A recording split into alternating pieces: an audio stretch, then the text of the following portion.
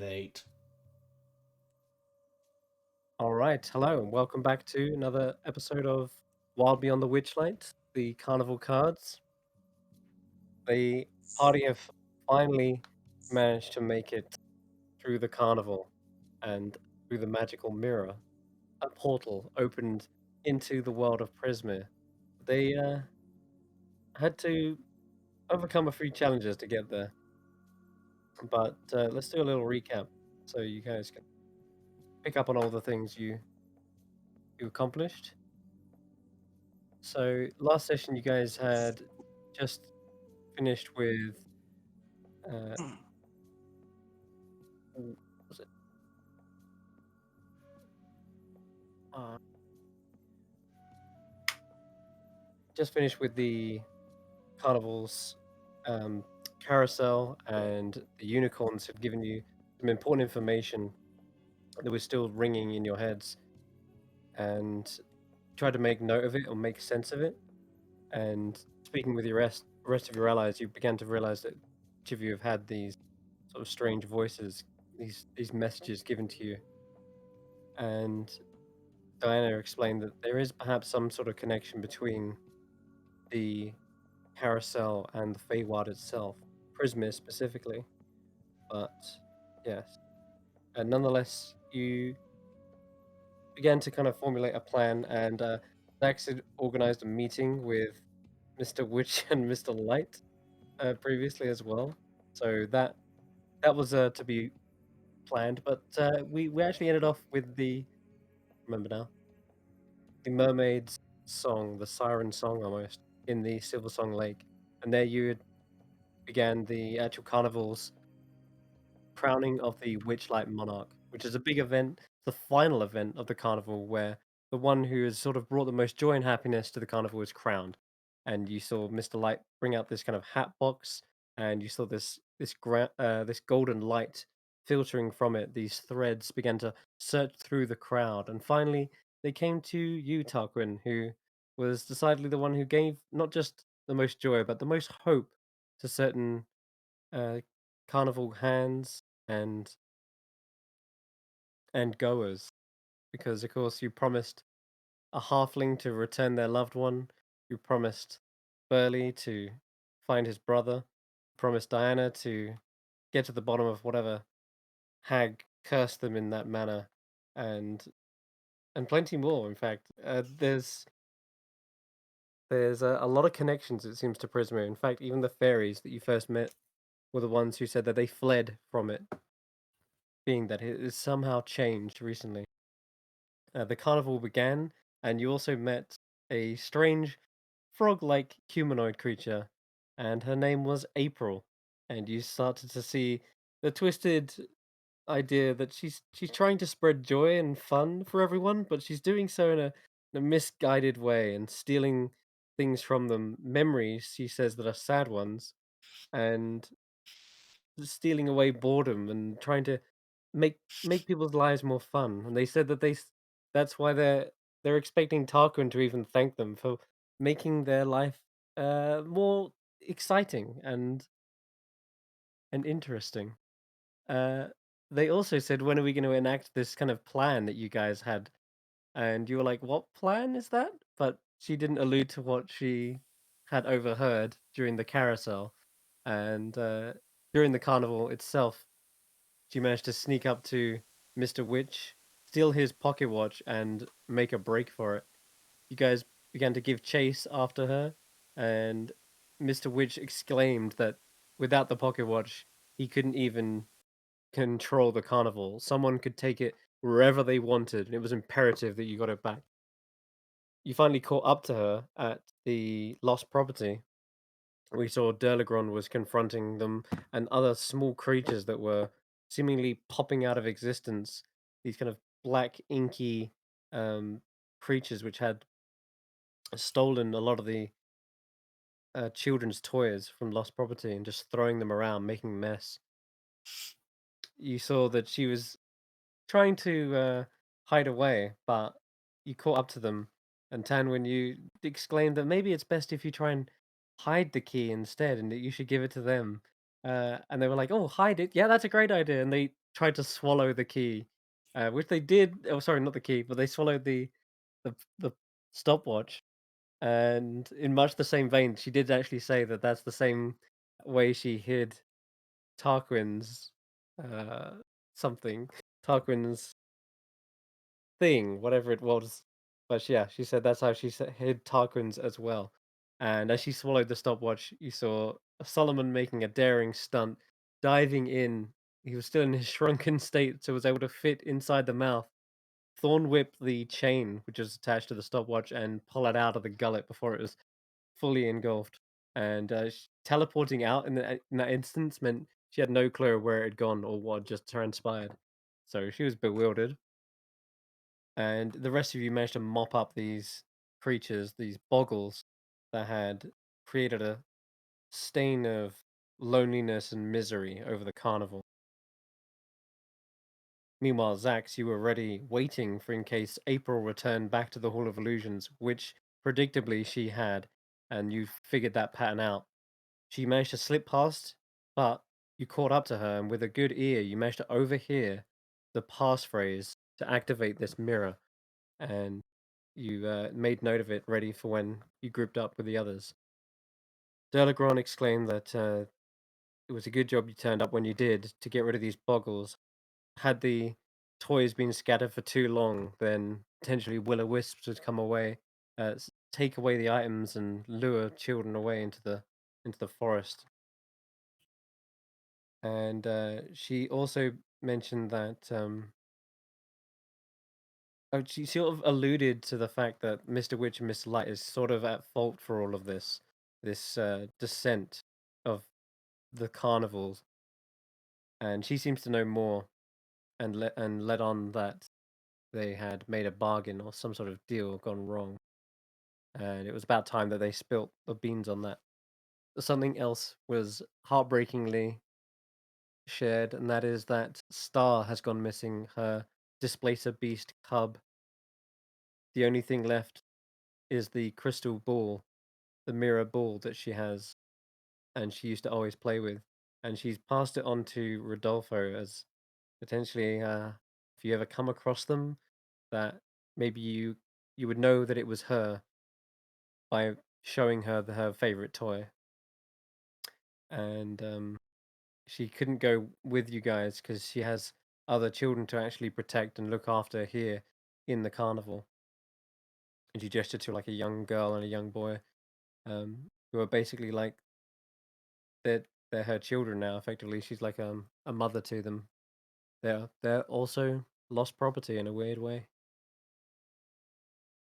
So moving on, Mr. Witch and Mr. Light finally did share their full story, their extent of having their own carnival once upon a time in a place known as the Shadowfell, which is a dark reflection of the material plane.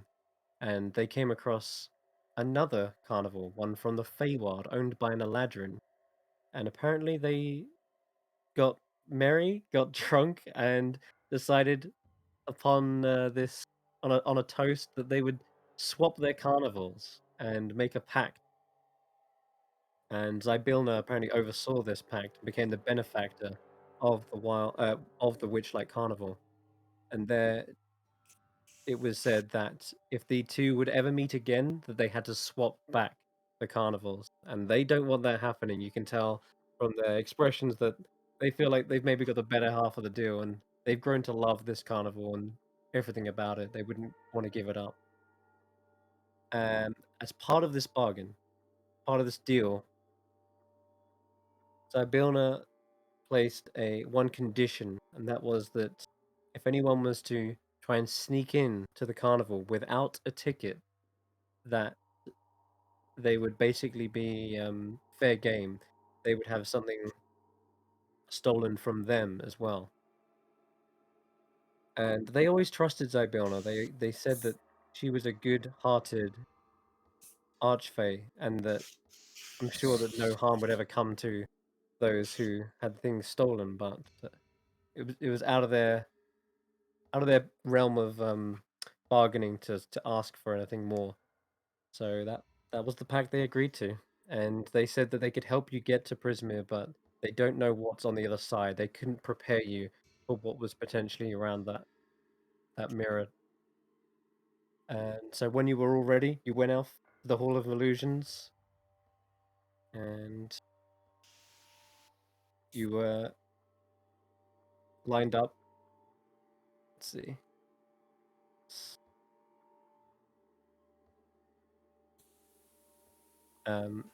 Mr. Witch addressed you in a hushed tone, and he said, "Everything that you seek and more lies beyond this mirror. And if you mean to step through, then you might not be able to come back. This is a one-way portal, a one-way ticket." And as you were going through the Hall of Illusions, you actually saw reflections of your younger selves. Most notably, Tarquin had this human appearance to him. The two, Mr. Witch and Mr. Light, had younger, shadowy elf-looking appearances, and it sort of told their story of how they met and how they grew up as well. And finally, Xaxx, when everyone was ready, you repeated the phrase, "Hither, thither, here and there, wander, yonder, show me where." Portal swirled to life, blotting out your reflection and revealing a distant twilight sky, and even the smell of stagnant water began to fill your nostrils. And as you all went through one by one, eventually, I think it was Solomon, the last one to go through, and he stopped you. Mr. Witch said, "Mind the rule of three, future, present, past." And Light also repeated the phrase, "Find the alicorn and free the dormant queen at last." And as you step through, you even mentioned, like, "What the heck is an alicorn?" And to everyone's surprise, no one had a damn clue what that is. Yep. The rolls were awful. So you're all a bit clueless, and you're left standing there. So, Yeah, we're convinced we need to save some corn. All of it. yeah, that's right, all the corn. You look around, there doesn't seem to be much corn. It doesn't look like it's a fertile farmland either. Quite potted with swamps. And I'll just give you a description before we hand over to you guys. You stand at the edge of a raised and broken causeway under a hazy twilight sky. Causeway, which is built from pale stone, kind of that glows kind of faintly from within, towers over the surrounding landscape. You could estimate you're maybe 100 feet up above it, but large sections of this have just crumbled away. You can see another part of the bridge or causeway up ahead, but it too seems to be crumbled away. And the parts that remain are separated by these huge gaps. Portions have collapsed into the swamp, and now a fog shrouds that area below you in all directions. And up from the murk wafts that smell of rotting plants. You can also hear the music of nature, a discordant symphony of croaking frogs and singing birds. And that's it. Over to you guys. Is What do you there want to? anything that we can see that looks man-made or fey-made, unnatural? Absolutely. Give me a perception check, Rodolfo.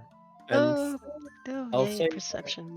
you have disadvantage to see below the fog, but Okay. you have advantage to see above it because of just the height. So below the fog, it's very hard to see any kind of creature or movement. But as you're looking, Those are yeah, makes no yeah, difference. as you're I can't looking see shit in over this place. What to, is this? well, Well, I believe this is what they call fog. mhm. Oh, it's the fog. All right, before we go anywhere, before we do anything, is everybody okay? Do you have everything you brought with you from the other side of the mirror? Is anybody hurt or did anybody get hurt crossing over into the mirror? I got a few scratches here and there, but I nothing that think won't heal in time. Well, we are in a swamp, and you're going to be more prone to catching diseases. So anything that we need to take care of, we need to take care of before we get down into that water. Mentioning this, and everyone's looking through their belongings just to double check. You, out of everyone, Rodolfo, were mentioning that there must be something you can give us to help us in this adventure. And as you look through your belongings, you actually find there seems to be something planted on your person. Ooh. It is a small bottle, like a potion. I examine it. Can I tell what it is? I think, yeah, with potions, you can normally just take a taste Mm-hmm. and from that gain a sense of what it does. Okay. So, I'll do that.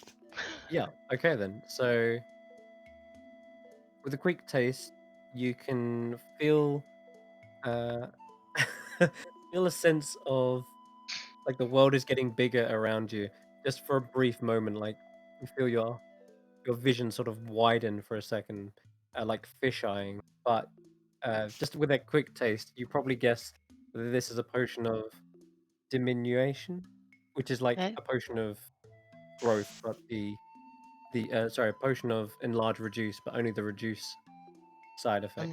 Okay. Yep. So you can shrink down, much like Solomon is at the moment. But Solomon's like a bobblehead, and he's probably popping bigger and bigger as we speak. His hands and feet are probably growing back to full size at this point. This feels wrong. Um, Like Okay. me when I wear my Before- giant gloves. I'm going to drag that onto your. Before we go any further, also, does everybody have rations and water with them? I've heard the same fairy tales y'all have, that you shouldn't eat or drink anything that the fairies offer you. I don't know if that's true, and I don't know if that's going to cause them to think we're weird, but we're in the Feywild, and we may want to stick to the food and drink we brought with us. Good I advice. can create water if need be. Okay. I But do you have food on you? Do you have rations? I think I could make us something. It might not taste great though. Okay. I have a That's day's good. worth of rations. I did not expect it to be I to be in a place without food. To be honest. have 10 days. I have 10 days as well. And just for those of you that didn't bring rations with you, we all need to share until we are certain we can eat and drink here safely. I can usually take people to safe food, safe water, but I don't know if that ability works here in the Feywild.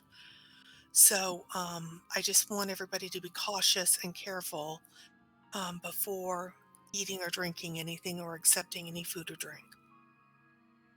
This is good to know. I can cast detect magic on anything we find, but Okay. Yes. a ranger's eye on what is edible is certainly appreciated. And thank you. And I don't mean to sound bossy. I just want to make sure that we're as safe as possible. And speaking of which, the last thing, we should probably move down the causeway about 20 feet, just in case something else comes popping out of the mirror. As a matter of fact, I'm hoping something else comes popping out of the mirror so we can catch it and ask a few questions. Rebe? Well, you definitely recall seeing April go through, and you definitely recall seeing Soapig go through, and I'll say What again about when she Tall went and through, she saw like Scary? a forest. Yeah, when you about obscurity, yeah, those that shadowy creature you haven't seen go through, but the last time you saw them was in the staff area. That Okay. was a while ago now, before even the parade. And they might have had the chance whilst we were doing other things. I think with the food and drink, it's probably fine. That the food and drink will probably be fine, but what you've got to remember is the law of reciprocity. So if you're going to get any food from someone here, you got to make sure you've got something to give back, because otherwise they'll use that favor and hold it over you. I have a little bit of coin. Will they accept coin? Some copper. Would Tarquin know I have that? a painted apple. I've still got the little pixie slingshot that Yeah. somebody may like. It's a really cute little slingshot. If this was full size, I would definitely be using it. Has Tarquin's been dealing with like Fae people at the carnival for the past few years? Would he have any ideas on that? On like whether money is suitable here? Or if it had to be something else? It normally people don't trade in coin unless they're an outsider who does have a use for it and can travel back. But natives who go about their day-to-day business and have lived here all their lives tend not to use gold. Yeah. Gold is a thing that's in the Feywild. People know about it. You know, if you showed a fairy a coin, they would know what it is. They would know it has value elsewhere. I think, well, if we think back on how, for example, what was taken from us, it wasn't things of like intricate value like gold or silver or anything like that. It was stuff that had emotional or sentimental value. So I have a feeling that things of that nature are probably going to be more valuable than any coin we could have. So if the painted apple, because it's got a little bit of a story behind it, you won it, sort of thing, and you won it from a friend, and you helped him start his business up or whatever, that's probably going to have a lot more value than hundreds of gold, perhaps even. This may be a I've also problem. got this stuffed animal unicorn. I mean, I don't know why, I just feel like you should keep that. I mean, unicorns gave us advice, so maybe Well, in a pinch, maybe. maybe keeping the unicorn might be good. I don't know. But I mean, yeah, as Tanwen said, let's head down a bit and maybe try to scope out the area a bit more and hope someone comes through. Gotcha. And also, just to be perfectly honest, I've been up for over 24 hours now. I don't know if anybody else is tired or not. But if we want to go chasing into a brand new land with brand new chances and choices, I kind of need a rest. How is everybody else holding up? I wouldn't say no to 40 winks. Okay. So maybe we can move further down the causeway, set up a camp, share out the food and, bed rolls and, whatever else. Although it's not so cold here, which is nice. No, it's rather humid. There is a breeze in the air, but you can lay down and there's what's it called? A wall that protects you from the winds. So Are there biting insects? I mean, like mosquitoes and gnats and... occasionally you see the more adventurous, curious insect hover up this high, but they don't seem to stick around. The breeze catches them and they seem to flutter back down into the swampier areas near the water's edge. Yes, if we stay in the breeze away from the water, windward to the water, hopefully the insects won't be bad. But I think if you would like to sleep, I myself will stay awake for a little bit to stay watch. I do not trust that this is a safe place. But, no, I definitely agree with you. We definitely need to set up a watch schedule. I just know that I could use a bit of a break before we go forward any further. Monsieur, ouais. Yeah, me too. I'm running low on abilities here. I am still awake enough that I can take first watch. Okay. Perhaps second as well if need be. No, Rodolfo, it should we should divide this evenly. There's enough of us. Very well. So- Second watch, I will leave to you to decide. Well, before I decide anything, is anybody here? Can anybody here cook? Because they should get last watch for if they can cook breakfast. I'm not that good at cooking, but I can make it edible. Definitely can make it edible. I do not cook. I can boil water if need be. No, I have people for this. I can't cook, but I'll take a watch. Okay, Solomon, do you want to have second watch? Are you going to be okay with that? That's had a fine. really okay. So Solomon will be second watch. I don't want to fall asleep while I'm growing anyway. Okay. I don't think I could sleep. Yeah, I mean, I'll take the third watch if you want. Okay. All right. I'll Xaxx take. is I can take last then, and just no. All right, then I'll take the fourth watch if you want last watch.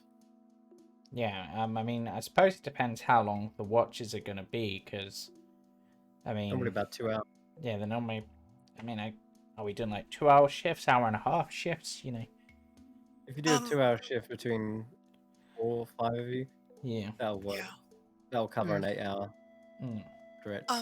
Sinrith, what time is it? Is it dawn here? Is it? I mean, No, is it the time sync between here and the carnival, where it looks like So- it's after dawn after the parade?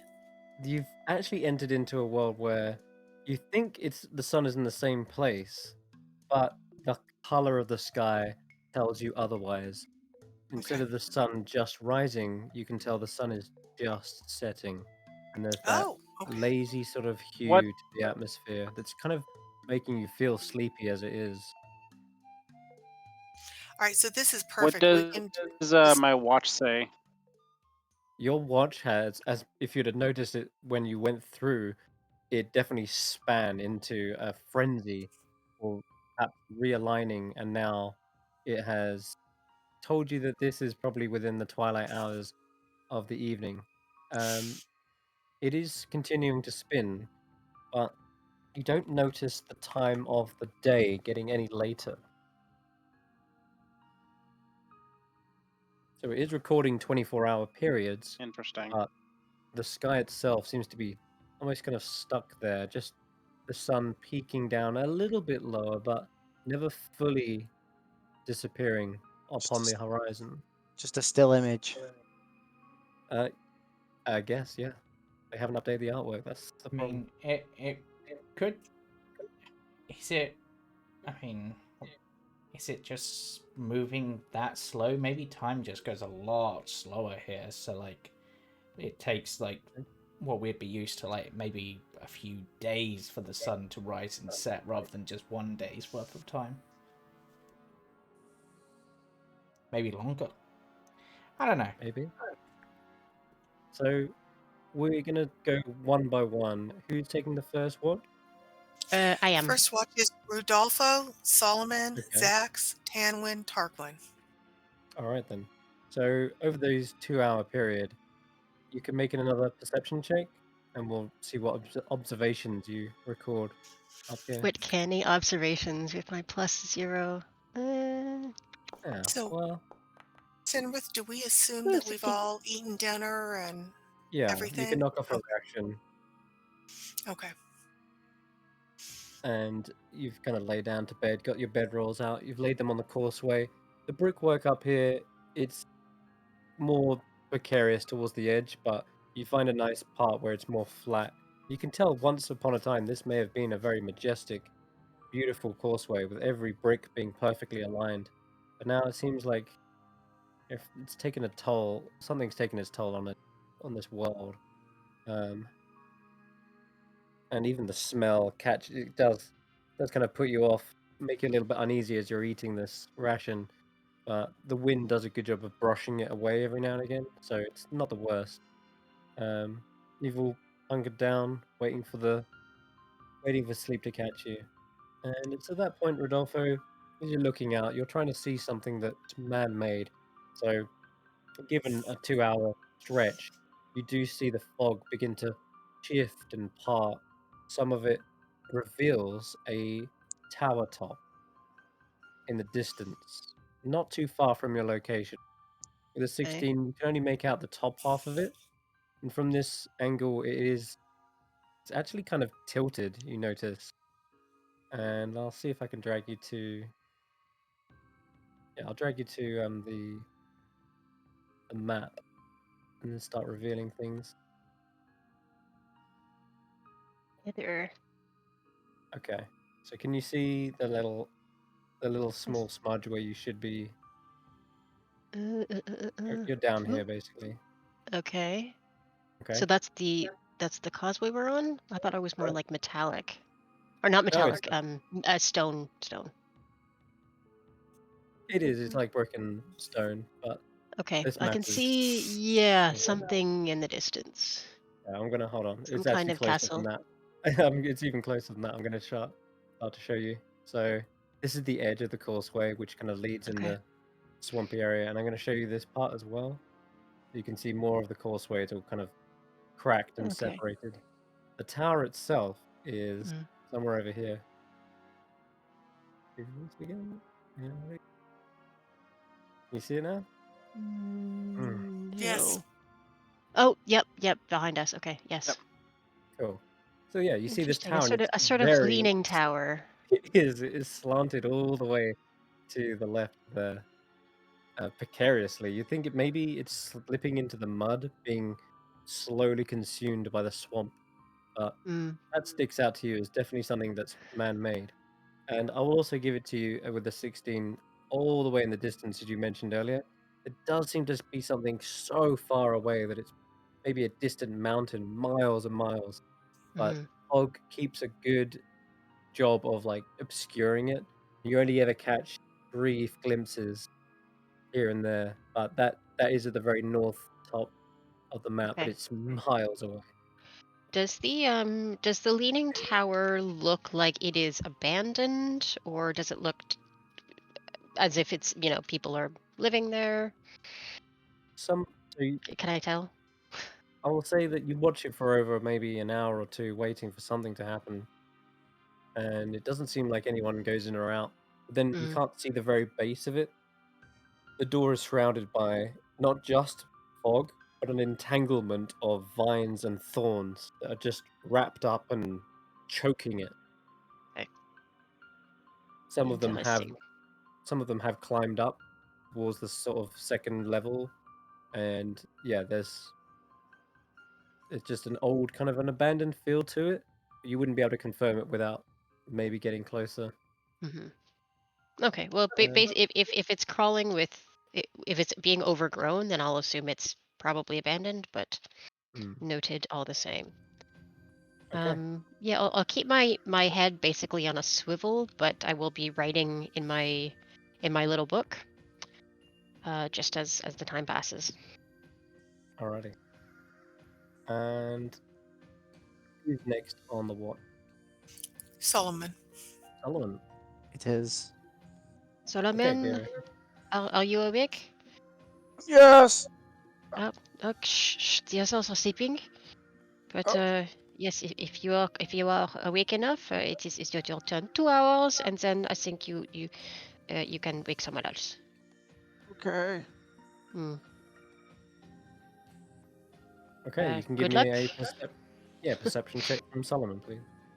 As he is looking out, he has like this bit of calmness as he holds his hand to his chest, and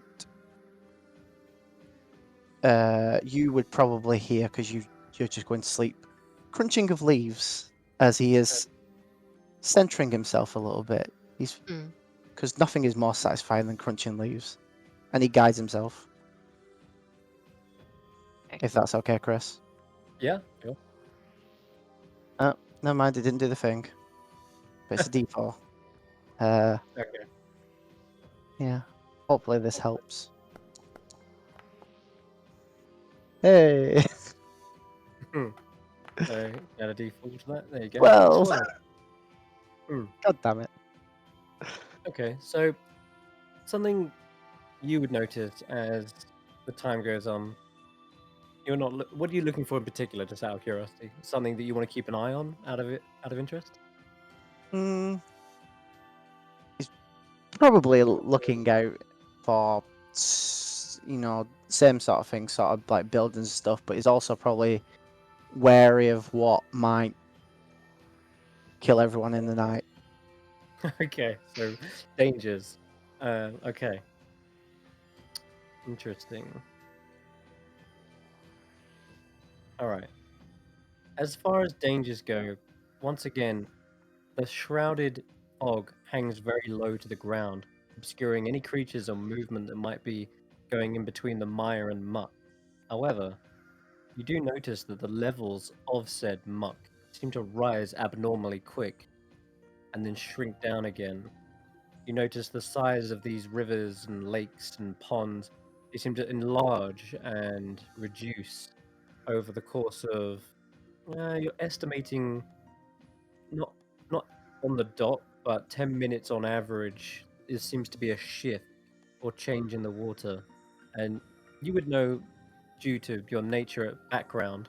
You've seen seasons, you've seen nature shift and grow, but you would normally need like torrential downpour, or you would need a heavy rain, something to rise the water levels. But here you're just seeing it suddenly, a river widen to almost engulf these smaller islands, and then suddenly they sort of sink back into the mud and then reveal this sludgy underground. But yeah, you're not completely sure what's causing it, because it's not been raining yet. There's no rain in the time that you've been on your watch. You are noticing these shifts to the water level. Well, that's strange. Hmm. Well, I'm sure we'll probably die. Okay. Oh well. All right. Well, every now and again you hear that kind of squelching noise as accompanies it. Very distant though, and you're not sure if it's just holes in the mud where it's being drawn into, but that's a squelching sound that accompanies that rise and fall. Okay, and with that, you can go to sleep and wake up the next. Who's up? Who's next? Hello, No, that's me. Xaxx. Okay, is that Xaxx? You imagine you're waking up to something like maybe midnight or early dawn. As soon as you get up and you peek over the causeway's wall, still the same. That setting sun remains ever in a twilight-like state. Try not to fall. You'll Is sink into the mud. I'm gonna t- I'm gonna take a look at my watch and see if the time has changed. Yeah, 4 hours have passed. Okay. All right. Well, get some sleep, Solomon. My turn. Okay. Snoring immediately. All right, you get up. That scent assails your nostrils again, sort of fetid, swampy water. But the rest of your party have seemingly got enough rest so far, so it can't be that bad. What are you looking for in particular, Aurora? What do you want to do on your watch? I'm gonna be looking. Well, I'm gonna be holding my symbol and looking very directly at the sort of twilight nature and the moon coming up and the sun setting, and just sort of taking that relaxation in a little bit. And I'm gonna be watching the skies a little bit more, the horizon, just seeing if there's any movement up there that we need to be aware of, just to see if something coming from above. Perfect. Give me a perception check.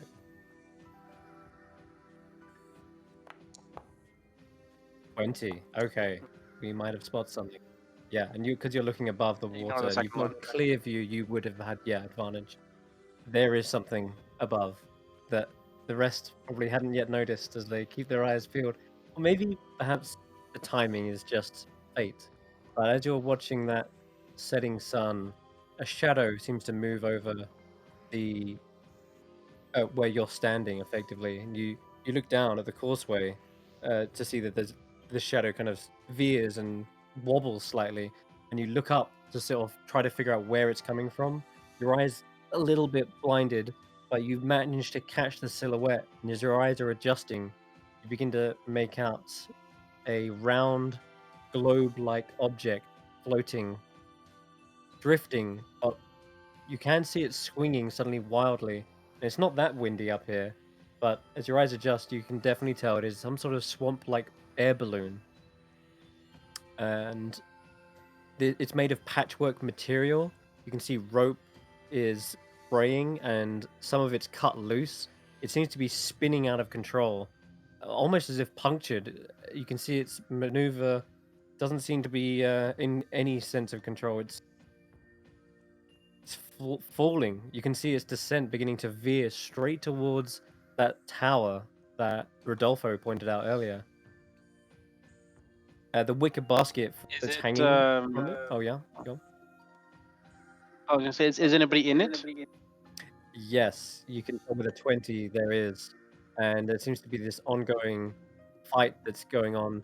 One of them seems to be kind of a green-skinned humanoid. You can't make out too many details from this distance, but you can hear the clattering of something metallic as well, and the voices are too far from here to make out, but you probably hear like a shouting or a yelling as the wild swinging basket swings around again and again. The balloon plunges out of sight, disappearing into the fog, but it definitely went towards that tower, like in a almost like a collision course. And how far away is that tower, would I estimate, from where we are right now? Well, you can drag back to the map, and though it doesn't have a 100% defined range, there is something at the bottom that's sort of a scale, yeah, in miles. So I'm gonna guess probably about 4 or 5 miles to the base, not counting your vertical elevation, right? Mm-hmm. So, And it's definitely, so the balloon is definitely heading towards that. Okay. yeah. There we go. Alright, I'm just gonna track it as best I can and make note of where I think it's landing and be prepared. But I'm not gonna disturb anybody's sleep just yet. Okay, gotcha. And the last person on the watch is Tarquin. Tanwen. Oh no, Tanwen. Tarquin, sorry. There is. Yeah. And you can both get up at this point. I just Yeah. realized with a 4-hour watch, sorry, with 4 2-hour watches, you'll have made a full 8 hours, right? Yeah. So you can both have a watch together if you want. Yeah. Okay. That makes sense. Oh yeah. All right, then. Technically, I only trance. I'll go over and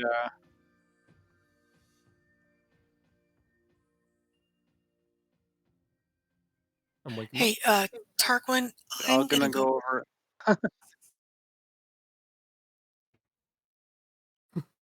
There's a little bit of a delay on his mic, so gotta bear with. Okay, I'm gonna go and wake up Tarquin and Tanwen, Yep. and just let them know about the balloon to keep an eye on Got that. Okay, you're informed of the balloon. Okay, that was exciting. I wonder if anybody else had anything exciting happen. I asked very quietly away from the sleepers. Um, Tarquin, I'm going to go back over to where we came out and mark the stone. So if we ever have to come back this way, we know exactly where we came out. I'd also like to examine the opening and a little bit in both directions to see if anybody dropped anything or if there's anything else that I can see around the opening that would give us a clue to where the other people who went through have gone. Makes sense. And I suppose if the only thing of interest we've seen at the moment is that balloon headed towards that tower, that's probably where we'll be heading next. So I'll try to see if I can work out a route through the swamp from up here, I guess. Okay. Yeah, That works. just sort of visually observing thing, trying to Okay, use so- my bunny eyes. Yeah, looking for a route. Tanwen, you look back, and unfortunately, there doesn't seem to be any sign of where a mirror would be, markings on the ground, or even a feeling in the air.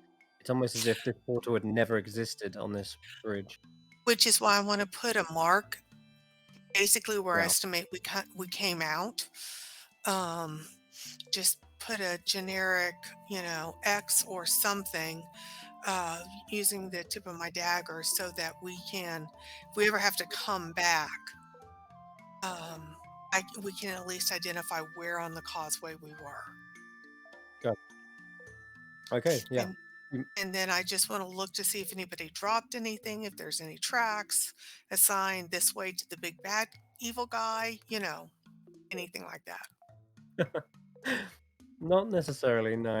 The only thing you can really make out is a bit of vegetation seems to be clinging to the sides of the wall as you're looking around and trying to make sure nothing came through here.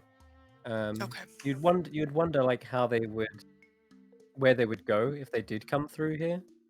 Right. And looking down, you can see the 100-foot descent into the fog.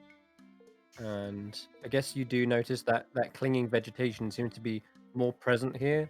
Large mushrooms seem to be all the way down this wall, growing up Okay. upon the moisture and moss. Can I roll a nature check to see if I can identify the type of mushrooms? Yeah, sure. Nature or perception? Nature.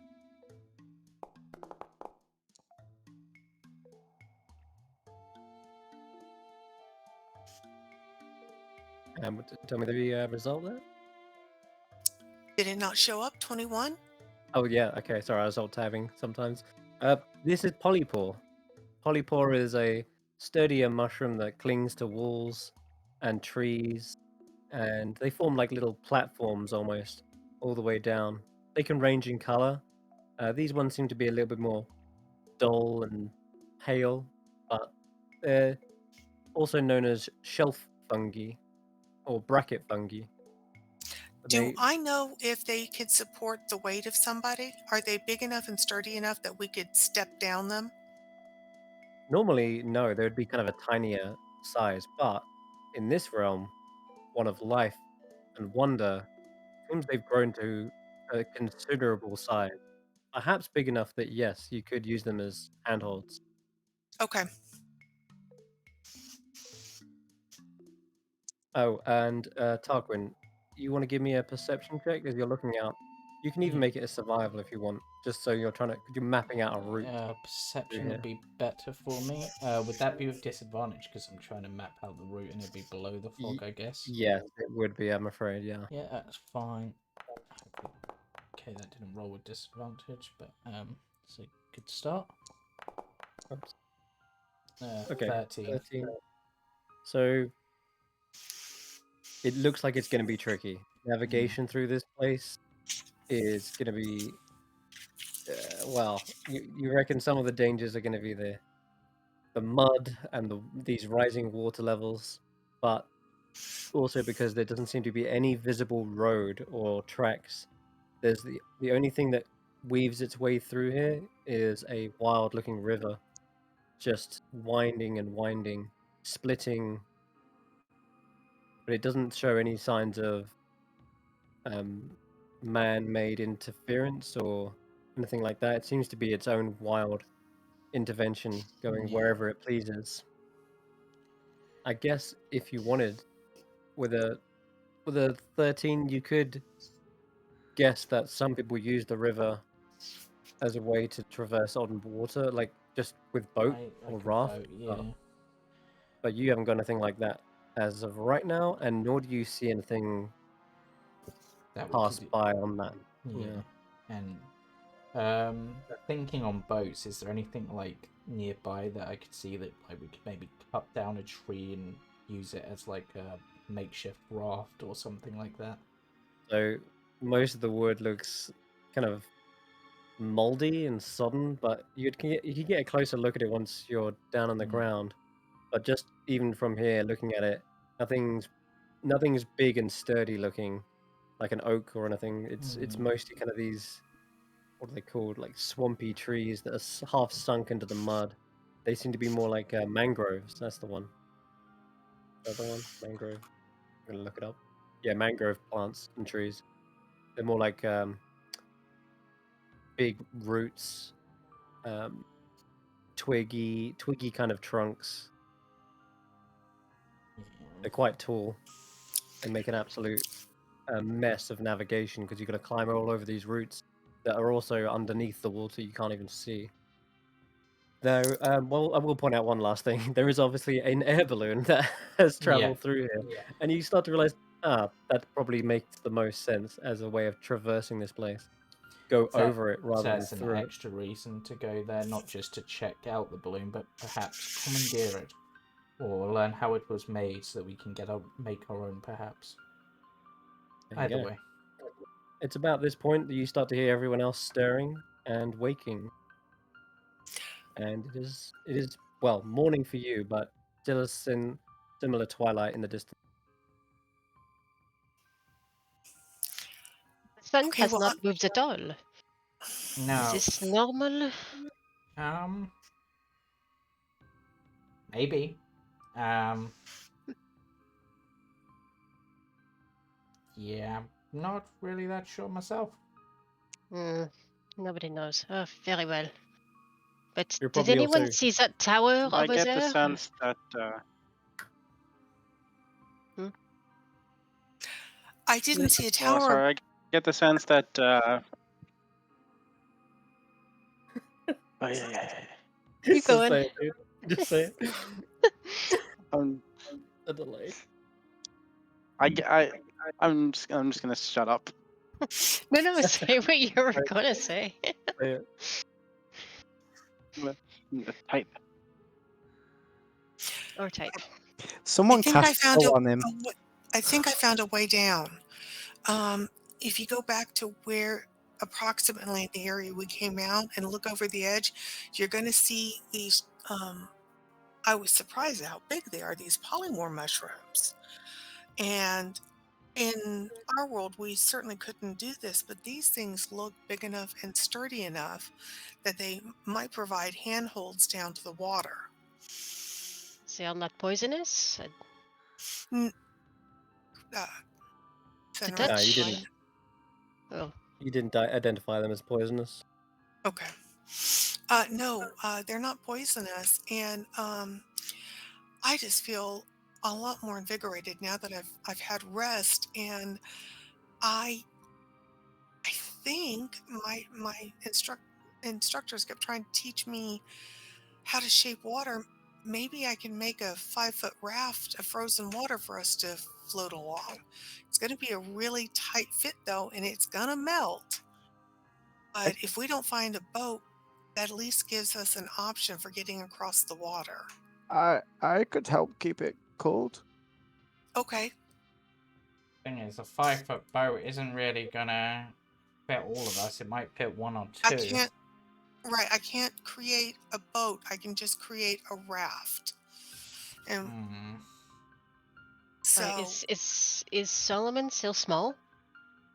Nope, Solomon has grown Is back to Solomon? full size at this point. Yeah.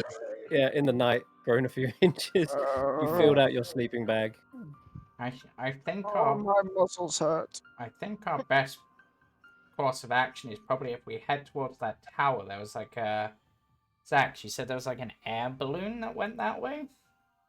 Not seen anything come out, but I'm wondering if maybe if we can get there, we might be able to work out how that works and make our own, or maybe persuade them to hand it over so we can use that to get about. Perhaps there are other resources. In a place like this, I would be surprised if there was no broken down rowboat or Exactly. I don't know. And that tower's probably got at least something in it. Like maybe might have some books that might tell us a bit more, or maps, or anything. In fact, that is what I was hoping. We have so very little of anything at this place. Yes, maybe we can find out where the corn is if we're meant to be saving the corn. Alcorn? The corn. Alarcorn? All the Yes. corn.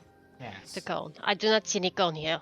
No. So, I mean, the tower. I suppose you could say it's vaguely shaped like corn. Maybe that's it then. Maybe that's all the corn. Maybe. Oh no. If everything we do here is going to be a metaphor, I'm going to get a headache. I can feel it already. I mean, it's weirdly tilted. You wouldn't think it would stay up, but something must be holding it in place. Or it just hasn't fallen down yet. Whoever is foolish enough to build a tower on a swamp, I mean, what can you expect? There Well, are reasons you have surveys to do these things first. didn't the fairies say that this area hadn't always been a swamp? It was like, that's only recently, right? It's one of the things that drove them out. How does a swamp just come out of nowhere? But yes, you're right. I'm not being fair. Tarquin makes a gesture, and I'm just probably pull some confetti out of his pocket and just goes, magic. Yes, that would explain a lot. Magic. But I guess we need to strike camp and everybody pack up their stuff and then decide how we're going to get down and around and over to that tower with the balloon. You said There's a there's like a. That was what you said, right, Xaxx? A balloon with people in it.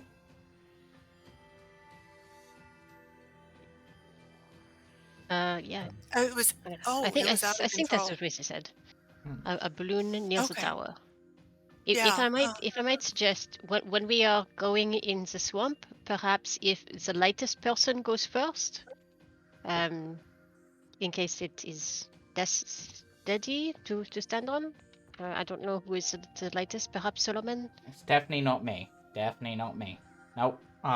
Easily the heaviest one in the group. I just look light for my size. I would think Xaxx would be the heaviest one in the group. He's Dragonborn. No, those I don't know how tall he is. Nah, those scales are hollow. Clearly, he's probably light as a feather. Like I'll a go bird. first, if it means you guys are safe. Solomon, we don't expect you to always sacrifice yourself. Well, but we appreciate it. actually, considering Solomon has the whole freezing thing, maybe he'd make the ground more solid as he goes. Use your skills. Well, how deep is the water? I know that my cantrip can do a 5-foot cube, but if it's 10 foot deep, that's not going to freeze. I'm not going to freeze far enough down for us to walk on it like a bridge. That's why I suggested a raft. We probably want to poke the ground with like a stick or something as we go forward. So don't trust any bit of ground because we don't know what it's going to be like. Oh yes. Now that's very wise, and I once heard at the king's castle, his alchemist saying that poking things with a stick was very, very, very scientific. Of course, how else will you know things? You either poke them with sticks or you taste them. That's how you learn things.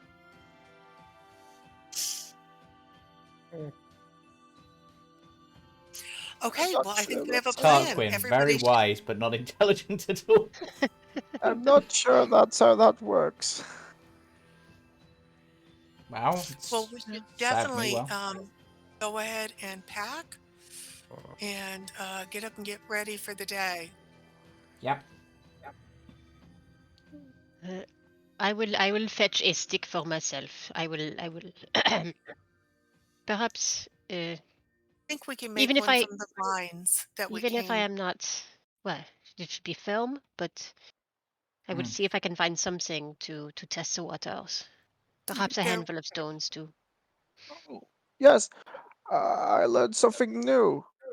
By the way, I look, and yeah, he's basically showing you what he did when he guidance himself. His armor sort of crumbles away, all the leaves come off, and he can pass it to someone. as guidance.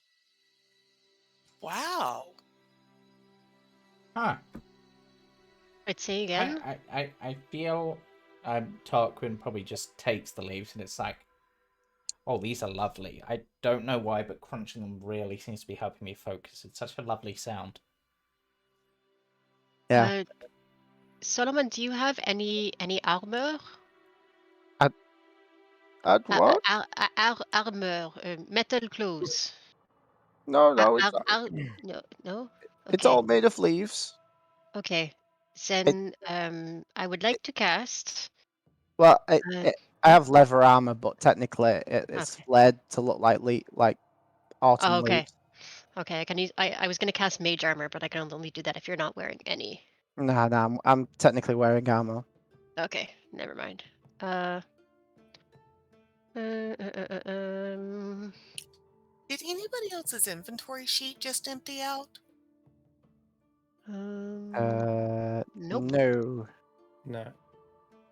Yours is all still there.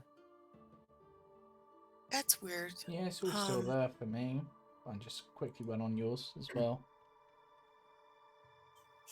You're not on effects or the journal I page, didn't are you? think I was.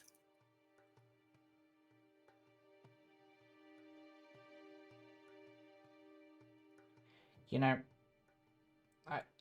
I'm really liking the idea of getting this balloon because that sounds like a fun way to get about. We can go all flying, and then we don't have to be near the horrible water, which would be nice. I But would love that. what if the same thing happens to us that's happened to them? Maybe we are better aviators. You don't know. Yes. And as they say, rabbits always land on their feet. Thought that was cats. No, that's just a myth that the cats put around. They stole it from us. We'll be sure not to mention that to any tabaxi we run into. Does anyone here know how to sail a boat? Perhaps they know about ropes and wind and things. No. Okay. Sorry. I can Vice carve versa. things out of wood, but that's about it. I can swing from trees. Just make sure you I don't know a crash little into bit them. about tying rope, but not about how to use the wind or being high in the air. Well, we will figure it out. Xaxx has been on the boat. There might be books. Let's hope. Oh yes, Xaxx has been on a boat. Well, that's more than we have. Yeah, I mean, Maybe I've almost drowned. I realize that's not very helpful. I think it's the that's my opposite kind experience of with help that we water. need. Is don't go in the water. Yep, that's my advice. Just don't go in. Find a way round. Find a way over. Build a bridge. Shall we get going? Yes. Okay. All right. Crunchy leaves. Guidance to myself. You overlook the edge, looking down. That is quite a fall. If anyone was to fall it, at your level, most of you would definitely suffer a grievous injury. But as you've pointed out, Tanwen, there are these handholds, and you've deduced that they're probably big enough that you can climb down and that they're not poisonous. So. Yeah, I still want to see if maybe Rodolfo and I can anchor a rope. Okay. So if Solomon, Tarquin, or Xaxx start to fall, we can catch them. All right. In that case, you can Bracing our feet up against the wall, and just make sure that 3 of them get down before we start climbing down. Understood. Have you got a 50-foot rope? Yes. Yes, I do. You do. That would be about halfway down. You'd need 2 50-foot ropes to make it all the way down. Tarquin hands them his rope. Okay. Thank you. So we'll tie your rope to my rope. Yeah. Is anyone really confident in their climbing skills? Not at all. Because I was thinking if there's obviously you've kind of got this broken up stone. You could probably wedge a dagger in there, tie the rope to it, and then you've got something to climb Well, down. Well, it's a good right, thing but about having enough rope is you can tie little loops into it as footholds, so Hmm. that you do not need to be very good at climbing ropes, just good at climbing ladders. You see? Mm.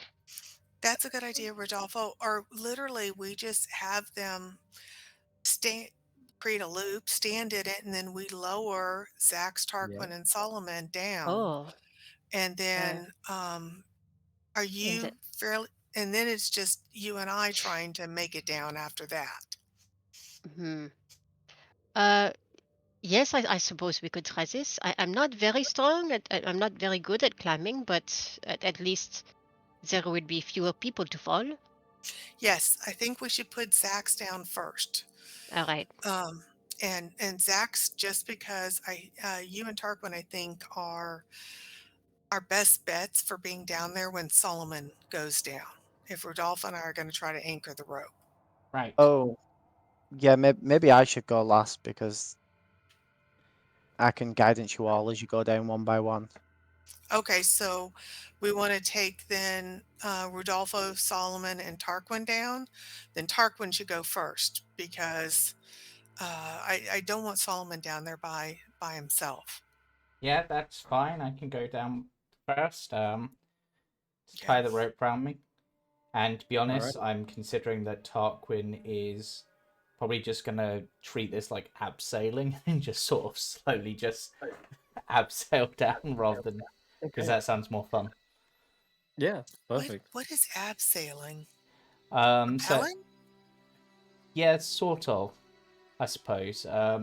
Essentially, it's where you've got a rope and you're just slowly lowering yourself down by feeding the rope, normally through like a hook or something, as you Okay. like slowly bounce off the wall.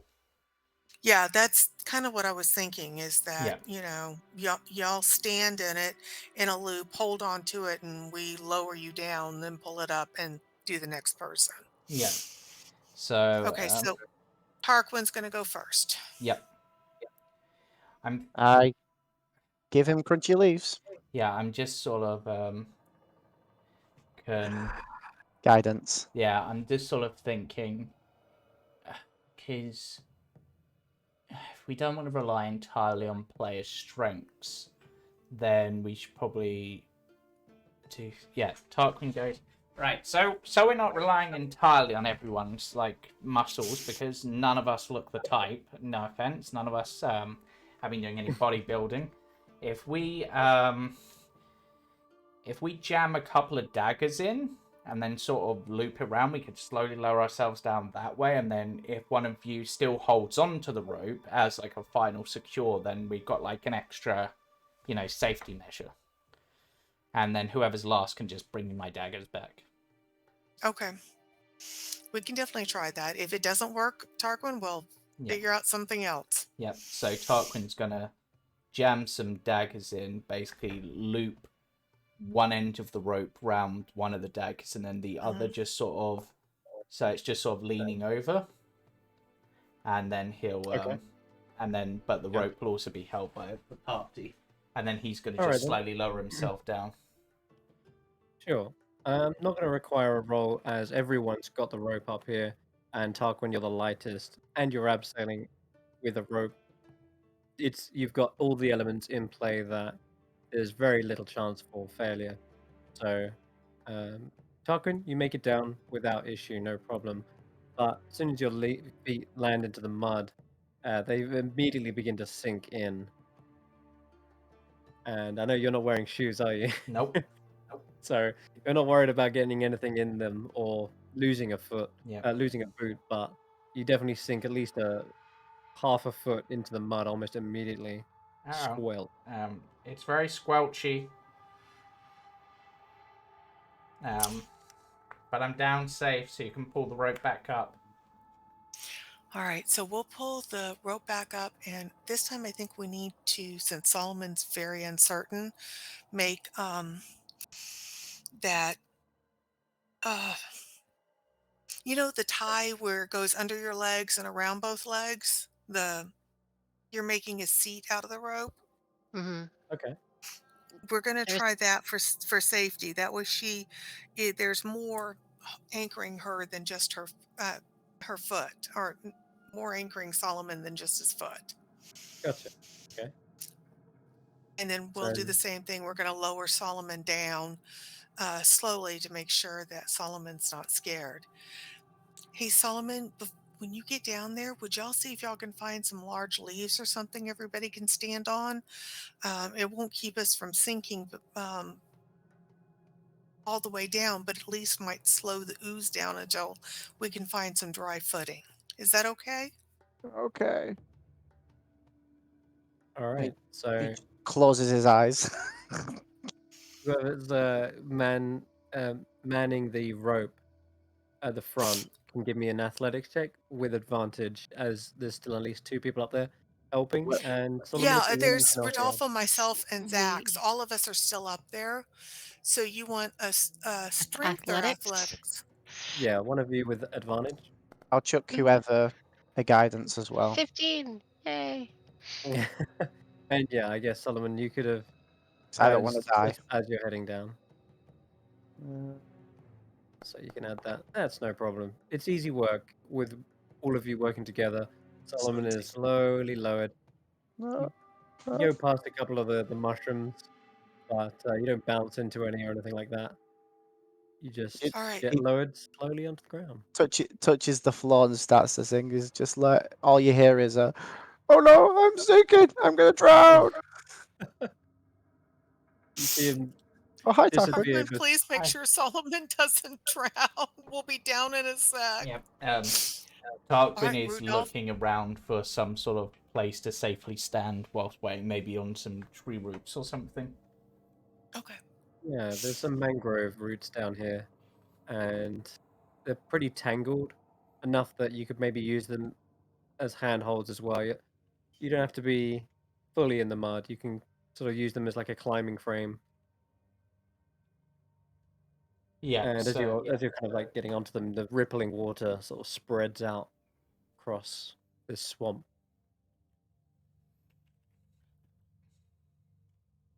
okay. Okay. Okay. Since Xaxx is handing out guidance, Rodolfo, and Oh dear. you are the next person who's uncomfortable with climbing, why don't you go down? I'll anchor, and Xaxx will hand you guidance. Okay. I promise I am not so heavy, but yes, I will try to be quick. I don't think Okay. Xaxx has the And guidance. Yeah, it's Solomon who has it. But Solomon has guidance. Oh yeah. So Oh, I thought it was Xaxx who had guidance. I am so sorry. okay, Well, I sent our guidance away. I apologize. we should no have worries. asked him before we sent him. That's okay. All All right. right. Alley-oop. Okay. And over he goes. Do I need to make Okay. an athletics check? Yes, and you can do so with advantage again because Xaxx is up here. No problems. With advantage. Oh, that's better. Okay, Oh, good. nat Good. 20. Oh. No problem. Thank goodness for that. Yeah, you do feel the rope slipping a little bit, and as you notice, there's a lot of moisture and humidity in the air that's picking up on the rope, and as it's already gone up and down several times now, and it's probably gone through the fog and the mangrove leaves. It's picked up that little bit of wet, but you double down and re-grip a hold of it, probably put it round underneath your elbow, holding onto it, and you do both manage to steady it just before it slips, and Rodolfo makes it to the bottom, no problems. Okay. Ah, And I'll say with I, a I natural 20. I am I'll say with, okay. This is disgusting. Yay. My shoes are ruined, but I am okay. well, I'll say this, as you got a natural 20, you can abseil and bounce off the bottom mushroom and land onto some of the nearby mangrove. Ooh. Uh, and I'll say that you're the only one who hasn't got completely muddied so far. Even That better. net Thank you, stage. Tanwen. uh, Okay. All right, Xaxx, I think you're going to have to be next. But can you climb down, not just rappel? I Um, can. we're getting It is the closer to the handle.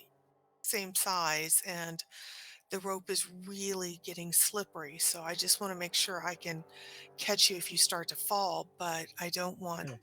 I don't know if I can hold you the whole way down. he says he's gonna try and climb down. Yep. Seems to make sense to him.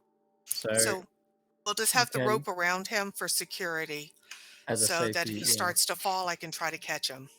Gotcha. All right then. So, Xaxx, your weight is steadied, and you've got these handholds all the way down, and you can make me an athletics check with advantage because you've got that assistance from Tanwen there. Ooh.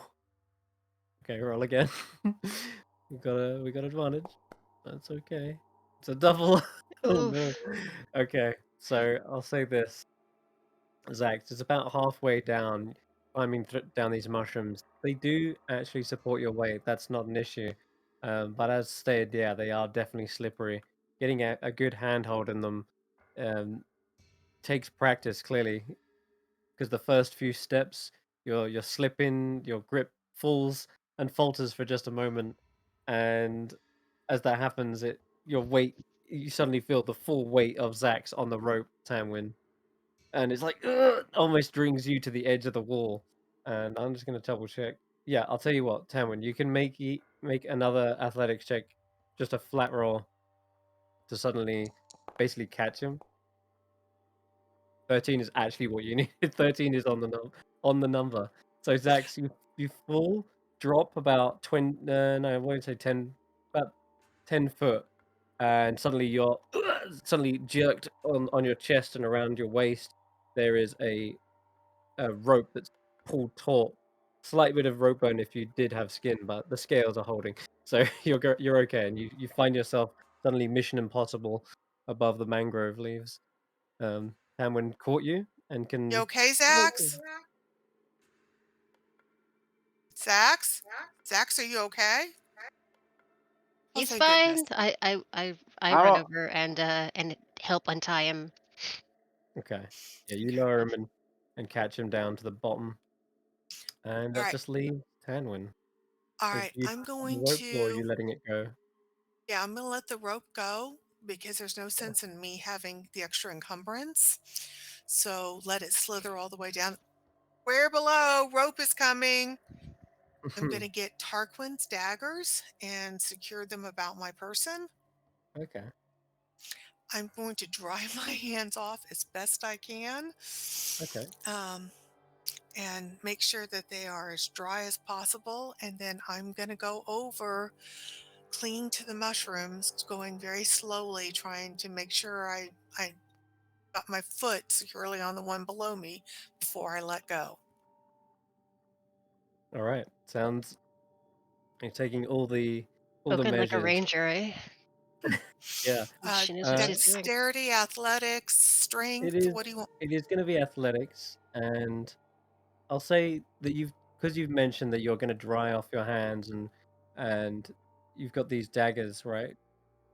Yeah, They're I've almost got Tarquin's dagger. I've got my daggers but I didn't leave Tarquin's behind. yeah. And So, rather than touching the mushrooms and like grabbing onto them with bare skin, the daggers are almost like makeshift picks, right? They're like a oh, okay. pseudo climbing gear, and they effectively stab into the mushrooms. And I'll say for this, I'm going to give you advantage just because you're taking extra measures to get it all the way down. All That right. will do it, even without Oh, advantage. so you don't Fantastic. want me to roll again? No, you've definitely cleared it. You can roll again if you want a natural 20, No, but no, no. uh, you've done it one by one, steadily chopping into the mushrooms. Uh, you've used them as handholds and as effectively like pitten marks. Finally, you lower yourself down, and same as all the others, you feel your boots squelch into the sticky mud beneath you. The tangled mangroves grow out of the pools of rippling water, half hidden by the thick fog. And there are actually different colored mushrooms down here, more purple hue, and they seem to be clinging to rotting logs and stumps scattered throughout the marsh. You can hear crickets. You can see glowing fireflies, and you can hear slight chirps, perhaps coming from weirder, stranger insects. Sort of a serene like state here, even though start the fog is starting to clear and unveil things. But then you suddenly see the glow disappear, and that singing That serene chirp suddenly cut short as the tongues of hungry frogs snatch them out of the air. And it's at that point you also hear a flapping very close by as all of you have kind of gathered down here. And you see a large feathered bird, it's most likely a crane, suddenly rise up out of the fog and soar away into the sky uh, as it emerges from the fog. It doesn't seem to pose any threat, but it's perhaps alerted by your presence at the very least. And I've got some more artwork for you on this beautiful swamp. And I have got to stop using this fog layer. It's so annoying. It's clearly bugged at this point, by the way. What the hell that's from? Turn it off. But yeah, there we go. I'm looking on the stream, trying to check what you're seeing. That work? Yeah, that's good. We're seeing the causeway from the bottom with a couple of mushrooms and a Yeah, sunset/sunrise. that's it. That's the one.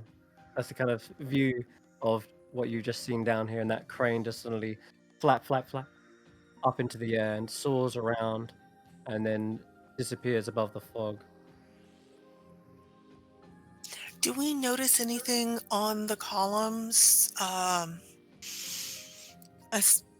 scratched in sign saying this way to the big bad evil guy, steps that somebody else might have used if they didn't want to crawl down mushrooms. Are Can we there tell by the bats? architecture if they're human, dwarven, or elven?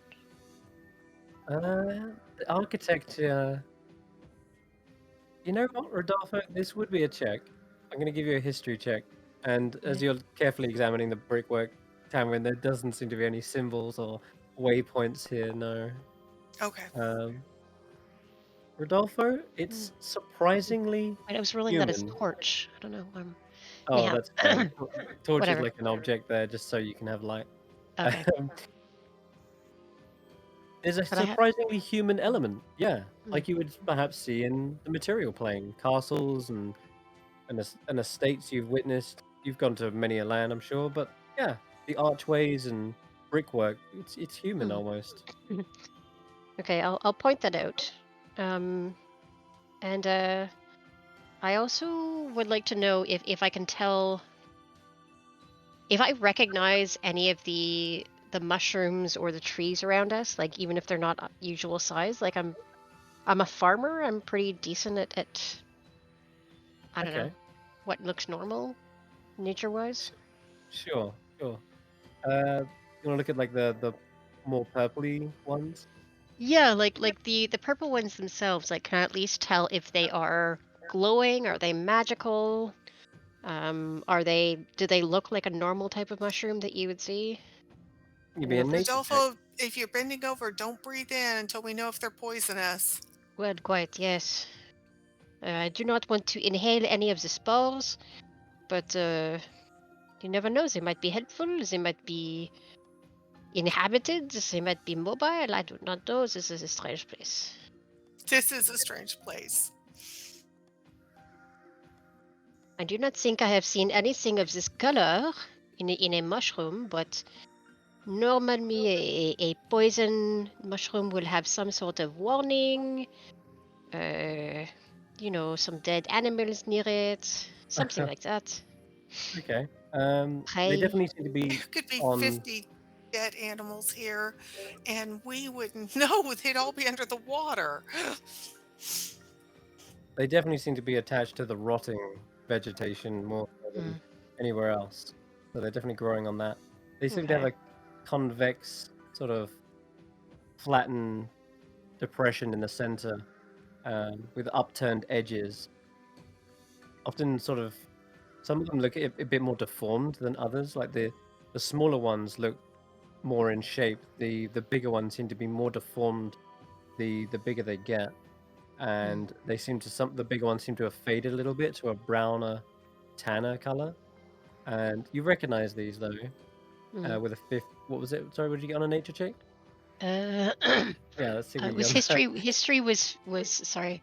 History For was the 15. Nature is I think it oh, never okay. mind. So I that's the shouldn't have bothered rolling. that's all right. That's the physical description of what you see, Mm. but All right. you can't I'm going tell to walk what over anything of and that means from that. yeah, I'm going to walk Okay. over and check as well. Okay. So, Yeah, you can we're rolling get in on the nature nature. check. Yeah, sure.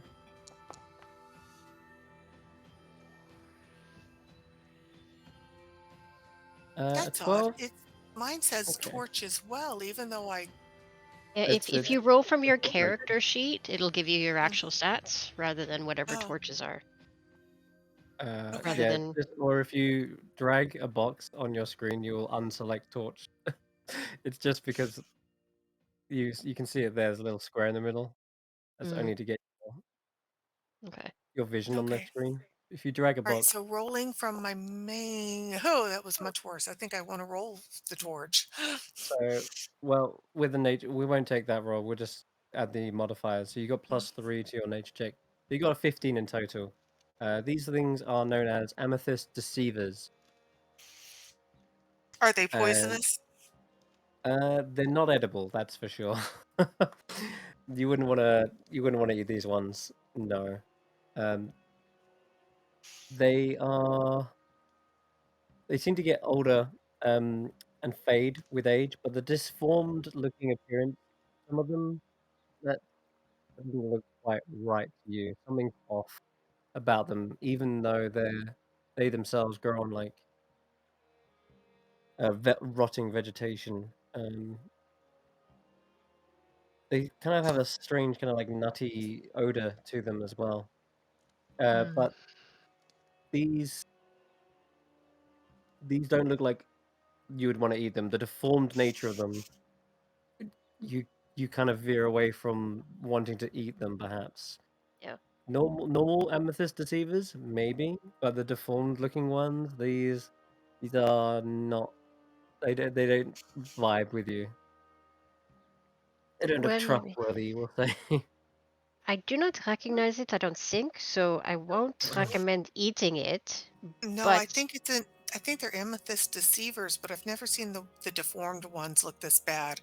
I'm just wondering if we should take a small one with us just in case we need to flavor somebody's stew to make them unwell enough for us to that is get not a bad away or idea. sneak.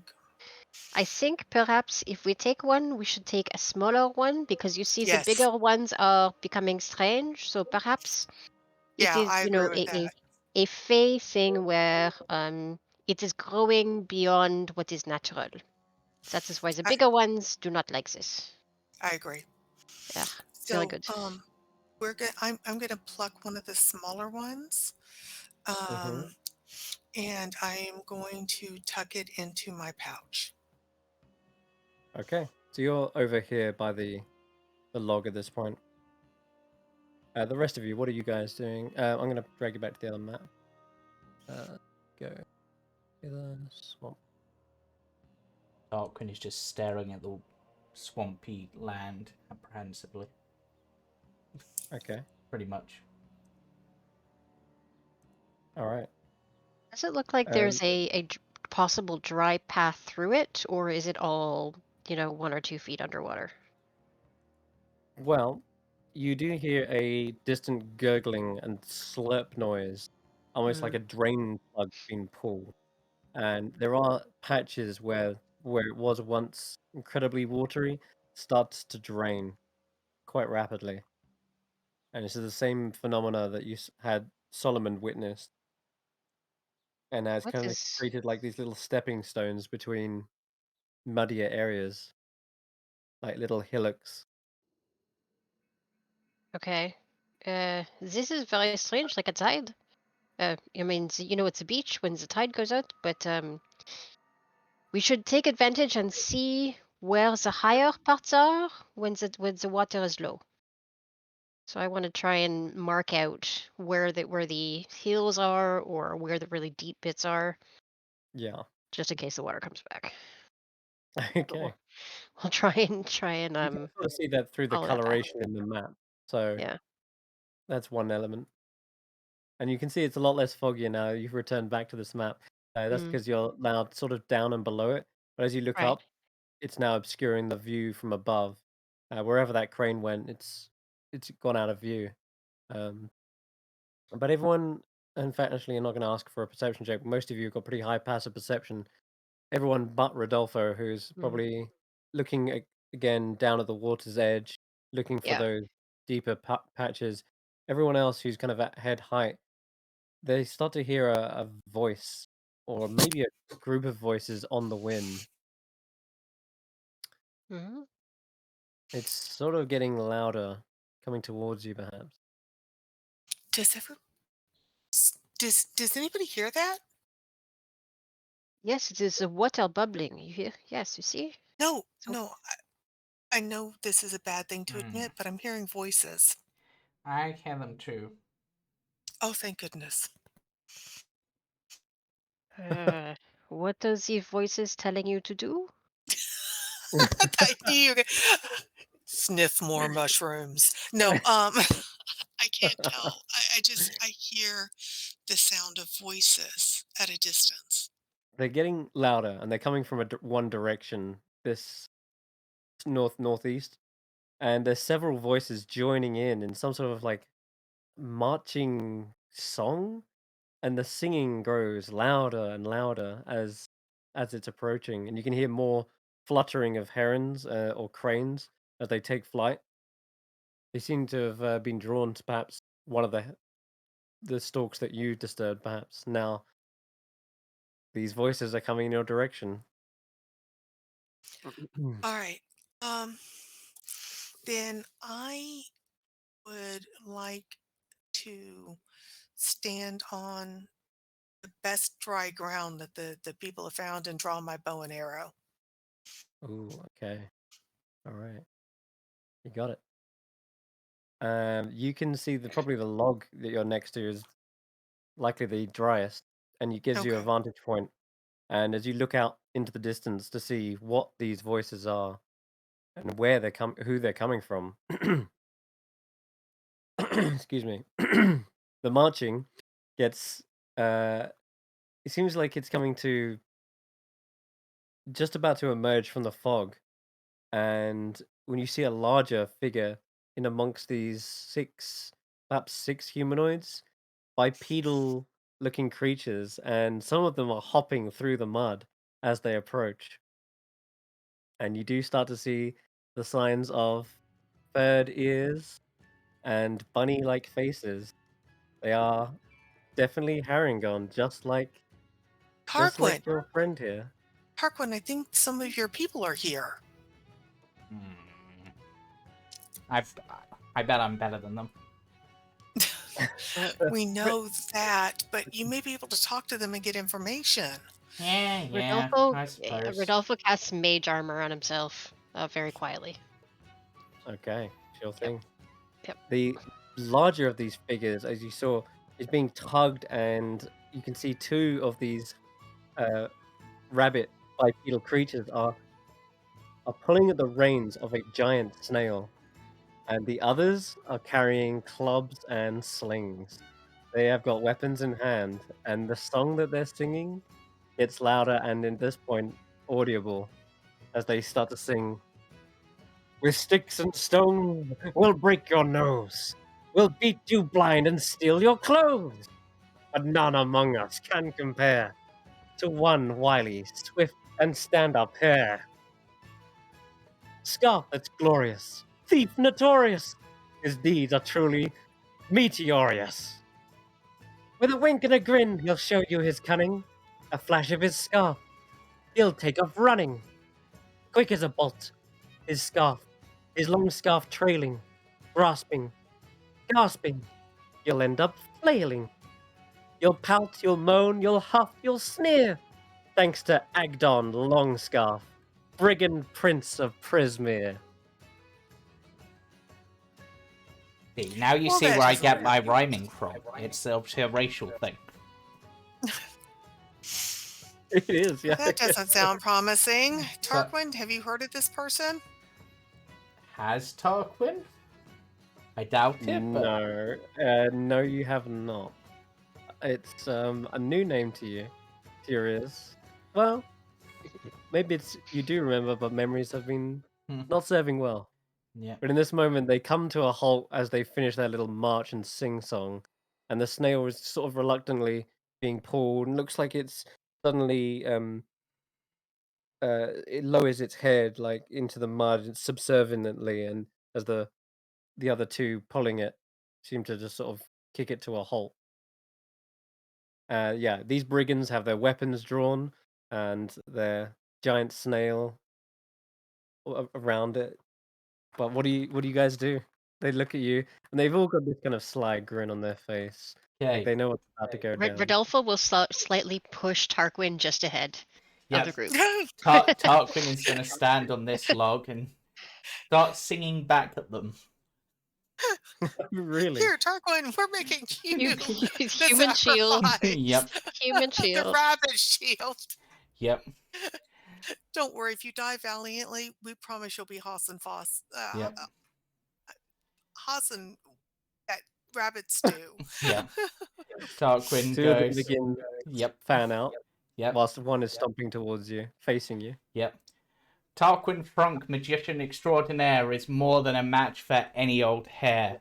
His daggers flash, his feet will dash, and he has quite a bit of panache. Ooh. Damn. Tell him, Tarquin. That was good. They look slightly impressed by this, and one of them raises their eyebrows and does a little jump from one reed, or maybe it's like a stick in the mud, lands acrobatically, and then balances on top of this kind of splintered log.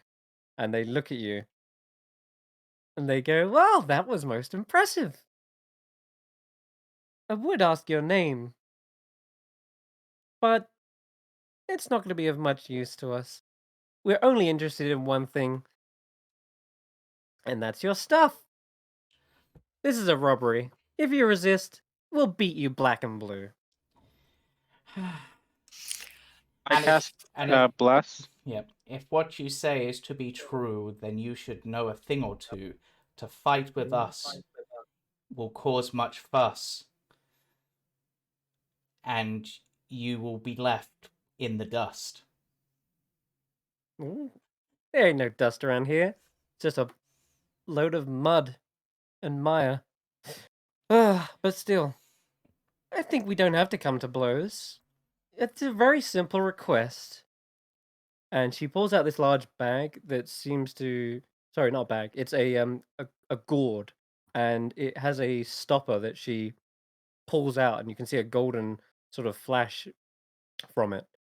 And she says, "All you need to do is touch this here gourd, and you will have what we need. We have no interest in treasure. We demand that you each surrender the feeling of delight that you remember from the moment you were given the best gift you ever received." Now that's not too much to ask, is it? What if we don't have any feeling of delight? She raises an eyebrow at you, and you see like one ear sort of twitch, and says, "Well, the gourd can take something else, I'm sure." Rodolfo You casts Charm Person Okay. on the Right. leader. Which, of course, involves a lot of hand waving and gestures. The It others does, see but this I'm as standing well. behind Rodolfo's back. And Okay. Tarquin partially will Tarquin will try to distract, and he goes, "I have had many a memory stolen. I do not wish it to happen again. So how about we come to a deal, and then we can all leave this fen." All right. I'm gonna Shoot him in the head. I'm gonna call for initiative, and we'll see Okay. just how this plays out. And because I know hand waving and gesturing with magic is definitely very visible. The distraction is perhaps enough to gain her attention, but there are two others looking from different That's angles still not right at the adding my group. initiative. And they definitely spot Rodolfo begin it. casting this, Okay. And if you can get it off before the, Mm. the fight kind of unveils, then maybe we'll see. I'm gonna roll for these guys. Oh I'm no! underway. Oh, I thought I Get my rolled so well. bless. My initiative One of should be them. too Does high, by Did the you way, get my Bless bless? Chris. count for Does Bless count for initiative too? No, It's for guidance attack would. rolls and saves. Okay. Did I don't have guidance. mine roll? It did. It should Oh, have okay. given you a 15, I think. Okay. I'm sorry, I just didn't see it. That's all good. Yeah, mine should actually be 14, Chris, because it's not adding hair trigger on for some reason, even though it's on my sheet is showing as a +6, but it's only rolling as a +4. Okay, we'll add that. All right. So Jebek is, or rather, the female Herringon who is introduced. It seems to be the spokesman for this group. Seems to be very on edge and almost predicting something to go down or you to attempt something. They see this go on. You're casting before you even have a chance to finish the incantation. She has leapt into action, springs forth right up to you. In fact, let me just check her movement. Yeah, I think she can make it with standing leap. Cool. Okay. So she lands right next to you on top of this log, Yeah. and she begins backhanding you with this club in hand. And she says, "None of that. You keep your mouth shut, spellcaster." And thankfully, you are That misses. easily Yep. able to avoid this. She makes her movements as predictable as your own, it seems. But that's her first. It's her first attack. Let's see who else is up on. We got one at the back, and they seem to have already pulled back on a sling, aimed right at Rodolfo as well, for being mean. Okay. I don't think I've got advantage. I think I've got disadvantage because you're more than 30 feet away. Which I'm kind of Yeah, glad. yeah, I do. Which is I good. do. Yeah. Okay, let me 9 is re-roll not that. hit. Yeah. No. I'll re-roll. Hold on. Okay, so it would have been a crit, but they're out of range from. Okay. Yeah, the sling goes straight towards you. You see it coming. You're able to duck it just in time, and you hear that sickening thud as it squelches into the mud. And that was a hefty-looking rock they were flinging straight at you. That would have really done a number on your forehead if it had connected. Thankfully, you dodged, and it is Xaxx. You've got bless on. Just who's got the bless? Just I out of curiosity. do. Tarquin, Tanwen, and Rodolfo. Okay, cool. Tarquin, Tanwen, and Rodolfo. Okay, it's your turn, Zach. I didn't like the guy that was going after Rodolfo, so I'm gonna need him to make a wisdom saving throw. Okay, gotcha. Wisdom save. In fact, are you if you want, right, we'll do the actual automation. So if you alt-click them and then click the spell, it should automatically then roll my wisdom save for me and apply damage and also have maybe even animations. We'll see. It is cool.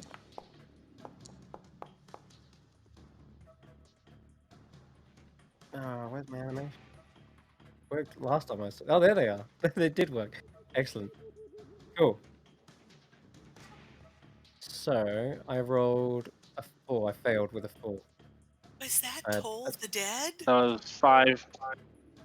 Toll the dead, yeah. 5 think points it of rolled. damage. Okay. You'd only clicked it once, correct? I clicked it twice by accident because I didn't think Okay, it that's went the alright. first time. No worries. I'll undo that and just apply the first amount. So it was 5 as a d8. So here we go. Alright, so this loud gong sound goes off, accompanied by this strange I want to. purplish magic. Are we in difficult terrain? You are if you're in that area, which you are, yes. Anywhere on this kind of ground is a little bit easier to stand on. Still sinks if you stand there for too long, Can I but get to? Can I get a little bit over like here. That way. Yeah, that's fine. You have to wade through the mud that's slowly draining away, but you make it to a softer part of the ground. And that's your go, I think. Yeah. Okay, I think that's it, Rodolfo, yeah. you're up. Now, you can choose to follow through with that chance spell if you want, or I'll allow you to completely switch up your action if you want. It's up to you. But I will note, charm person, they have advantage on the They save. have Now, advantage because we're in yeah, a fighting. All right. that's it. Yeah, I'm gonna back up to over here. I will take an attack of opportunity. I'll take that. Risk Okay. it. All right. Club. Club. Swing and a miss. Miss. Good, because now I'm going to cast Eldritch Blast on this guy over here. Okay, go ahead. You have D4 to add to that. Thank you. Have Bless enabled. I don't know if it.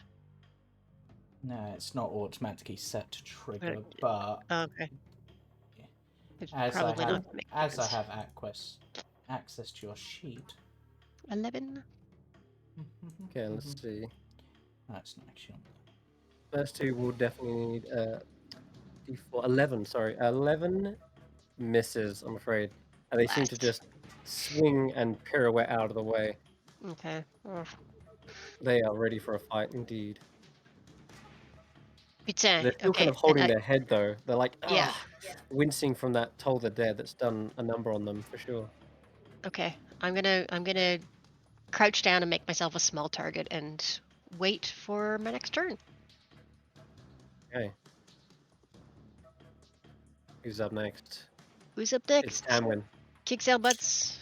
Okay, this is gonna sound really stupid, but I'd like to try to shoot the snail to startle it and get it to charge backwards so I can get those two rabbits out of the, so I can get two of the rabbits distracted. And then we only have to deal with 2 instead of 4. Sure. So, alt click whichever target you want to try and hit, and then you should see little markers appear around the token. Okay. Yes. And as soon as you got that ready, you can fire away. Are you actually targeting the snail? Yeah, I'm gonna try to. I'm trying to startle the snail into running away, so that it will. It'll take those 2 rabbits with it. I'm not trying to kill it. I'm just trying to scare it half to death. Understood. Okay, let's hope it pays off. All right, so.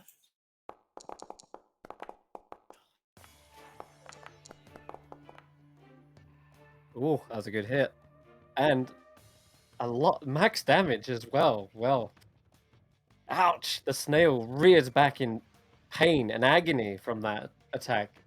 You can see that the arrow sunk straight into the sort of fleshy part of its neck. And I think there is something these things need to do. They're gonna have to make an animal handling check. Else. Snail is gonna go haywire. Alright, check. Yep, okay, it's a wisdom check. Not good for them. I'm gonna say because there's 2 of them, they do sort of have advantage on this. One of them's losing control. The other one is just in as bad a state as his, and they seem to be tug-of-warring, not sure who's got command over the reins. And as they both pull back and forth, it only makes this snail more upset.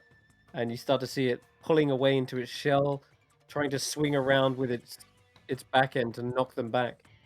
Yeah, the snail is getting out of hand. Good call. Wow. It's a good smart action. And they seem to be shouting at it like, "Damn it, you stupid slug! Hold still! Ah! Kick it! That normally works." One of them kicks it. Nope, that's pissed it off. Okay. It is any movement, Tanwen, or are you good there? I'm on the log, so I am fairly stable where I am. So I'm gonna say I'd like to stay on the log unless the log it's rolling right now. No, you can stay on the log. Pretty sunk into the mud. If it was the water level was rising, then maybe it would start to spin, but it's sort of firmly stuck there at the moment. Okay. Okay, and it is Solomon's go. No, sorry, Tarquin, you're up. Yep. Tarquin pulls out his quarterstaff wand and sort of looks at this one and says, "A hit from you means a hit from me, all whilst we stand upon a fallen tree." And whack. Or attempt to whack. Did that roll the d4? Yes, it did. Ooh, yeah, the D4 mattered in this case. It's the singing is clearly impressive and distracting them, such the fact that they let their guard wide open, and that quarterstaff connects cleanly in the jaw of Jebek and makes them spin around on the log before falling down like a flannel draped over the log there, hands and feet in the mud. Yep. And then he would say, "You may not care much for a hare, but for a gourd returned, what would be the reward?" Because this is the one with the gourd. So Tarquin's is. got his quarterstaff just sort of resting on it. Yeah, it's kind of attached to their belt. Mm-hmm. It's got this gold stopper. All right, that was nice. Good shot. Anything else? Not at the moment. He's basically literally just said to them, like, "Okay, I've now got the thing that you're using to steal stuff from. What do you want to do about this?" Okay, Solomon, what's your action? All the players are in the nice clump in the middle. Okay, just note that's difficult terrain, so extra 5 of movement for every square there. Yeah, so I've moved You 20 start feet wading forward. at the moment, and I'm just like, I'm sorry for what I'm about to do. And he shoots what seems like a shard of ice towards the back where the snail is. And just before it hits the snail, it explodes into loads of snowflakes as I've cast Fairy Freeze. Fairy freeze. Okay.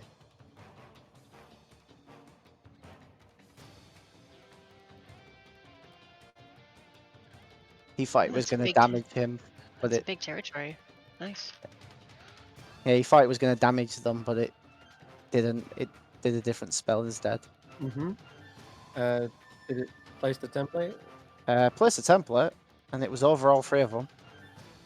Okay. And they're all like highlighted. I'll make a save. 14, did that say? Where is my? Yeah, save. 13. The other one just a fails? Save. Of course. Wait, they do. what's And your I'll move save? back. It's only 13. Yeah, it's only 13. Oh man, these Herringon are quick on their feet. They see it coming, and even with being distracted by this giant snail going haywire, they are able to quickly duck and dodge out of the way behind mangrove root as this rain of snowflakes lands around them. What about The the snail? snail probably not going to be much. Nope, the snail is coated in it, however, and is highlighted with this kind of light blue aura. I'm Well, guessing. it's covered in snowflakes that just glow like the sparkly snowflakes. Sparkly snowflake. Yeah. Beautiful.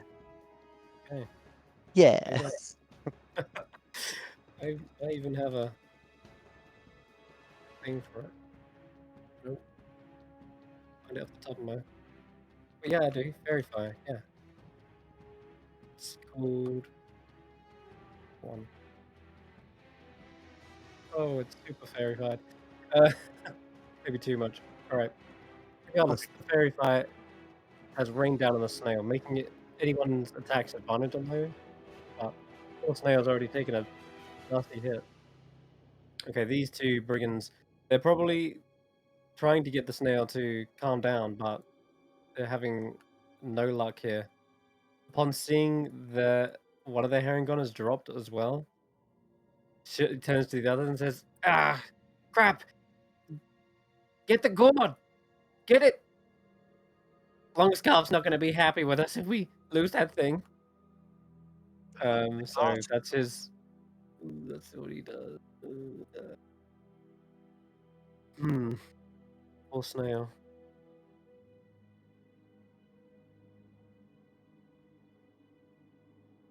He's going to attempt to get the snail under control again, and fails this time. Then he's probably going to give it up. Ooh. Yep. He's like, this thing's gone wild. Screw it. And he throws the reins into the mud, and instead gets behind this large trunk, pulls out his sling, and gets ready to perhaps join the fight instead. Okay, that's his go. Jebek's down. Giant snail is going to turn to the nearest assailant and go wild on it. Slams straight into the poor rabbit here. Oh, it's not good for him. The pain is evident on this snail as it unleashes its rage and just swings its shell into the side of the pterangon. He almost collapses from the battering. No, that took the wind out of me. Ugh. Meanwhile, one of these other herringons sneaking around the left side here tries to line up a shot on maybe Xaxx, the closer one. He still needs to get closer though. Yeah, he's gonna have to dive into the mud effectively to get a clean shot with a sling. All right, he's gonna roll damn high against Xaxx though. He's a pretty armored target. Yep, that just pings off of your shoulder. You probably didn't even feel it. You don't even know you're being attacked. He's like, huh? Damn it. Must have picked up a mushroom, not a rock. Okay, the one on the snail tries to just get away from it. Doesn't want anything to do with this.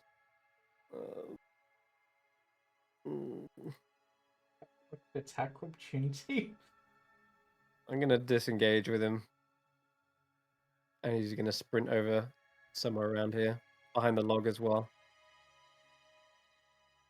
Okay, he says, you're free, just leave us alone.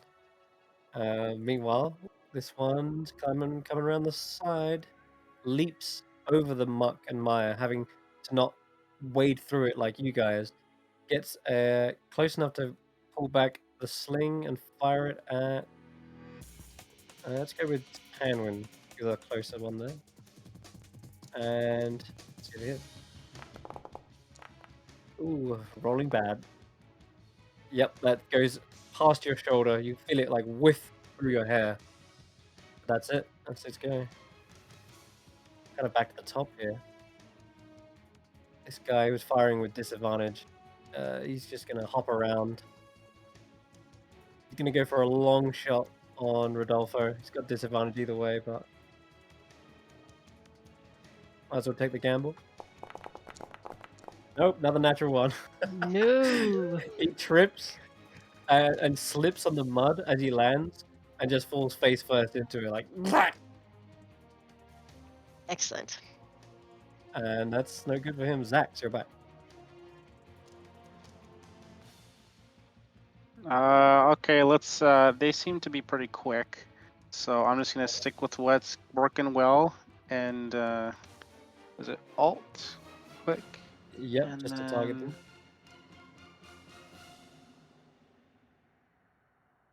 On the guy that I just.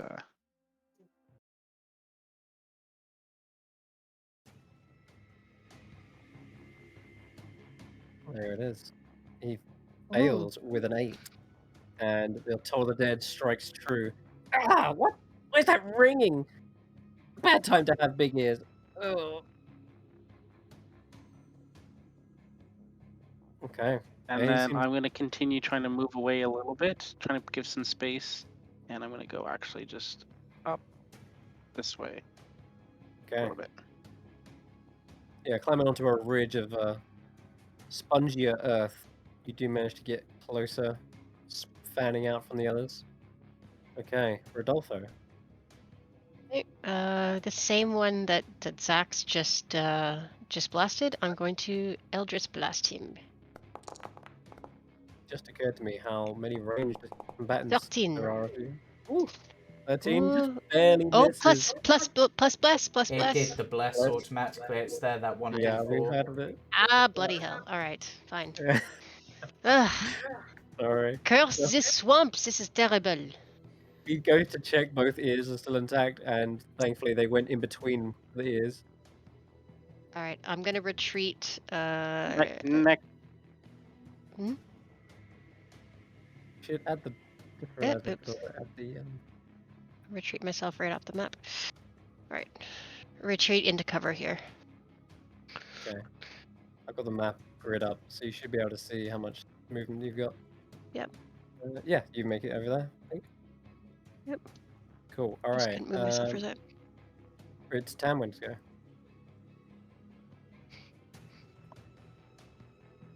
All right, I am going to. I felt the missile go by, part my hair, Yeah. ruffle it. Straight I'm going fire, to turn around and shoot at the rabbit who was shooting at me. But before I do it, I'm going to try rhyming, even though this is my first attempt. Bad rabbit, I see you. Bad rabbit, I shoot you. All right. That was good.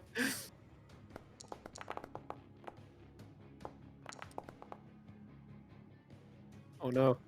The snail was still targeted, but that's okay. I can undo that damage. No, I'm sorry. I Oh. thought I did the That's okay. alt on the rabbit. Yeah, you did, but because it still thinks you're targeting the snail, you have to like unclick the snail. But that's cool. I undid that one. I am so sorry. I thought I just No, had no, to it's click. cool. Oh, I'm used to this. I undid it, so don't worry. The snail is unharmed, but you definitely got the brigand right in front of you, with that shot to the shoulder. It's like, ow, ow, ow, ow. Is this what it feels like? Ah, ah. And the other's like, don't remove it. You'll just cause more bleeding. Any movement? Remove it. I want my arrow back. No, we want our gourd back. Well, what are you going to give me for it? You can walk freely, here and hither, unharmed. I think we're winning this. We might take the gourd and whatever else you're carrying. Harm it is then. All right, Tarquin, do a go. So Tarquin is. Actually, let me just check one of my items a moment, because I'm not sure the range of this is. Yeah, I thought so. So Tarquin doesn't really care about these as much. So, cheers, they're moving me. Right. Oh. Tarquin will take a step forward. Okay. Then he's going to target that one, because he's now within 20 feet, and throw a dart at them. Oh, that one hit, and that one really did a number. Yep. +4 on your dex, nice. Yeah, he was just going for like a sort of knockout blow more than a fatal blow, but and then Okay. like probably thrown in such a way that it just whacks him on the side of the head or something. Okay, cool. And then okay, I need to measure this out. So that was 5 foot movement, 10 foot movement. Can I get him? I'm having some issues with this. Oh, wait. Oh, the health boundary. You gonna behave now? No? Struggling to move. Yeah. I just had that and I refreshed. Yeah, I will do in a second. I just literally just had that problem. But I know. 1, 2. Just a quick 3. refresh fixed it for me. Okay, I'm gonna stand on the body of the unconscious one. Am I within 20 feet of this one now? Or do I need... Okay. Then... 25 feet, roughly. Okay. Well, I'm at disadvantage anyway, so it doesn't matter. No, wait. No, I'm not. Then... Tarquin just... Yeah, screw it. Disadvantage. I've got Bless. Let's rely on the Bless as we try and... I'm gonna throw this as an offhand dagger, but it's actually a dart because I haven't set up darts for offhand damage. Okay. But they're the same damage, so should have been a disadvantage. Just hit. Yeah. So Nice. I've got to re-roll because it's a disadvantage. So yeah, it would hit. So yep. Just Okay, add goodness. those back on because I didn't actually use them. Alright, so how much damage would it have done? So it was only 2 damage. Only 2. Okay. There we go. Yeah. Alright. Ow! And then They use such pointy weapons, it's no fair! It seems you leapt before you looked, and now your goose will end up cooked. We don't even like goose. You won't find geese around here. Too muddy. Solomon, you'll go. My game glitched out, Didn't ours all? so give I me had a to second refresh. to get back in. Yeah, I'm just gonna refresh. Yeah, I couldn't move anything or do anything. That was Yeah. the same problem with me. Yeah. How far away are they? Okay, now I can measure certain things. So cool. So I'm going to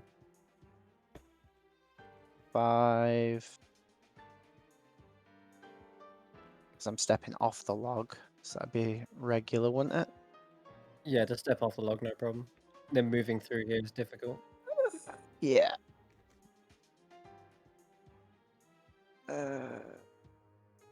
15. Where are they at? 25. Okay. He is going to first step behind these guys. Right behind them, okay, cool. It's like,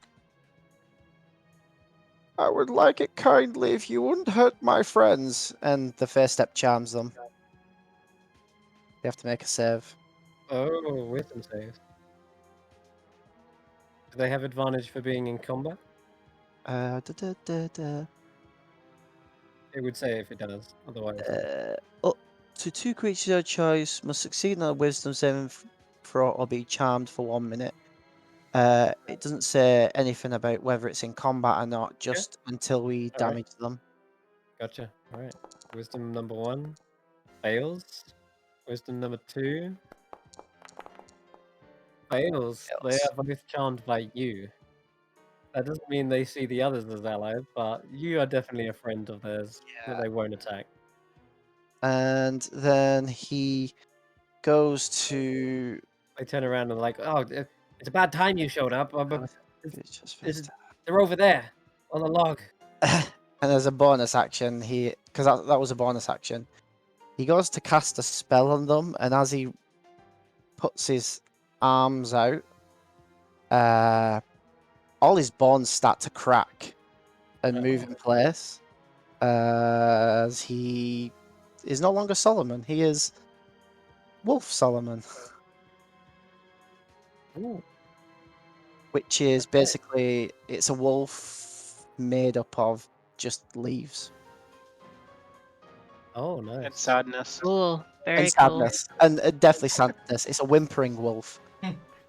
Leaves held together by nothing but frost and sadness. Not frost. This is It's definitely autumn. Yeah. Yeah. So it's just Nice. sad leaves.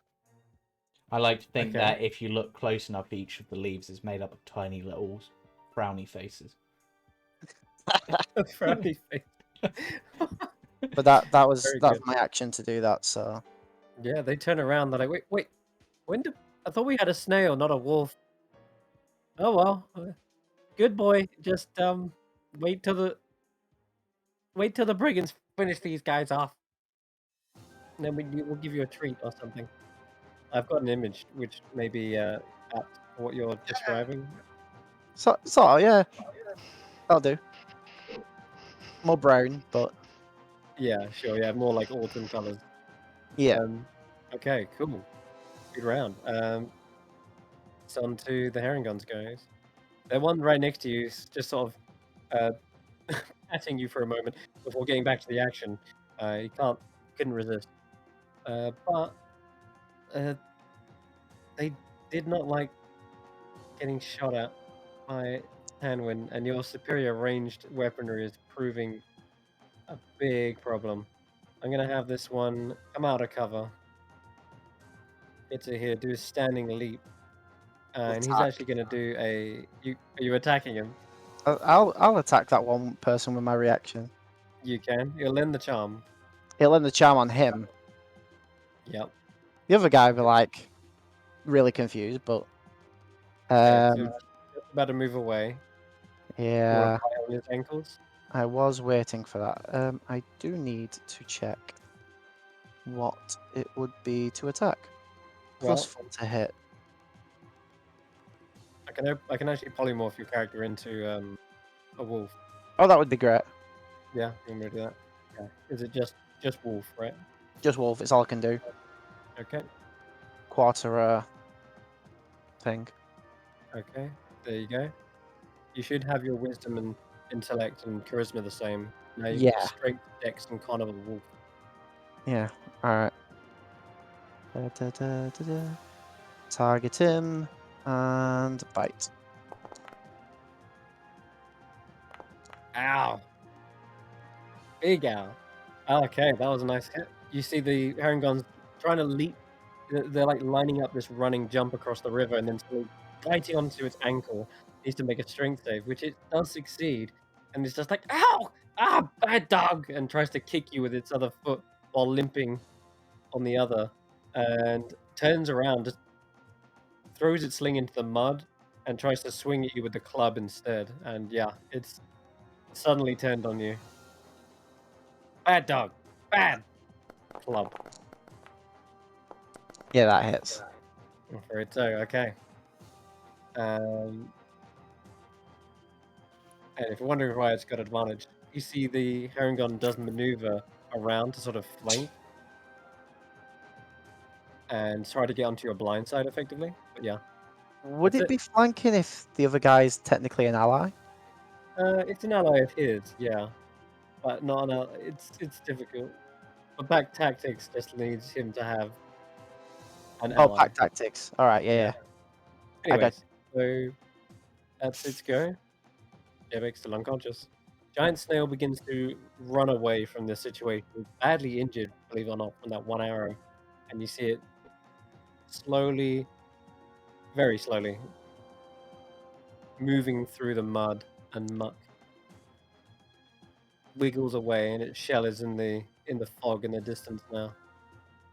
This Herringon here, gonna leap out of the muck from here, like one of these toadstool stepping stones, onto the log.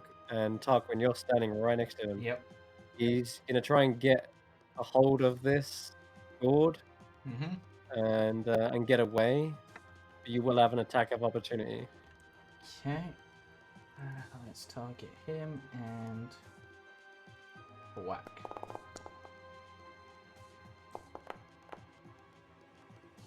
Oh man, you see him stagger away like he's almost about to fall unconscious from this hit. But he knows the importance of getting this gourd out, so holds on, like barely holding on, and tries to leap away 30 feet direction. And he's like, I got it! I got it! Quick, take it! Take it! And he's offering it to the other one as they're trying to get away. That's its go. The one who's charmed turns around and says, "Hey, don't treat our wolf like that. You probably instigated. You know what? You're the one who reared them badly. Bad owner, bad." And then they just walk away from you. Although maybe cover's good, and I think I can't even get close enough to be able to use the club in the first place. So it might have to be just a sling in Tanwen's direction. Did you accidentally remove one of the Harengon? The other one that... Oh no, he's up there. He's hidden in the grass. Couldn't see him. That's why. Yeah, I can The- see him move round. The herring gun jumps out from cover, fires the sling at you, Tanwen, and wow, these rolls are bad. And then jumps back again, skidding on the mud as he does. Oh dear, so bad. And he takes cover behind the mangrove tree again. Oh wow, these are good rolls, guys. Back to this one. He is going to grab the hold of the gourd, and he is going to sprint as fast and as far as he can, which is about almost off the map. He's running. He's making a runner. He's got the gourd under one arm, and he's like, "Gourd, I can't even hit these guys,"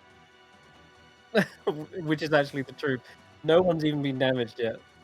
Rolls have been appalling, so he is literally legging it. Xaxx.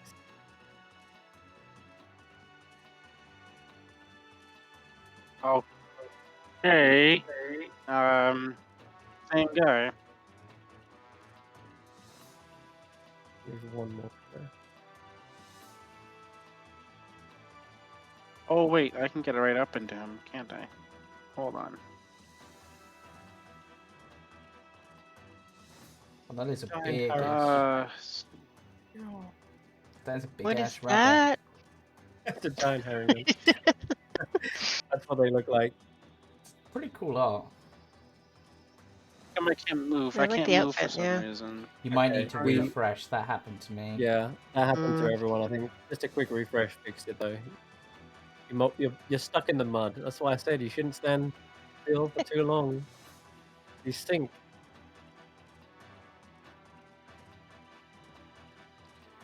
Right, so it's- Alright, give me a second here.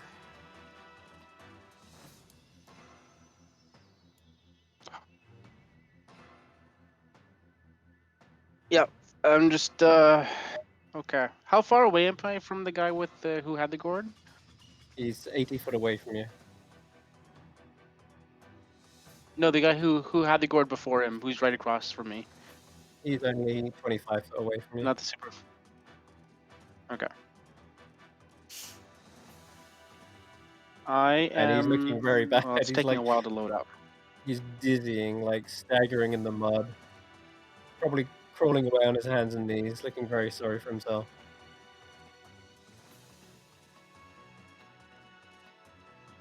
Damn you guys. Okay, well, I'm gonna go up to him. Can somebody do this for me? Maybe because I'm having trouble loading. I can Sure. do it if you like. I'll just... Reload again. You can Can you get up- move up to within about 10 feet or so? Yep. Just you only have to take like a step away. To get close enough.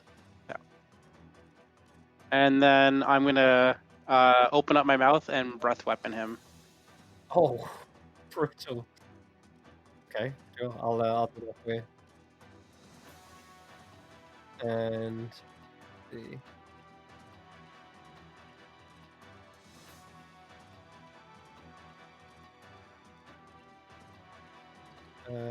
Right there. Okay, he does succeed on the save, but a good use of the breath weapon because even if he does save, he takes half. And yeah, describe to us how you And finish it's off force brigand. damage. Yeah. Well, it's force damage for him. So I'm going to just. It's basically just like a wave of vibrations, and it just is gonna push him into the swampy area, and just sort of keep pushing him across and across and across. Oh, So like his he's body being just gets sort of thrown back. yeah, he's thrown away, and his face then spins into the mud and slides across it, continuing the push until he is sunk about halfway into it and fully unconscious. He ain't moving, not a twitch. And then I will use. Oh, I can move again. I'll use as much movement as I have left to get across and start chasing after the guy who has the gourd now. Okay. All right. Rodolfo. Okay. I'm going to move my full mighty 30 feet to the edge of the water, Yeah. And then am I within 120 feet of the guy with the gourd? Yeah. Okay, I'm going to Eldritch Blast him. I can't see him to target him, but that's what I'm going to do.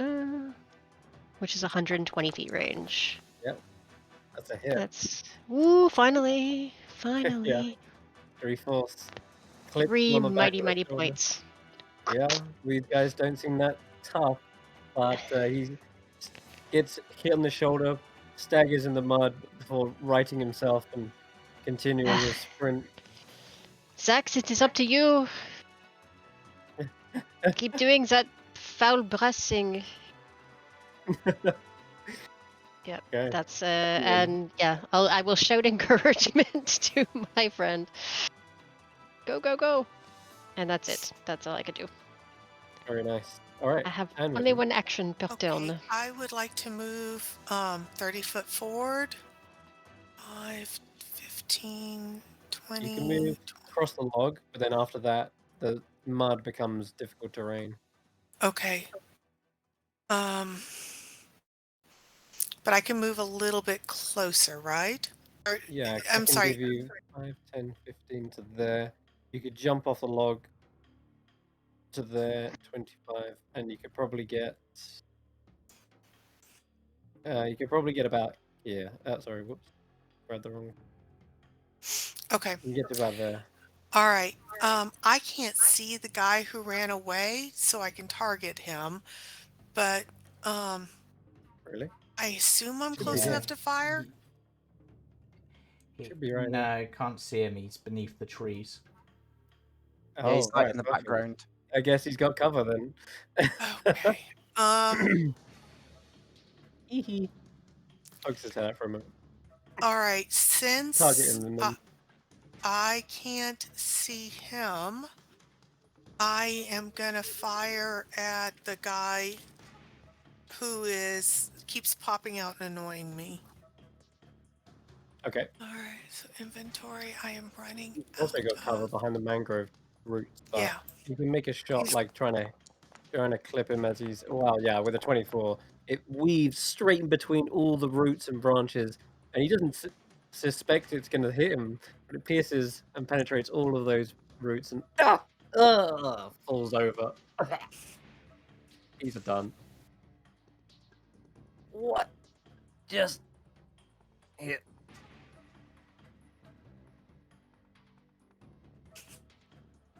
Any other thing? Or are you good? No, I'm good for right now. Okay, Tarquin. Okay, so obviously got to try to catch up with this guy. So bonus action, Step of the Wind. Give me 80 foot of movement, but obviously would be halved due to the difficult terrain. So that's 5, and that's 15, 25, 35, 45, I think, 55, 65, 75, and then I can't quite get the last 5 feet, but Okay. because obviously within 40 feet of me, I can't actually see him to target him. Oh wait, yes I can, he's there. I think I targeted him. Yeah, I'll just poke his head out. So you can click him. Still. Oh. Nope, I can't see him. Yeah, the whole tree is covering him from a top-down view. Oh, right. Yeah, okay. How about here? Yeah, that'll do. There you go. Yeah, he's got some good cover in there, I'll I'm say. gonna disadvantage dart. With the cover that he's got, that will make it a miss, I'm afraid. Just barely as well. You see him weave in between. You think you've got to clean up like a lineup, throwing the dart. You hear that thunk into wood, unfortunately, instead. Right. And there's still like heavy panting and scampering noise. Okay. Because he weaves in between the trees. It's still catch him on my turn, but Okay. Gonna come down to Nox.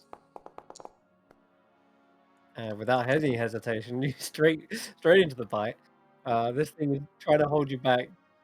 Probably boops you in the nuzzle and just in the snout rather, and you're just barely scratching him with your teeth. That's all I got. Okay, he is looking around at the rest of the field of battle right now and realizing this is a lost cause. He's going to disengage and run for it. Every hair for himself. Disengaged. Oh, come on. 2 Disengaged. threes in a row. Yeah, well, he's out of there. He like backflips out of there and then rabbit hops over the mud and sprints into the distance. The fog does good job of obscuring him, but the mangrove trees almost makes it impossible to track him through here. Whistling through the leaves. Then we go down to the giant snail, who's still making their way away even further. Much slower pace though, and they seem to be sticking to the muddier areas. And then finally, the last brigand has got a full dash, so they are another 60 feet out of there. And at this point, you lose sight of them completely. I know you've got 120 feet range on Eldritch Blast. I think even if you moved, he would still be out of range. If this is difficult terrain, then I can only move 15 feet, and he would still be 5 Mhm. feet away. Yeah. Is the Yeah. area where I am now, because it doesn't look as watery, is that difficult terrain? No, it isn't. Hence why he was able to kind of get away so quick. So he was 40 away. He moved 60, so he's 100 foot away from me. Potentially, yeah. 100 foot away from you, But also, and which you direction? are Yep. How far away from me is he? From you. How far is he away from me? He would be 110. 10. Yeah, so Okay. he's So if I 155 away from me, and my thing is only 120 feet. So even if I got full movement, then that's not enough. Not going to do it. Plus I can't see shit. What is this fog? It is a bit foggy. I can try Do something. I got something. I got something. Go ahead, Xaxx. What do you want to do? I got something I can try. I'm gonna do full movement, so I've got 30 feet. So he should be within 80 feet of me now. And can I see him? You cannot. He's got so much cover from the roots, the mangrove branches and canopy, and the fog.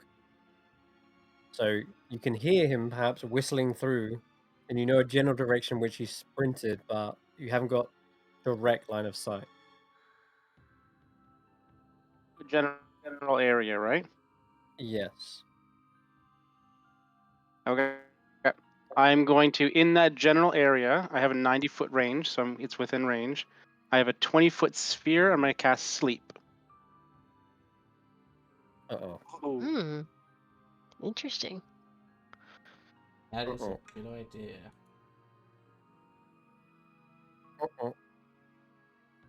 Okay, roll it. You got to click it from your... So... It should roll the dice. That's a lot of dice. 5d8, I think. Yeah. Did it roll? It didn't roll. It's 5d8, yeah. Uh-huh. You might want to... Okay, I'm just going to roll it from here.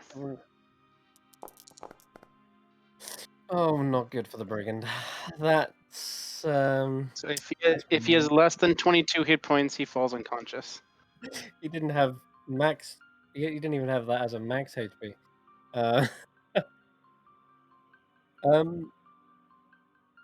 Both Tarquin, Xaxx, you hear this splat noise in the distance. Yep. Tarquin's going to head off in the direction of that if we're out of initiative at the moment.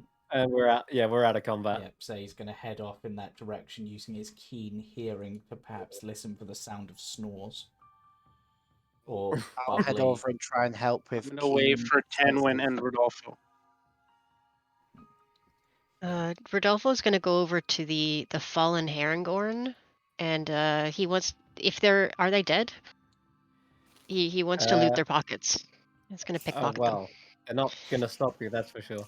Okay. Also, I will. I'm gonna cast detect magic, which I get as a free thing, and yeah, if there's anything magic, I want it, but also anything shiny or interesting or useful, I am going to rob them. Alrighty. Rodolfo, would you look for my arrows? I'm going to go see if I can find the snail and heal him. I Yes. can give him a good berry if I can. I think I can cast it now. I feel so much more powerful here, but I'm going to go chase the snail and try to heal him because he didn't deserve to be hurt so bad. Okay. Darts, arrows,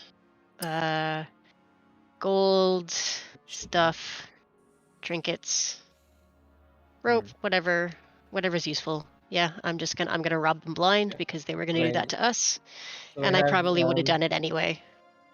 they have this large kind of like belt, like bandolier. They have Okay. ammunition for slings, like pile of rocks. They have their clubs, Okay. and they have like a small little leather jacket, and there's this kind of spiked bracelet that they have as well. But Okay. for as far as gold or trinkets, doesn't look like they have that on them. They're pretty skint. Okay, I'm gonna take the bandoliers, gonna take the clubs, the jackets, everything.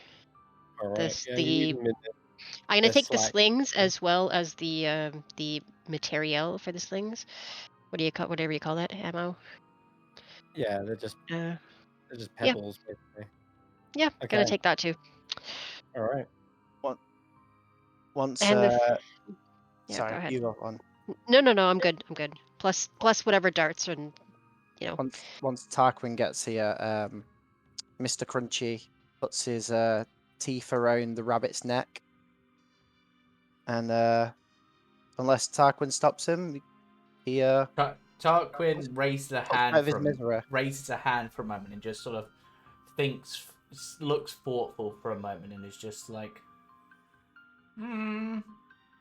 no, we'll let them live, but let's give this one a note to give to their boss so he knows not to mess with us in the future.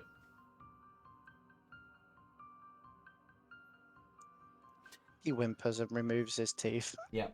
And Tarquin is going to strip this guy of his clothing because, might as well have a Herringhorn Brigand disguise to add to my disguise list. Take the gourd in the bandolier, I guess, and just sort of strap that on so he's got it so he's not actually touching it, but it's in the bandolier. And then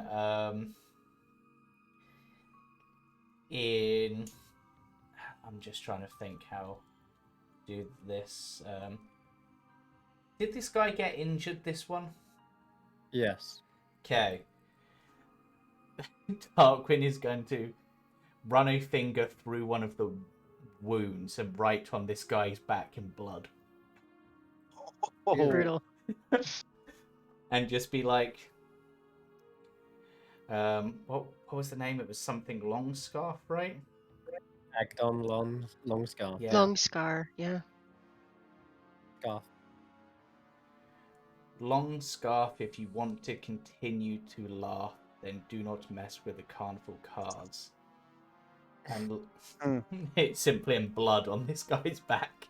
It will probably wash out before the end, but when as I've put, when this guy wakes up, the first thing he'll see is being face to face with a wolf. Yep. And Tarquin trying on the spiked braces because he, Nice. Yeah, sure. They fit perfectly, in fact, for you. Yep. One thing that I will say, as you pick it up, your hands exude this sticky, gooey substance again. It's kind of greenish in color, almost like snot, and it just adheres to the bracelet that you pick up, and now it feels stuck on your hand. Oh. Like when you put it on, it feels like stuck on there.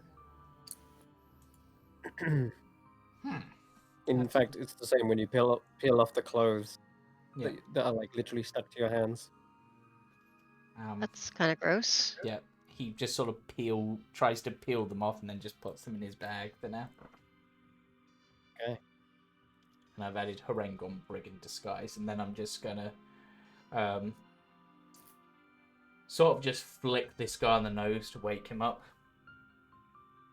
Yeah, that will do it. It'll break his spell.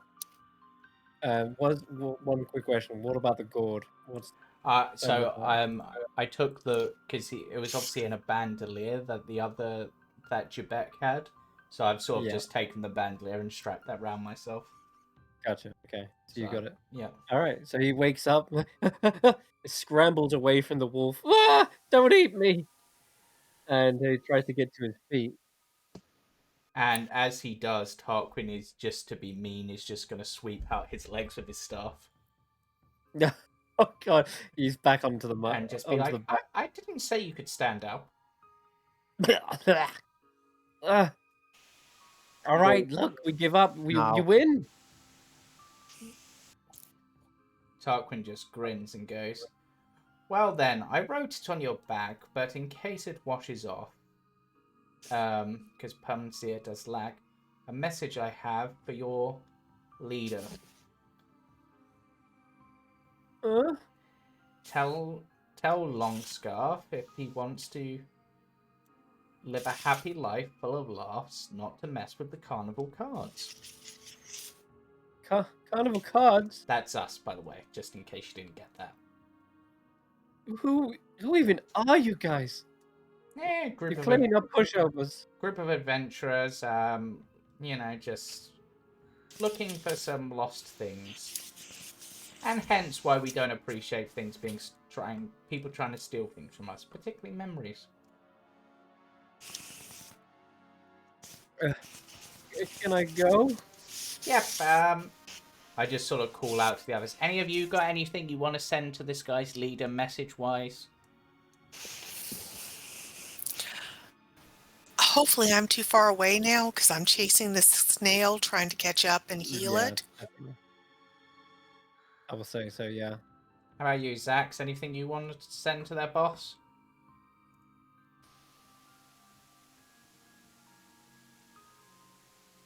Yep. Yep. Pretty much. Yes, I think you covered everything. All right. Now, if I were you, considering you don't have any clothes, I would run through because I imagine something will probably try to eat you, and you're a lot easier to eat now that they don't have to pick the clothes off first. All your friends, well, some of your friends are still alive, so if you want to go get them, feel free, but do not follow us. Otherwise, yeah, I'm going to leave you in the swamp and face down in the water. Yeah, he tries to resuscitate his friends over here. Drags them out of the mud. He actually takes their jacket. And tries, if there's one left, tries to put it on. And yeah, one by one, he's effectively gathering up his allies, if any are alive. Yep. And next by that time point, we won't be so nice. And it's about when they get out of nearly out of earshot, but they shout back, and they say, "It's not us you want to be worried about. Agdon Longscarf will mess you up if you ever find him. You can be sure of that. He's the most notorious brigand in this place." Apparently, Xaxx has a question just as they're running away. Little message ain't going to intimidate him. And you see him before there's any retaliation. They have already launched themselves. Oh, you have a question, Xaxx? Sorry, I missed that. Who or what is? And they're gone. Yeah. Just to deny you have, they're gone. If they did hear it, they would have replied oh, I don't know. Have you checked your butt? Maybe you'll find one up there. Well, and they're gone. Well, that was fun. Okay, yeah, the silence of the swamp begins to break as you hear the croaking and buzzing of flies once again. Hmm. As for Tanwen, you caught up to the snail, no problem. It's a pretty clear line they've traced through the mud. What I'd There's an like to arrow stuck do, out of them. Yeah. I'd like to cast Goodberry. Okay. That should give me 10 berries in my hand. I'm going to go ahead and put 5 of them in my pouch, and I'm going to toss one of them to the giant snail, saying as gently and calmly as I can, "I'm sorry I hurt you, but this will help. Okay. Just You eat the can berry." give me an animal handling check, but with Okay, disadvantage because they are injured, and you're the one who fired that arrow too. I know. Okay, so animal handling, animal handling. Suddenly, the snail stops in its tracks and turns. Your bow is away at this point, and you've shown a much more kind of non-hostile gesture, and it looks down at the berry in the mud. Does get slightly closer, but is keeping maybe an eye on you. And when I say eye, I mean an antenna. And Right. it quickly nibbles it up and then tries to keep moving away from you. Will you let me try to get the arrow out of you and then eat another good berry, and that should heal you right up? I am so sorry I had to shoot you.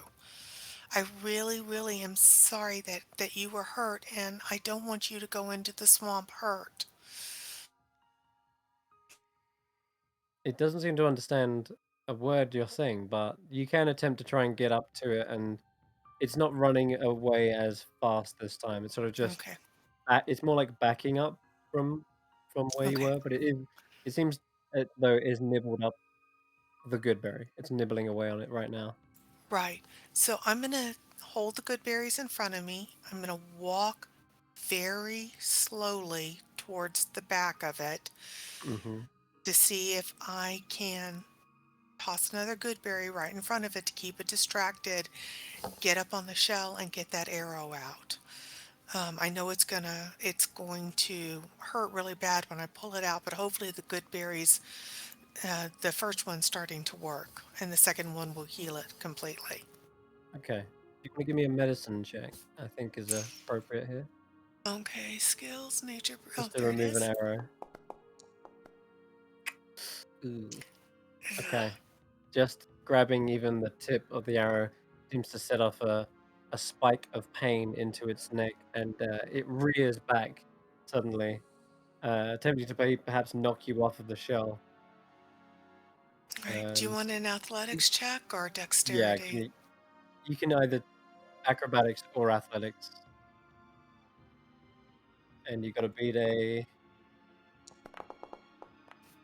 natural 20. Ooh, Oh, I'm man, sorry, I am Tanwen. flat on the ground. Yeah, that thing bucks, and you see Tanwen probably get off the ground, maybe 3 feet before landing straight back in the mud, prone, as that snail Oh, is.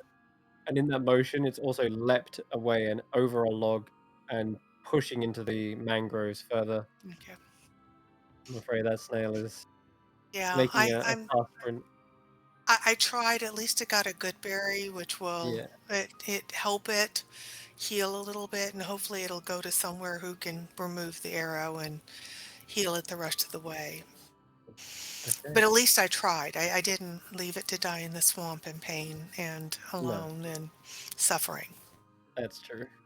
Did your best, Tanwin, and man, those snails are not to be messed with. Clearly, that strength is all tucked away in their shells, sprung out. You No, get then up I'm to your gonna feet. Yeah. pick myself up and walk back to my group. Okay. Yeah. You see a very muddy Tanwin. Their hair is all like stuck together with mud as they come out of the clearing through the fog. Oh, did you fall? This is unfortunate. Yeah, I, I didn't want to hurt the snail. I just wanted to distract the two Haragon with it, and I felt really bad that my aim was too true. So I tried to go help the snail. I gave it a good berry, but it would not let me anywhere near the arrow that was still stuck in it. But at least it was eating a good berry, so hopefully that'll help with the pain and help it get to somebody who can help it. And at least we got the rest of your arrows, so, one loss is not so bad. Oh, And he'll hand you over a handful. thank you so, so much. I can't tell you how much I appreciate that. Oh, of course. It was a good idea to hit the animal. They were very distracted. Well, for a little while anyway. It's too bad we couldn't harness it. Would be Yeah, I was hoping it would trust us enough to let us ride it, or at least let us hang on through the worst parts, but I'm sorry I couldn't get it back. Did you find okay. anything on the brigands? Nothing valuable. Some slings, some clubs. So anyone want a sling? I would love to have a sling. We may I have haven't one. had one since I was a kid, but I would There you love to have go. I have some leather jackets that I don't think will fit me, but perhaps anyone else. And some bracelets that I'm going to take. But I don't know. Xaxx, would you like a club or a sling? So Nox, Solomon, whoever is there. You all see a bright light from behind you as reverting from his wolf form is Nox. Hello, Howdy. Nox. Would you like a I club? knew it.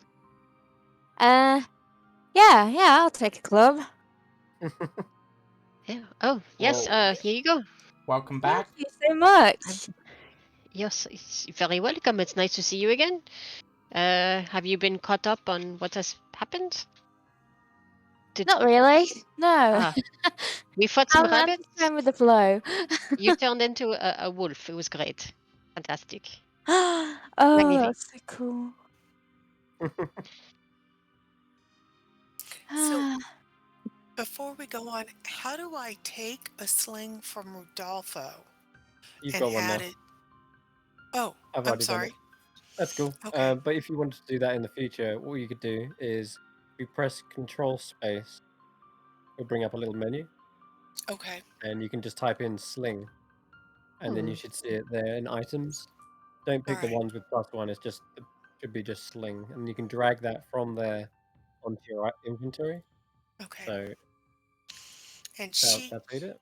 gave me my arrows back, right? It looked like I had some Um, arrows back. I'm not so sure how I'm gonna many I say, gave you. A bunch. yeah, I'm gonna allow you to make a survival check, try and retrieve arrows. Oh, okay. Yeah. Per Otherwise, me. whoever did it. Well, I was the one picking them Yeah, out, she so was. probably me. Yeah. Survival. The ones that sunk into the Oof. mud are caked Gone. in it. Yeah, they've sunk away. They've gone. The ones that went into the brigand, looks like as he tripped and fell from being knocked out, it snapped and no good. Oh, so I didn't get any? Nope, not with that one. That's the Uh, worst. I'm so 0. sorry. So sorry. It's okay. Retcon that whole conversation. This place is a terrible place for retrieving things. It is very muddy. Eventually, We'll I'm gonna make some have. more. I'm gonna have to make or find a Fletcher to buy some arrows from, but that's okay. I used 3 this time and 2 at the carnival, so I still have 15. And Okay, cool. maybe you can use the sling for as Yeah, yeah. I'm Mhm. gonna. Not that I think I'm gonna find rocks in all this mud, but maybe I'll find I some I mean, can pick up and add. if we can get some wood, I can carve you at least the arrow shafts. I won't be able to and maybe but I wouldn't know how to put the feathers on or whatever to Okay. flight them.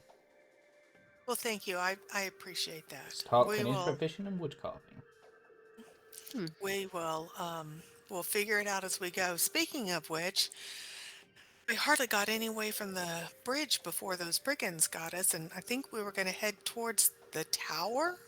Yep. Yep. Do we still think we want to try to go through land, or do we want to try to craft rafts and float down the river, or it's been a really busy 20 minutes, but has anybody had a chance to give any more thought to how we're going to get to that tower y'all saw? Unfortunately, I think at this time we must walk. The time it would take to make a raft would be not worth it. Maybe there is something there we can use, but to make a raft out of trees is work of Oh no, I days. was saying freeze 5 feet of water. So, Mhm. because ice floats, and if we can create 2 rafts, then But how to we can steer or propel or to stabilize? the poles. The pole that you got, as long as it can reach the bottom of the river, we can push the raft along. But you may be right, it may be something we save for later. Um, I think um, I think um, at this point it is quicker to work, but okay. perhaps this is just me. It's I Sinrith, will take a vote. okay. Sinrith, Oh, no. I have a question. Yep. For rangers with the druid craft, I know I got 2 cantrips, but can I use my cantrips again and again like Yeah. wizards can, or is it Yeah. just once as a spell slot? No, you've got unlimited uses of cantrip. They're Okay, things that you practice, and they become innate. They're like second nature to you. okay.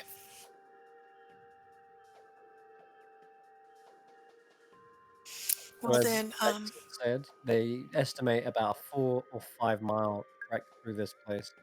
Um, did you want to start making your way to that tower? is anybody hurt? Is I have No. some good berries if anybody's hurt or Um, exhausted.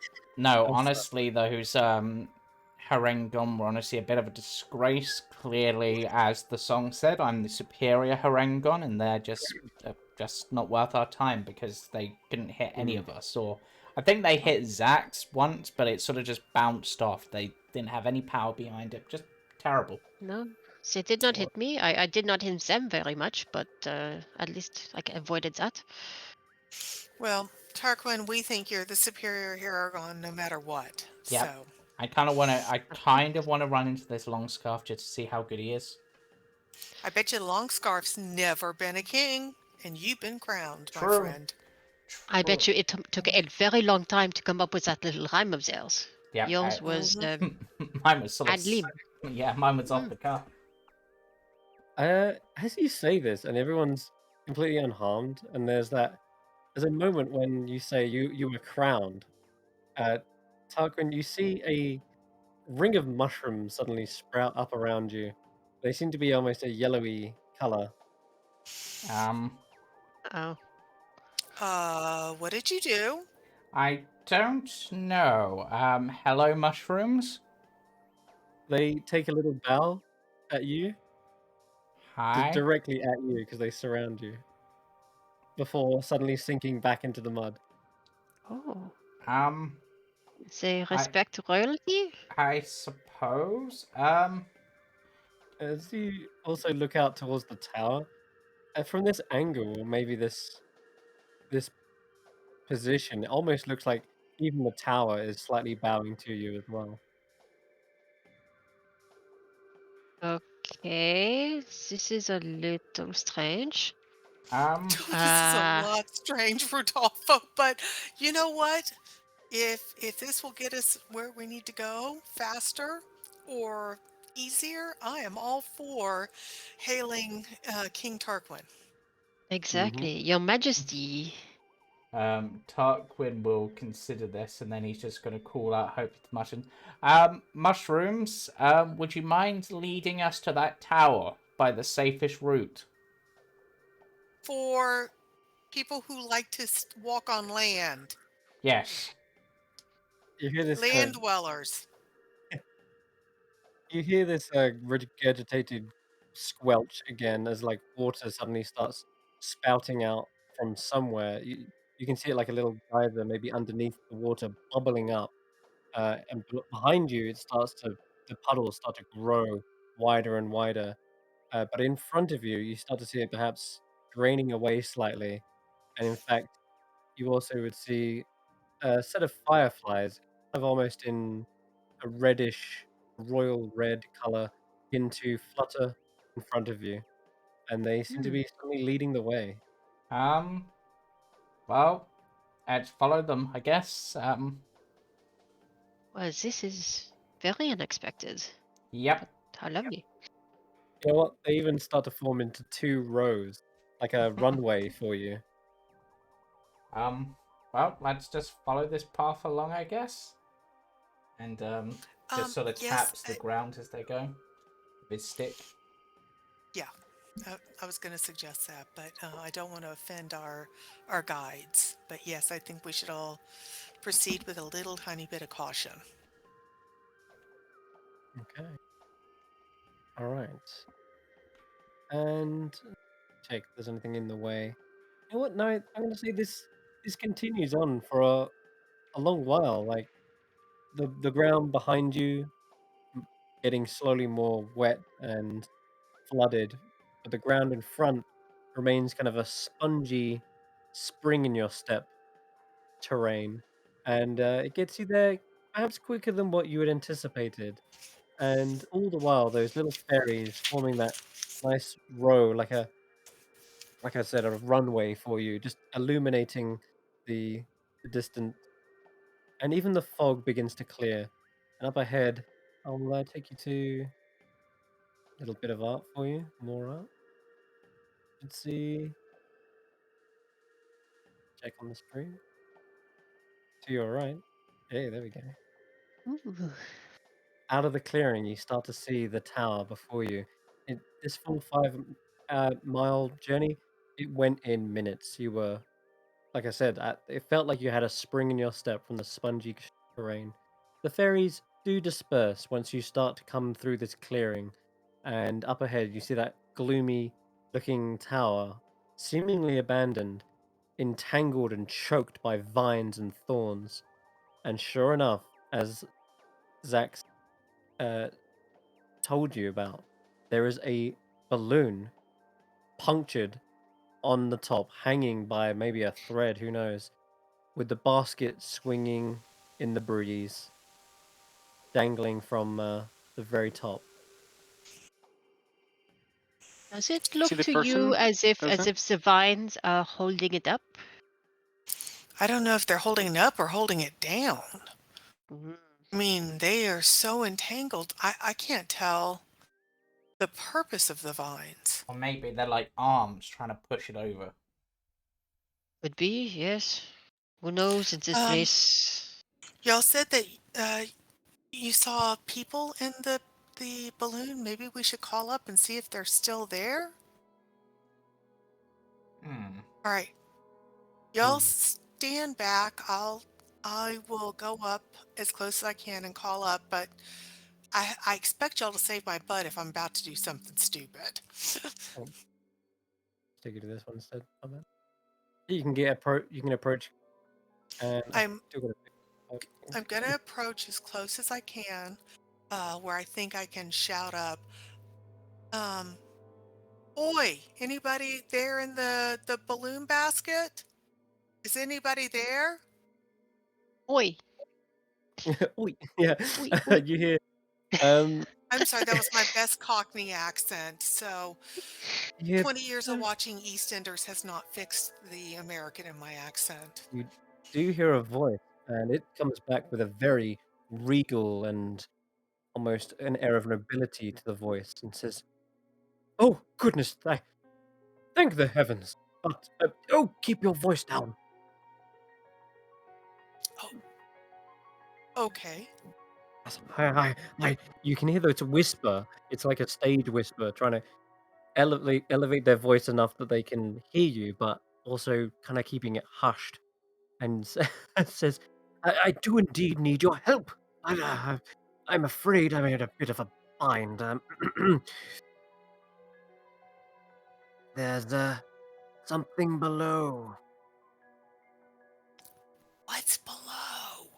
Can I roll a perception? Is it perception? To see if anyone's around. Is it perception? Yes, you can. Yeah. Give me that perception check. Oh, darn. You look around.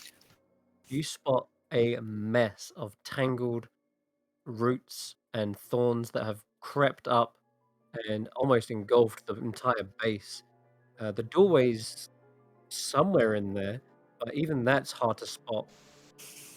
And the one last thing is the water level, as I've mentioned, sort of rose a bit recently, and that seems to be also another level of concealment for whatever is there.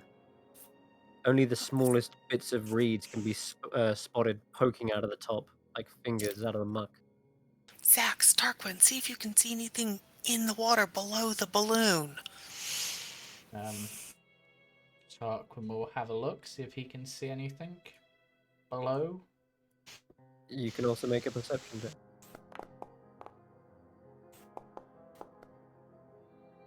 Bless will have worn off by now, won't it? It would have, yeah. Okay, so you got a 16, is that correct? Yeah. Okay. You start to see something that's maybe at first a ripple, and Xaxx as well. Both trained your eyes on it.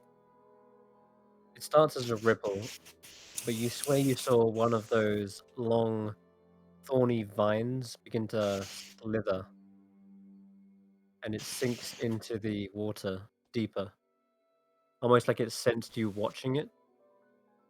Except this vine didn't have thorns on it. It looked like it glistened in the twilight. And especially Xaxx, you would recognize scales if you saw them.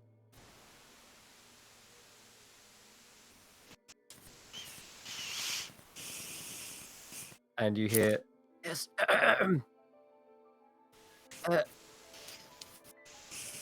as you can see, I'm stuck up here. But Is my there name just is. one of you? Or are there more of you? No, it is just I, Sir Talavar. All right, Sir Talavar, how tall are you? I'm not very tall. I am but a humble servant of the Summer Queen. Okay. All right, let me talk to my partners for just 1 second. All right, Rodolfo, Xaxx, Tarquin, Nox, I would think I can shoot an arrow into the basket with a rope. And then if he's got a piece of cloth or something, he can just slide down the rope to us. That way we don't have to go into the water. Does anybody have a better plan for getting Sir Tarquin out of that basket and away from those vines Who, and who did whatever's in the water? who did he say was his master? He said he serves someone. Perhaps he serves a witch. We should. I think he said the Summer Queen? Summer King? Summer King or Queen? Do we know who that That's right. is? Yes, Summer Queen. If you can free Is me, that I would be is in that your debt. Zybilna or Pavlorna? Oh, good heavens, no, neither of those. Oh, who I'm is the a Summer Queen? emissary. The Summer Queen lives very far away, a long, distant land, far, far to the horizon, where the sun is at its apex. Why are you so far away from your queen? Why are you here and not there serving her? Well, you see, I was in the midst of a daring escape. I was trying to get away from that said vile Bavlorna when our balloon was set upon by an ill wind, set plummeting to its current unfortunate location. My I'm sorry, pilot, you said y- our y- balloon?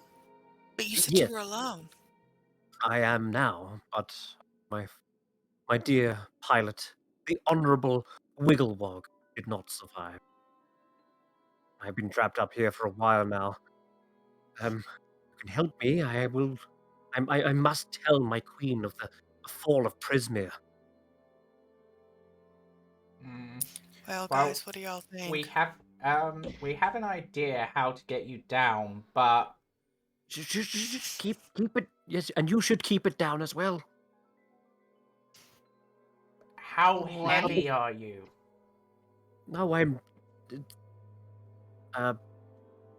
not heavy at all. It's rather rude to ask one's weight, but no, I can even fly my own way out of here if I wasn't trapped in an Oh, infernal metal cage of sorts. oh, well, that kind of ruins the plan. Hmm. Uh, Yes. Did he say he's trapped in a cage? yeah. That's right. Yes. Is he talking about the basket? No, I'm thinking maybe. Right. I have an No, the idea. giant It's a phase risky. worst enemy. It's a risky idea, but I kind of want to try it. If you can fire your arrow up there, keep the rope tight. I'm gonna run up the rope. Okay.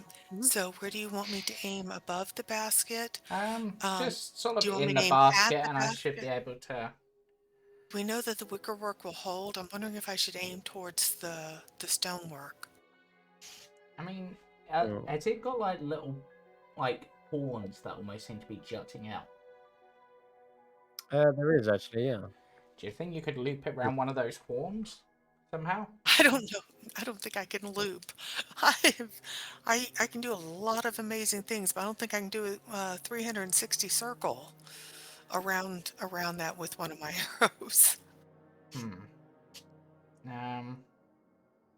Just go for the You know what? basket then. Okay, and we'll see if he can wedge the arrow into the stonework. If it looks like the basket won't hold. All Yeah. right. Yep. So, all right. All right. Let me go. Give me a second.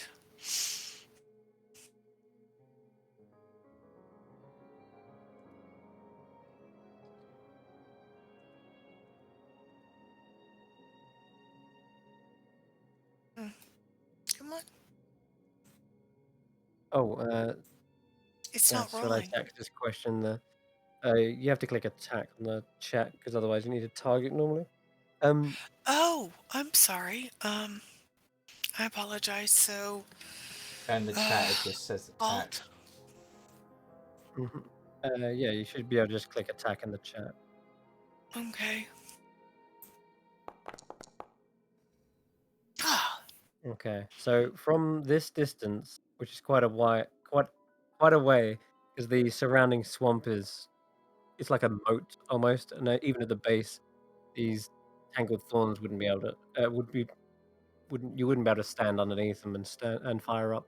So you're firing it at an angle at this wicker basket, and this rope very heavy. I'm gonna say it's okay. hempen rope, and to get it from here, you're talking about at an angle, 75 foot of length of rope, and the arrow just it doesn't even reach 20 feet before it falls down and sinks into the moat. All right, then I'm Hmm. going to pull the arrow back with the rope and say, Tarquin, I am so sorry. I can't, the rope is too heavy Right, for my that's arrows. fine. Tarquin's gonna just sort of see if there's like a way he can get across to the tower without going in the water. Like, if there's like anywhere where there's like any land, Right. Maybe, or Yeah. even some trees he could perhaps go yeah, if along the somebody, branches. yeah, Right. climb up the tree, perhaps they does anybody know how to lasso things with a rope? My brother used to be really good at it, but I never caught the trick of it. Perhaps this is the time to use freeze water if it's only a small portion of water Right. to cross. There is something else I can try. I just thought of it. That will only get me over there, but that might be enough.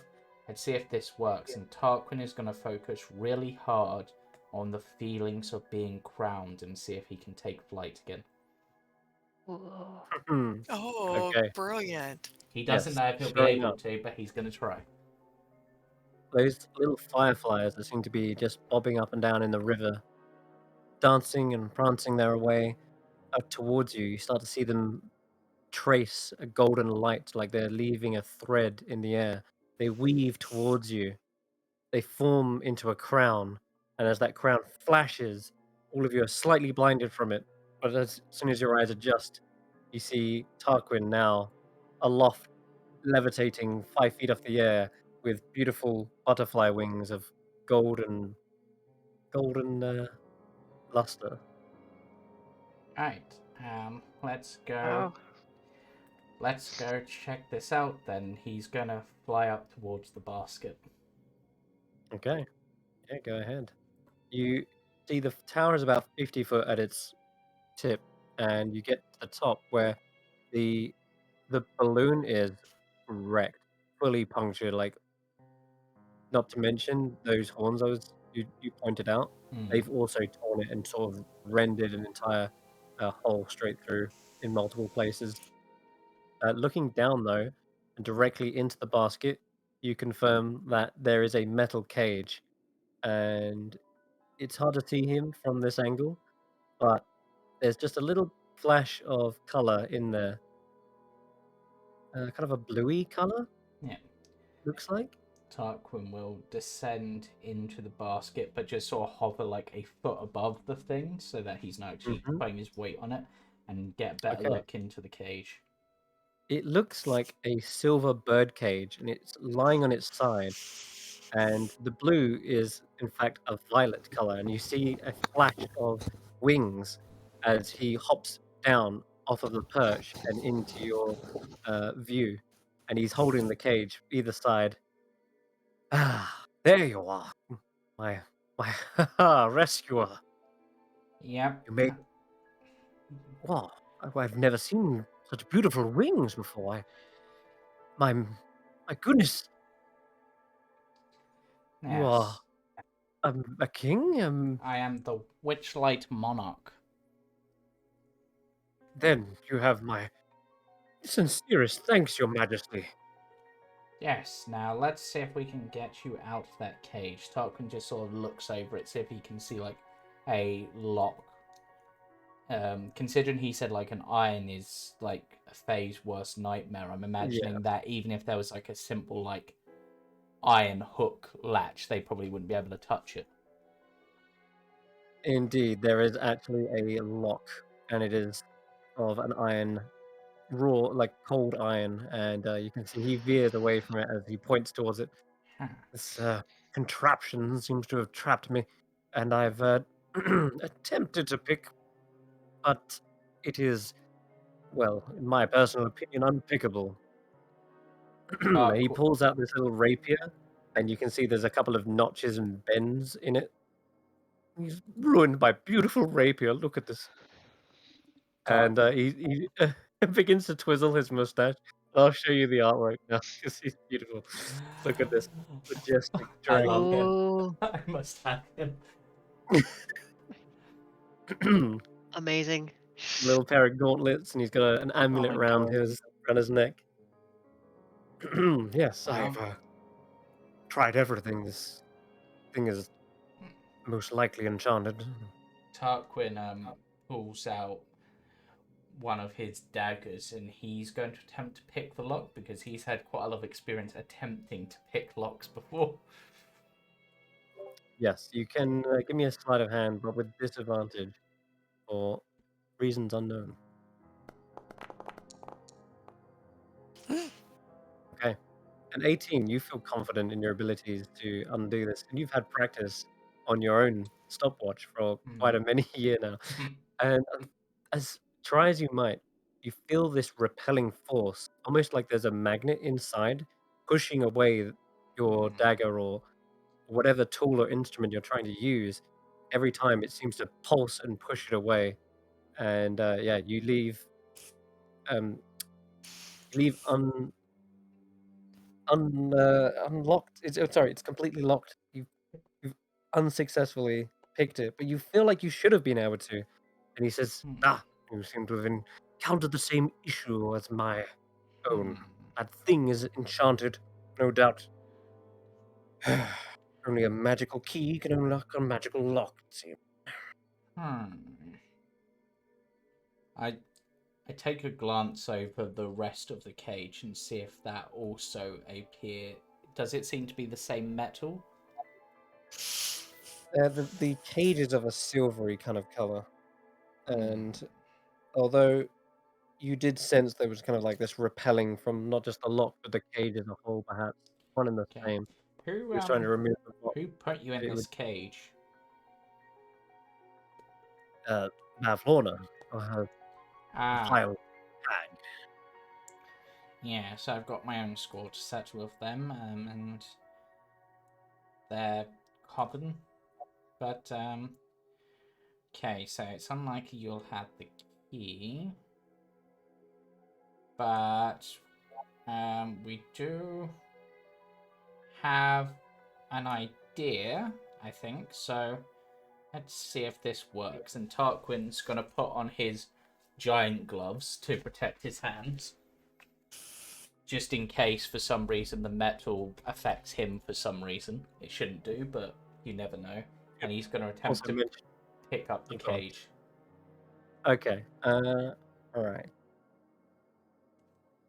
I should also mention at this point, though, there is also someone else in the tower. Sorry, in the basket at the bottom, there is a corpse of Wigglewog, as he mentioned, and he is a green-skinned frog-like humanoid, but he's much more like rotund than the one you saw in it's not like April.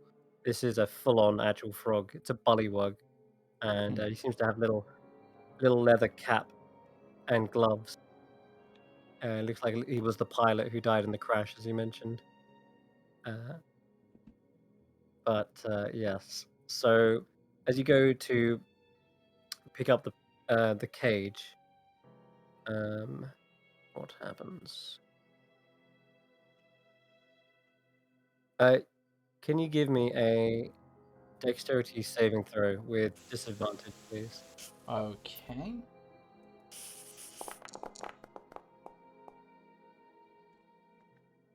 Okay. That is a success. The cage doesn't seem to do anything, and you're about to pick it up when, out of the blue, you hear something, just a creak up behind you. Maybe the floorboards give away its position. Your ear twitches in time and turns, and you feel the wind rush behind you. Instinctively, you just happen to dodge or backflip out of the way as a gigantic web shoots out and engulfs not just you, well, it would have been you, but the cage and the basket as a whole just completely engulfs it. And you're left probably perhaps balancing on the edge of the basket, just barely able to dodge it in time. The interior of that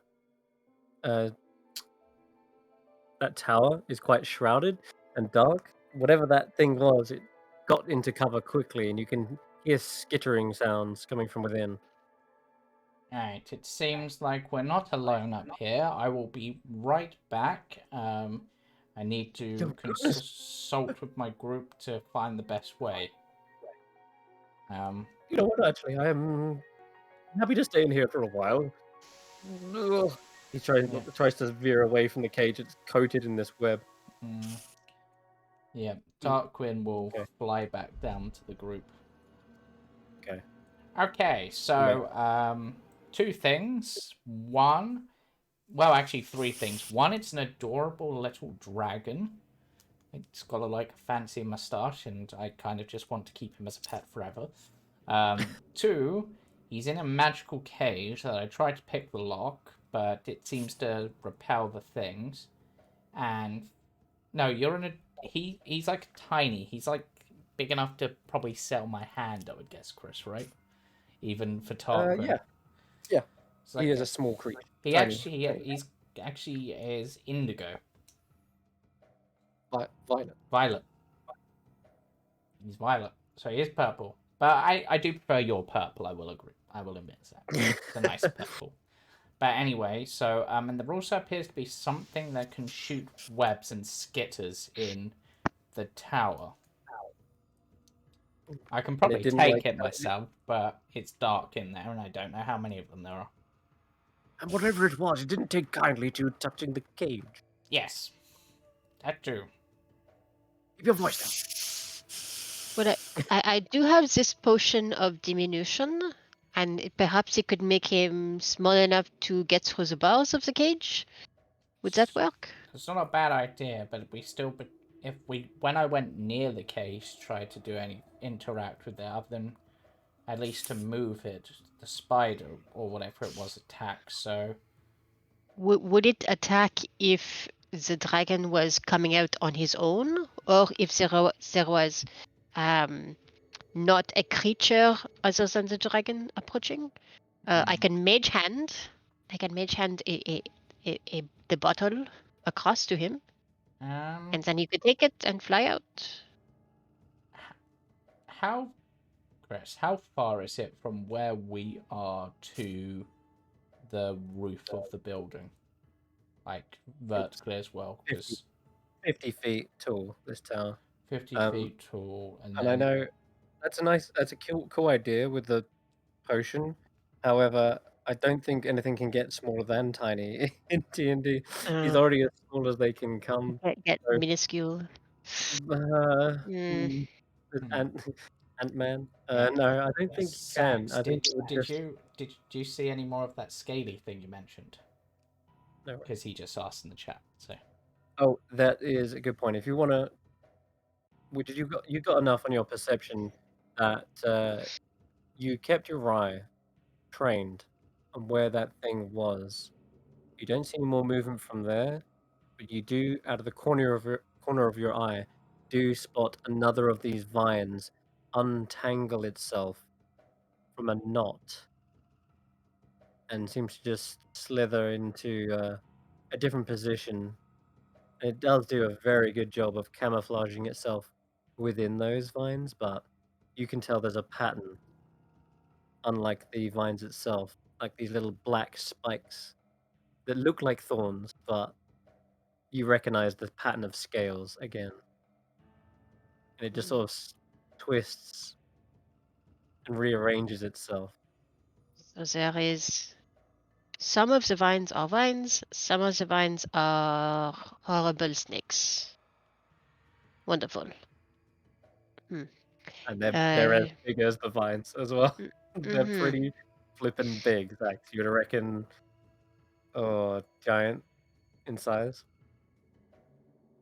Well, we can potion of diminutions of the horrible snake. It will still be a snake, but it will be smaller. Snakes? Did you say snakes? thinking about it, I could fly up to the roof with the rope and tie that whilst you keep the other end of it, and then we'll have you guys could potentially climb across and get up on the roof above where the snake is without interacting with the snake. Climb up. Yeah. It'll be a tricky climb, I imagine, but Perhaps some of us can be distractions for the snake while the others climb up. that could work. So I can only run 30 feet, but a little bit and fight the snake while you rescue the dragon thing. Yes. Right. Who wants to climb up a rope? I think Tanwen did very well last time, but Tanwen would be a good one to have, I think. Yeah. Tanwen's be right back at the moment. Yeah. She has temporarily stepped away. Nox, how about you? Actually, it might be. Does anyone not have a minus on their strength?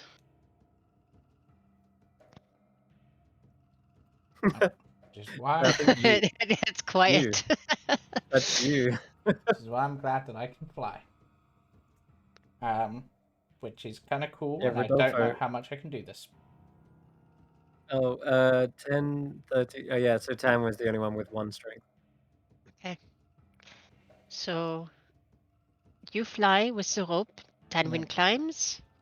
I distract. Wait. Xaxx can fly. Oh. Keep your voice down. Would you please stop shouting? Those slithery things are gonna come back. They'll put the squeeze on you, or worse, devour me. Ask him how many things there are. Is it just one? I thought it was just one. You get look. Xaxx, you reckon there's at least two? Because you saw movement in 2 different areas. Okay. So, I would go I think one you direction. don't get that till 5th, I think, Gem Flight. I think it's just part of your race. Yeah, I think it puts it in your sheet, but then it says starting at 5th level, you can use a bonus action. Yeah. You'll also get it from your class. But Yeah. yeah. So, Tanwen, you good to climb the rope if I put the rope up? So I could do with a hand up there. Assuming you're back. Yeah, can you hear us, Brandee? I'm sorry. Yes, I'm out off mute now. Yes, Yeah. I'm happy to Yeah. climb the rope. Do you want Right. a dexterity check or Right. athletics or? Yeah. Nox, can you Check. can you do the leafy thing that Solomon can do? Yeah, I It for some reason helps you focus. Don't know why. Tarquin is gonna fly up here with 100 foot of rope, whilst the Okay. other half of the group keep hold of it, basically making almost like a tightrope ramp sort of thing up to the roof. Yeah, it's Tarquin gonna... and Tanwen, do you have any armor? No, I do not. Mine's Okay. leather. I do not Okay. have any metal armor, if that's what you're asking. Does mage armor? It says I can cast it on any creature who isn't wearing armor. Does leather armor count for that? leather armor is still armor. It's still armor. Okay, never mind. But I will cast protection from evil and good on Tanwen. Thank you. So it is a little bit of protection from aberrations, celestials, elementals, fae, patrons, and undead. So I do not know what this thing is, but a little bit helps. Thank you. Thank you very much. I appreciate any help I can get. Well, better use on me. Hmm. Okay, so do you need for me to roll something to see if I can climb the rope or? Well, what are you attaching it to down here, out of curiosity? Well, I was gonna Uh, have one of the party hold on to it, essentially, for now. oh, I was gonna tie it to one of the mangrove Yeah, trees. one. One into the roots, yes. Yeah. More Yeah, or steady. one of the thicker roots. Hmm. Okay. There's still quite a lot of slack in the rope, so Well, if we loop it kind of around a there isn't few times around up here, because Tarquin could to tighten it. It's only true. need to use Okay, 14. let's see how well you do that. Give me a survival check, Tarquin. Yep. Upgraded it, but I'm not terrible at. Ooh, Okay, so you tighten and secure the rope. Doesn't look like this building's gonna crack anytime soon either. Even with the leaning, it seems like it's more leaning as it's sinking down. So the door is still visible. The other end, you can also give me another survival check as well as you try to find some sturdier roots that might hold the weight. okay. All right, yeah, fair enough. The roots punch together as you wrap the rope around them, but they're deep enough in the mud that they're not going to uproot. And you feel as you test your weight on it, you pull yourself up on it. There is just a tiniest bit of slack, but it's not as bad as it was before. And you've got this Okay. kind of diagonal 20, 75-foot ascent. Okay. And I'm going to need you to roll an athletics check, kind of All right. climb up. I don't think a tightrope is going to be. It's not going to work Yeah, because it's you too still have to dangerous. climb it, but it was more so it was as taut as possible because you didn't really want any Yeah. slack when you're climbing it. Oh, and the guidance. So a D4. So Yeah, roll that d4. Oh, me? I'm sorry. Yeah, if you want. I'd like to 11. use my lucky feet to re-roll. Yes, you can. Okay, so lucky. All right. Usability, and I'm You can gonna just re-roll the re-roll roll now. my Re-roll athletics. athletics check, right? Yep, That was even a little worse. better. It's a bit better. So it's now 13. It is a 13, yeah. okay. Okay, so it is actually tough pulling your upper body weight not only up the rope, but its gravity's kind of working against you. The angle as well, it makes you want to sort of slide with a bit of rope burn.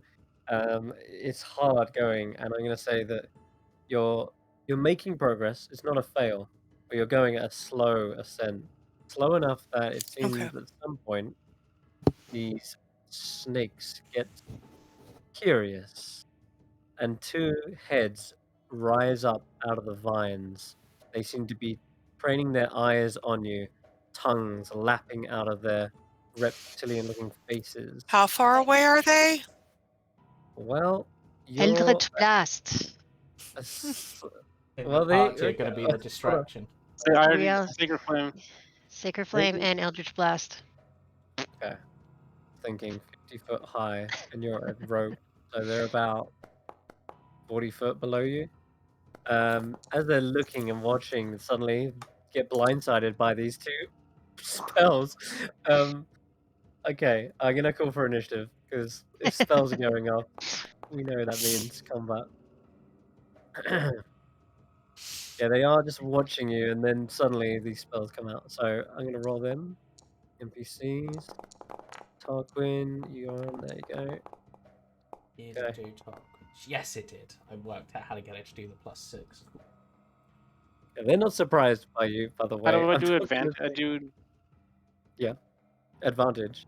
How do I do advantage? You hold down Shift, or if you want, you can just re-roll it. Shift. See if that did it. No, it didn't do it. Okay, but wow, 19 still.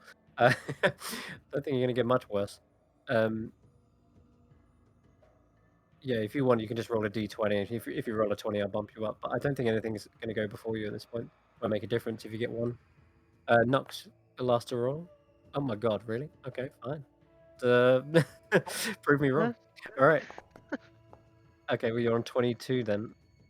If there's anything in between there, then What No. did your dice say? Peak health? No. F yeah. Nox, you're even faster still. Noticing the snakes, both of you kept your eyes watching them, waiting, and they seem to be looking up, and they're coiling themselves, ready to potentially spring at Tanwen. And these to you, by the way, Tanwen, they definitely look like beasts. There's nothing fey or unnatural about them as you're looking directly at them. Okay. You're looking into the How eyes of a predator. how am I climbing? Do I have my legs around the rope and I'm pulling myself up hand by hand, or am Yeah, I dangling down, pulling myself up dangling. hand? I'm gonna say dangling down because it's a 13 you got on the roll. Kind of makes it a little precarious for you. Okay. The So technique I'm isn't. dangling down, my feet are below me then. They're not Yeah, on the rope helping? Okay. no. You probably did have that at one point. They kept slipping off. Just Okay.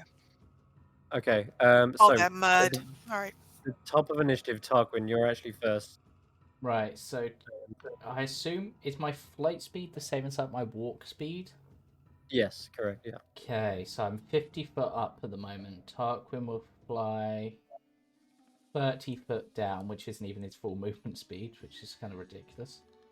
So, yeah, just 30 foot down. I'm just going to position myself like that to sort of symbolize that. So I'm currently 20 feet in the air. There you go. That didn't actually add the thing that I was trying to do. There we go. And he is going to... He really doesn't care about his darts that much, so he's just going to throw a dart at this snake. Oh yeah, connects. Sinks into its scales, and it lets out a hiss.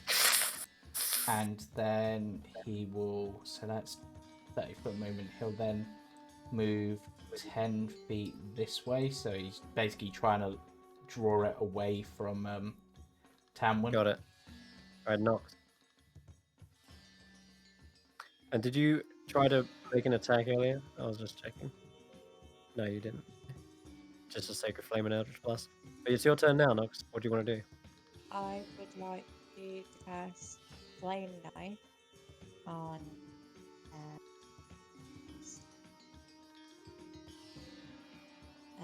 the one which is just above Tanwen, just below. Technically, that one's with him. It's a bit. I'm gonna just move the mic a little bit closer to her. I've just had to turn you up. Yeah. The- Awesome. So that one would be better. Get on board. Oh, okay. Click Alt. If it's hard to see the tokens, that's intentional. They are very well disguised in there. I'll wiggle them about. You can see them. Wow. Oh my lord! Double nat 20s, because you just rolled a nat 20 on your initiative, and now, on top of that, this, That is look- it a flame knife in your case? Yes, it is a flame. Nice, very cool. So yeah, describe this to the other players, because I've not. Right, a I think flame you've seen knife would basically be a blast of, a blast of pure sunlight, like in a knife kind of shape, like hurled towards the enemy, and it like blasts upon impact, and it sparks out to the other enemy. So No. it's a double whammy. Yeah. I like the imagery of the sun. Imagine it bursting, and the rays of that sun turn into the daggers Yeah. and just sink into them. They did not see that Literally one coming. One of them looks very badly injured as all these beams all up its Yeah. It all up just the took length of the snake. 25 damage, and the other one That was has to also nasty. make a dex save for the 2d6. Thank you. Took Which is 10. yeah, took that. No, It all. yeah, because it hits the target and explodes, hitting that target and any other targets within 10 feet. So the second This one one, I needs mean. to make a dex save. See if it Okay, also yeah. takes the 2d6. All right. 15. I think that succeeds, but it doesn't take half. I'm not actually sure with that. So. Probably does. Most deck saves do half. I'll just. I'll double check. Yeah, I have a feeling Ice Knife doesn't, because it does the whole No. hit and then it's not a half thing for that one. Oh, okay. All right then. So the other one does seem to coil down and avoid the beams as they kind of singe through nearby roots. But the other one, the first one, just got obliterated. It's very injured. It is Xaxx's go. Did my sacred flame go off? Did it work? So when you cast a spell, that was the call for initiative. I will say this: if you want, I'll let that attack that you did go through. If you wanted to be that, so it failed on it basically failed on a 7, and you did 2 damage. Or you can change up if you want to do that. 2 damage. Happy with that? No, it doesn't. No, I want to do something else, but I just wanted Okay. to know if it hit, because I want to know if it's damaged already or not. This one is not. You've got one very badly injured, and the other one's completely unharmed. So Okay, so on the one that's hurt already, which is the top one, I think. Yeah. Then gonna do Toll the Dead on it. So okay. reach my hand out, and the bell shows up above the area. And Toll the Dead. Wisdom saving throw. It fails. It takes that 7 necrotic damage. Oh, boom! There it is. And also, we can change that color as well to be more purpley. I'll show you how to do that just after. Oh, that's good. Yeah, I like that. We'll do that after the game, and I'll show you how to change colors and things. So, wow, this thing hisses back, reeling away, and you see its tongue dry up, scales start to flick and flake away. Tanwen, your friends have come to your aid. They're not going to last Yes. if they keep up this barrage. Rodolfo, did you want to launch an Eldritch Blast, or are you going to Oh change yes. anything? No, I would like to launch the same Eldritch Blast, Okay. which I Which think one? was a 16. That hits. And wanna it hit the injured was one? yes, 9 damage. 9 damage on the injured one. Nice. Okay, yeah, that blindsides it at that point, knocking its head against the tower. Crack. Excellent. The first giant constrictor snakes up. Oh, but I would also like to shout at Tanwen. Tanwen, keep climbing. Don't worry about the ugly things. Trust me. I'm climbing as fast as I can. Good. You got this, girl. You go. Okay, how far can I go up? Win 30. Alright, that doesn't slow it down. Nice. Okay, then. In that case, it's you guys are definitely the threat. They completely avoid Tanwen. And this one uses instead its coiled form to instead spring towards you guys, and it's going to land on the other side of the bank, right in between all three of you on the ground floor here. And it just hisses menacingly. Its tail whips around, taunting and tempting to trip anyone who comes in next to it. That's its go, though. That's the dash. Tanwen, you're up. I'm climbing for my life depends on it. And I'm suddenly a heck of a lot more motivated to go faster. Yeah. Give me another athletics check.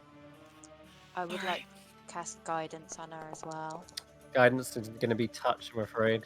That's I not know. a fail. You do steadily make your way up again. Not fast, not fancy, but you're making progress. And I'll say if you want to take your action to dash, you can even get all the way there. Yes, Okay. I would like to get all the way to the top. All right, you make it, and you can shimmy along the roof and drop into the basket, or you can stay put on the top of the tower if you want. It's up to you. I'd like to stay put on the top of the tower because I may need to fire at the snake. I need to get to the top, turn around, and look to see what's happening below me. Okay, gotcha. Alrighty, that you steady yourself on the spike, get your bow and arrow ready and draw. And the second snake is nowhere near Tarquin. You're flying up in the air, so Mhm. two is gonna have to I make thought it.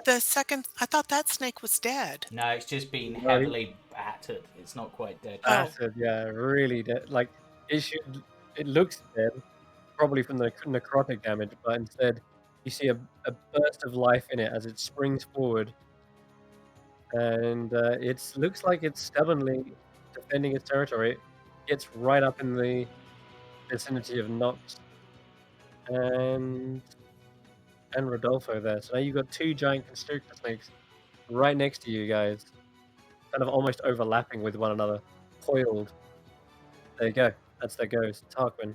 Right, so Tarquin is gonna fly his full 40 feet to there. Which then puts him. So I think this attack is technically a disadvantage, but let's do it anyway.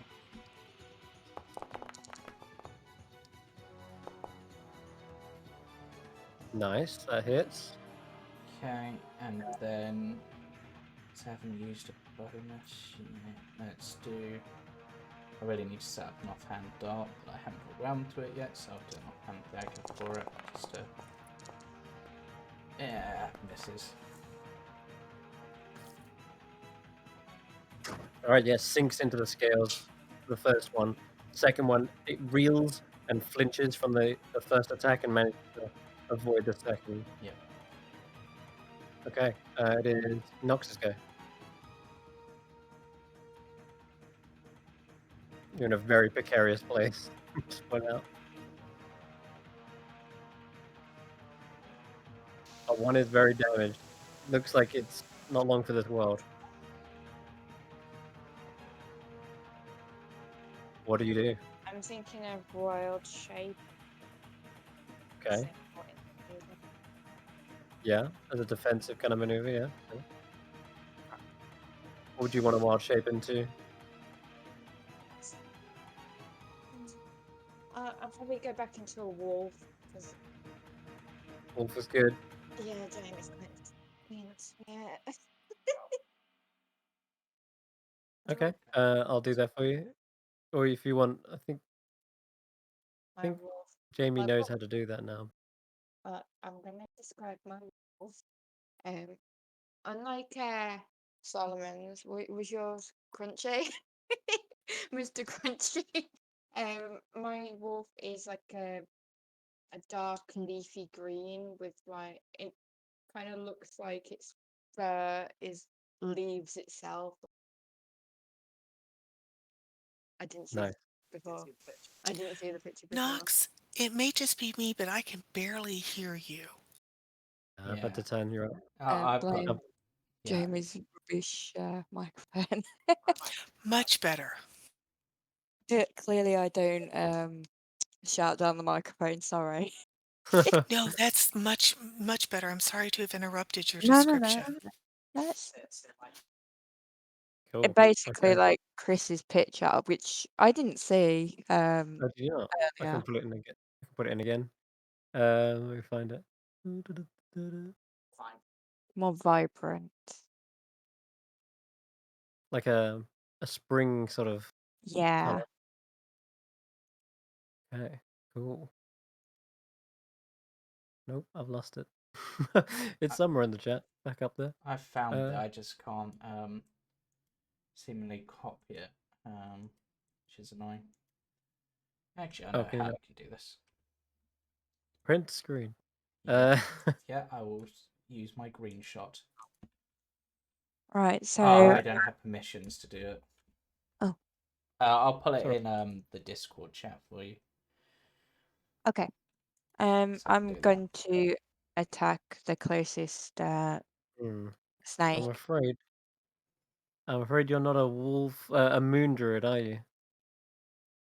Huh? Oh, okay. So Don't wild shaping costs an explain. action to do, but it does at least give you a nice health pool, which you can tank with effectively. But you do have to wait another turn before you can get biting. Also, Yeah. potentially ups your strength in case these go for, considering their name, a constructor test. Yeah, exactly. So that's the only downside to wild shaping, but it's still a good move in my opinion because they could attack and that could get nasty. Right. Xaxx, you are up. Okay, I am going to move myself to be in front of as much as I can. Oh yeah, you're like in them. I want to be Those- like, I'm fine to be in them.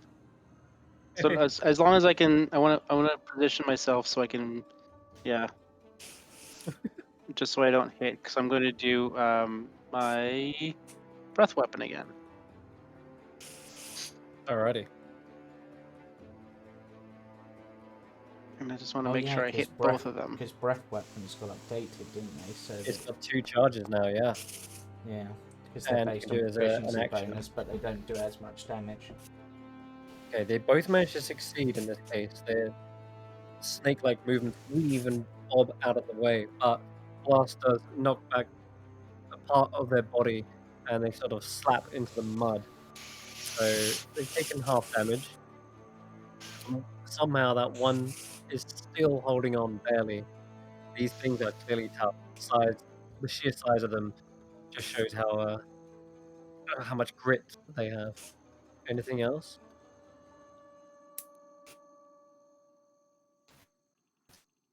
None of us are hurt, I don't think, yet. So I'm gonna. Okay. No, that's it. That's my action. All right, then we're gonna go to Rodolfo. Can you finish it before he gets a turn? Okay, so one of these, this one that's at the top, that's surrounding Xaxx. Yeah. Okay, that one is I'm going to target with an Eldritch Blast. Do. Ooh. Ooh. Oh, nice. How do you finish it? Just a little annoyed that this is going so badly. And just that there's enough of that. And yeah, just a simple black and silver line goes out and just hits it. Ooh, cuts it like a knife through butter, and you leave 2 severed parts wriggling in the mud, sinking Excellent. beneath. Yes. And I'm- that is anything else? That's it for me. Yep, that's Okay. it. All right. That's okay. This thing is not happy about that. In fact, you just killed it. It ignores the wolf instead, and is gonna go straight for you, Rodolfo. Backed Okay. up into the corner here. All right, and it's gonna go with its constrict or the bite. The constrict looks like it does more damage. Yep. All right. Okay. Seeking vengeance for its Of course. fallen comrade, hisses in your direction, coils around behind you. You're waiting for it to see when it strikes, and as it's biding its time, you realize it's actually trying to get you into a bind. Okay. Can I hit? It's 11 Okay. plus 5? Hit by constrict. I can use a reaction attack roll. What have you got? A pop-up come up says Yeah. Rodolfo is hit by constrict and can use a reaction. Okay. What So I reaction can do do you have? I can do an opportunity attack, which I'm going to do with my hand axe. Do you? Yeah. Wait, what? Hold on. Are you sure it's not talking about... No, it said opportunity attack. Okay, It said I hold could on. identify a spell or do an opportunity attack. Hold on. That makes sense because the snake moved into her area. If the snake had Yeah. been still and like spitting poison, I would see the No, question. But the I think snake moved into her area. Yeah, I think it's some sort of bug though. I don't. All It's right. Yeah, I don't actually get that. That's, yeah. I mean, No. What it Like, does do though is I it don't think you'd prompts- get opportunity attack. No. No, what it does do is it prompts the player if it has a reaction such as like hellish rebuke or something or yeah. shield. Then it would say, No. "Hey, do you want to use this?" I think it's just popping up for something else that you have. Maybe Oh. probably on those features. You know what? It's probably the many features we've accidentally got on the sheet Yeah, I've got all the features enabled or present. for attacks. But Don't worry I about it don't right actually now. have a action as a reaction. So No. that's fine. Okay. So Whatever. it does manage to coil around you, crushing your ribs. That is a painful strike. This thing has got you fully enraptured. That's a full turn to do that, though. You are grappled and restrained whilst this is Okay. happening. Okay. That's it to go. Tanwen. All right. I am really, really, really worried about that thing being so close and wrapped around Rodolfo. But I am going, Rodolfo, I'm going to try to shoot it. Make yourself small. All right. And if this doesn't miss. work, I'm using another lucky feat. Okay. Oh. You might want to throw that lucky down. All right. So let me find my lucky really quick. And lucky. Burn another one. Yeah, give me a second. I'm trying to remember where it is. Lucky. Oh, Probably I under just saw features. it. It's where? Under features, but I've also put it on your front page, like under Okay. attributes. You can also click it from there as well. Got it. As a favorite. Usability. So I clicked usability, and we're going to go back to longbow. And A little better. better. Like, a lot better. That's a hit. And 11 points of damage too. There we go. I'll do it manually. But there we go. So yeah, you fire down. You got a good arc from this angle as well. In fact, it traces the rope all the way down, just parallel alongside it, and then sink straight into the back of the snake's tail. And Rodolfo, are you okay? Did I hit you? Oh God, I killed Rodolfo. The silence is probably from being squeezed. She's got no air in her lungs to even reply. Okay. And now it's getting even worse as this thing is seeing its life threatened. It crushes even closer. But no worries. Do it again. There it is. There it is. So Tarquin. Tarquin will fly over the top of it and drop down so he's like 15 feet above. It should be so actually I think I can only get to there, but I'm still within range. So drop down 25 feet above, sorry, so it's within reach of me and I'm within reach of it. I'm just not on the ground. Okay. Yep. And he's going to go for a double-handed swing with the quartz staff, which is Control V.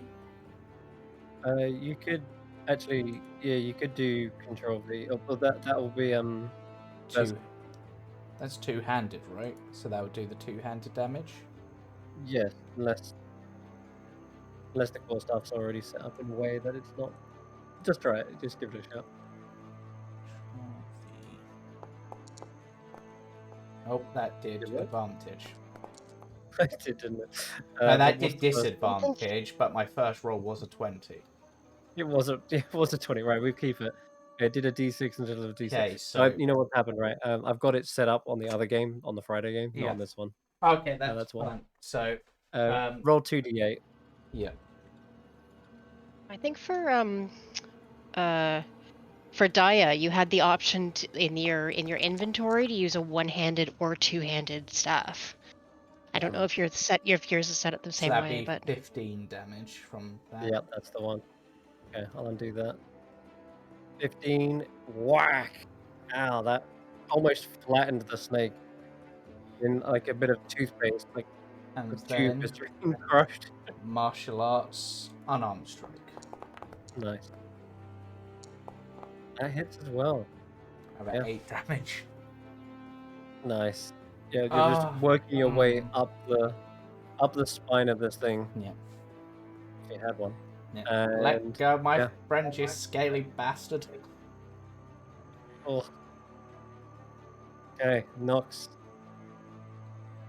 You should now get pack tactics, assuming wolves have pack tactics. Right? Yeah, it does. I'm going to. What? Shit. How about that? Oh. I'm Yeah, going you have advantage to, on the bite. I'm going to bite. Oh. Yeah. Shift for advantage. Okay. So, yeah, I'm going to go ahead and chomp on this snake. Oof. Did it not? That's working. You'll see. It took quite a chunk out of it. Didn't roll advantage, though. Oh, I didn't know. Well, you can roll a d20 and see if you crit. But no, okay, so it's still a hit though. Ow. That thing looks like it's being ripped apart. Trying to hold on to Rodolfo. You're not sure if it's going for the kill or trying to hold them ransom, but they're not going to be alive for much longer. Seems Xaxx. I was hoping would finish it up.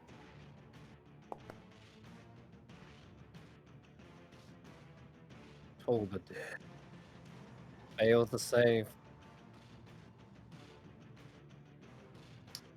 And its head is wiggling back and forth, back and forth. It looks fatigued. It looks like it's done with this world. Rodolfo, you're still being crushed and restrained. What would you like to try and do?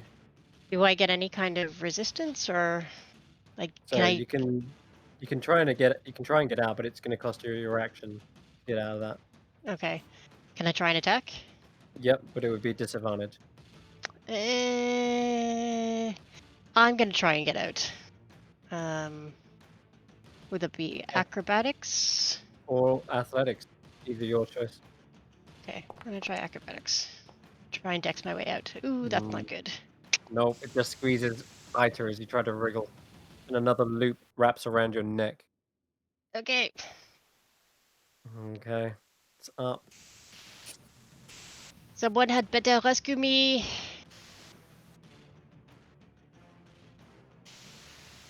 Okay. Whilst it's got you in this constriction, its battered head rises up and goes for your neck with a bite attack at advantage. Okay. Uh-oh, I just crit. Okay. I don't think you've got a reaction either. No, I got nothing. Give that part. Oh, Oh, I am yeah, down.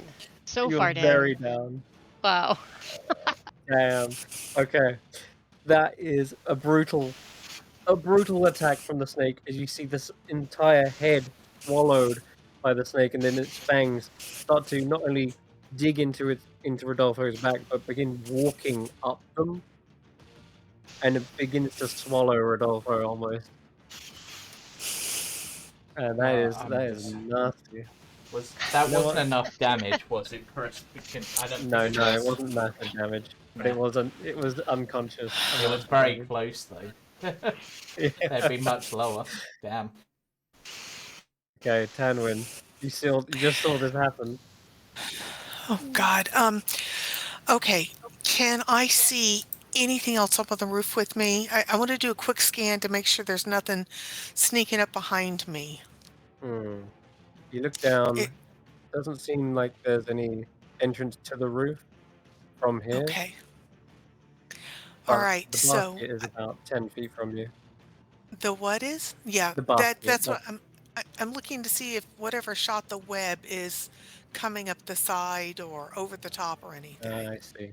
No, it doesn't appear glad- to be. You Glad. quickly just do a scan across the rooftop.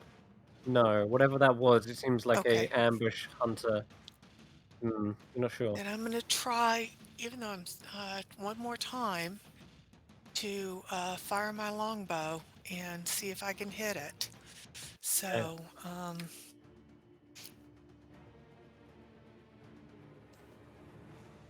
that's odd. It didn't let me target the snake. Try again. All right. Alt. Alt. I think you have got it targeted because I could see There the. you Oh, there it goes. Cool. Yep. You got it. Let loose. Nice hit. Yes. Oh, nice damage too. This thing is wriggling around in the mud. It looks like it's trying to escape down below, but its movements are slowing down. Tarquin, I think you've got it.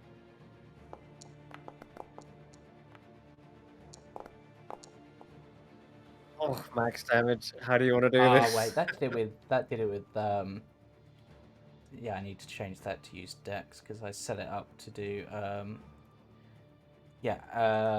so Tarquin's gonna just sort of fly round to its face where it's biting and then just look at it for a moment and then just get a full power like double-handed whack right between the eyes and like let go.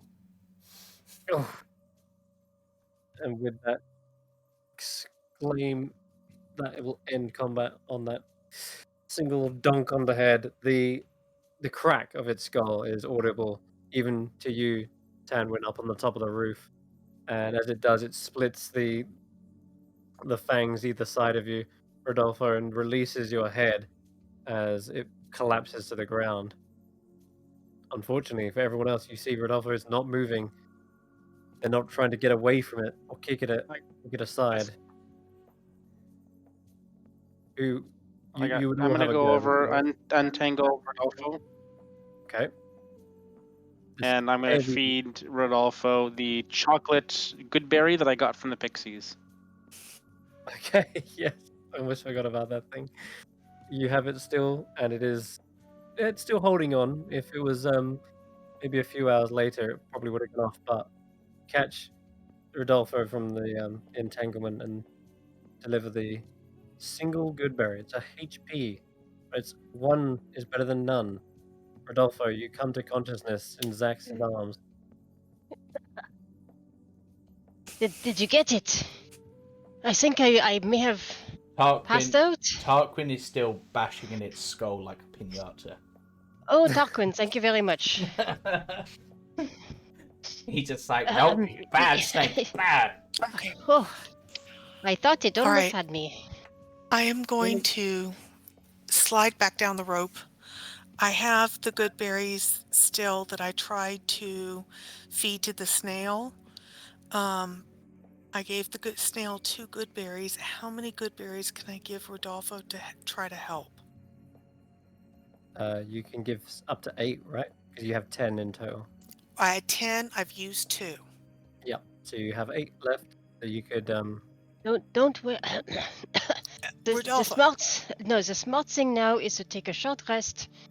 So I can catch my breath back. I can also use help those her with the short rest, Tanwen.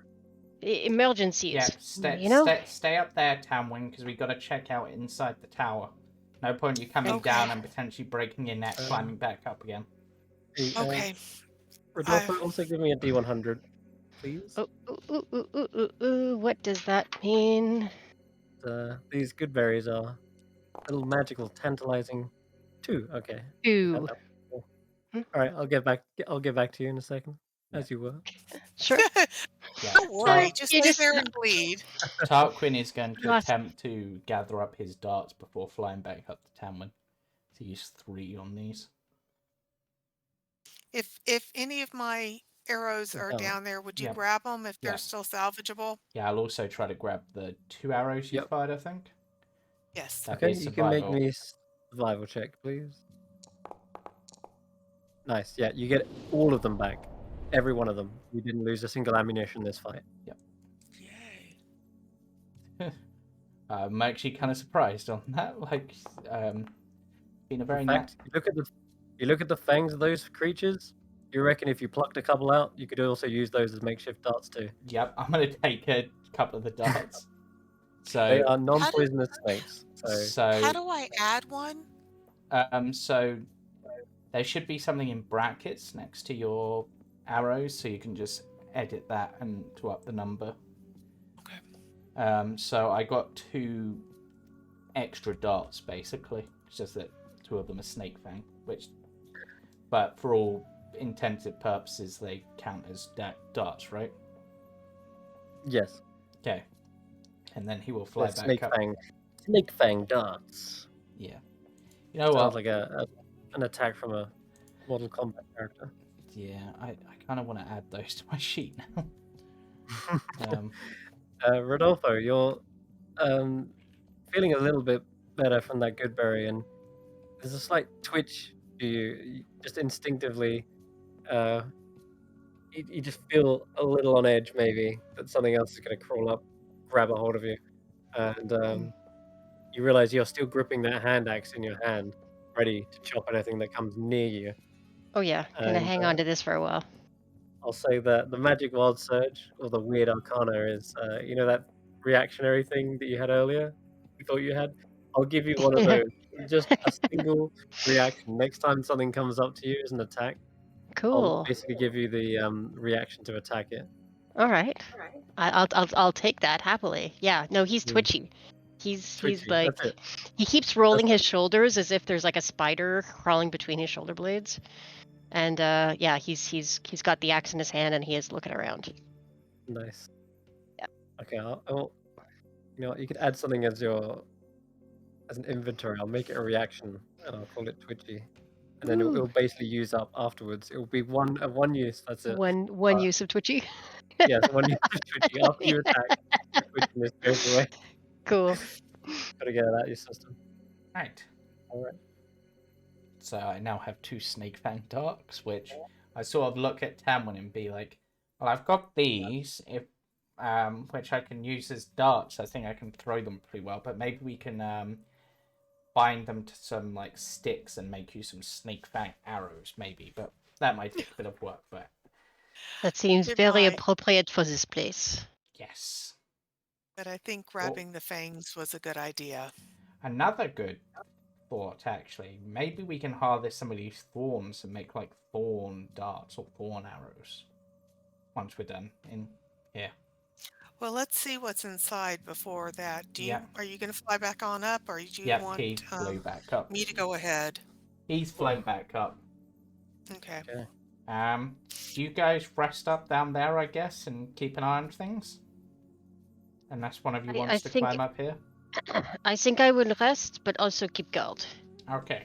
But in a restful guarding sort of thing. Yeah. Let's check You do out what you March. do with that Right. fellow. Here, Rodolfo. Hmm? Rodolfo, Yes? take this stuffed animal unicorn, and take a short rest and cuddle with it. I'm not a child. I don't need this comfort thing. Yeah, you can just keep it. it'll make you feel better. It'll make you feel better. Trust me, I'm a doctor. Are you? Sorry, I'm a Oh, cleric. I'm a okay. cleric, but yeah. Okay. Closest I thing to that. follow my cleric's advice. And I will cuddle with this thing. Very dignified. You know what? As soon as you grab a hold If of it, you you feel a warm use fuzziness any, gone. if you use any hit dice to restore, you get an extra 2d6. Woo! There it is. Thank That's the warm you, fuzzy feeling. unicorn thing. Warm Yeah, you fuzzy see the feeling. it's a little glow to the unicorn horn. It seems to be giving off a warmth as you hold it. And if you are taking a short rest, I will hold off for just a moment Oh, because okay. there's a lot Oh, okay. Yeah. Never mind. else going on. So you're beginning to take a short rest, but I won't say that an hour just I- suddenly I- elapsed. Okay. I won't roll my dice then. Yeah. That's okay. Right. Looking at the time, we will end up wrapping up soon, but we'll just Yeah. finish it, just describing the top of this tower. And so Talavar is like, "Oh, I heard a lot of shouting and screaming. Is everyone all right?" Yes, we killed some giant snakes. They almost killed Rodolfo, but I bashed their skulls in for doing so. Go, you awakened them. Well, you've done a great service. I'm in your debt. Now, what about that other thing? Well, Whatever shot that web is likely still in there. I will. We're gonna just check that out. But We'll just get it. before I do, have you ever heard of something called an alicorn or an ulicorn? All icorn? Yeah, something like that. Alicorn, ulicorn. You're from around here, so I thought you might have heard of it. Right, okay. Hold on, let me put Sir Talavar down. I'm gonna roll his Arcana. Why not? Quite proficient in it. But he gets a 10. Maybe it's your pronunciation. I'm not quite Yeah, versed in wild beasts. I'm more in the courts. that's fair.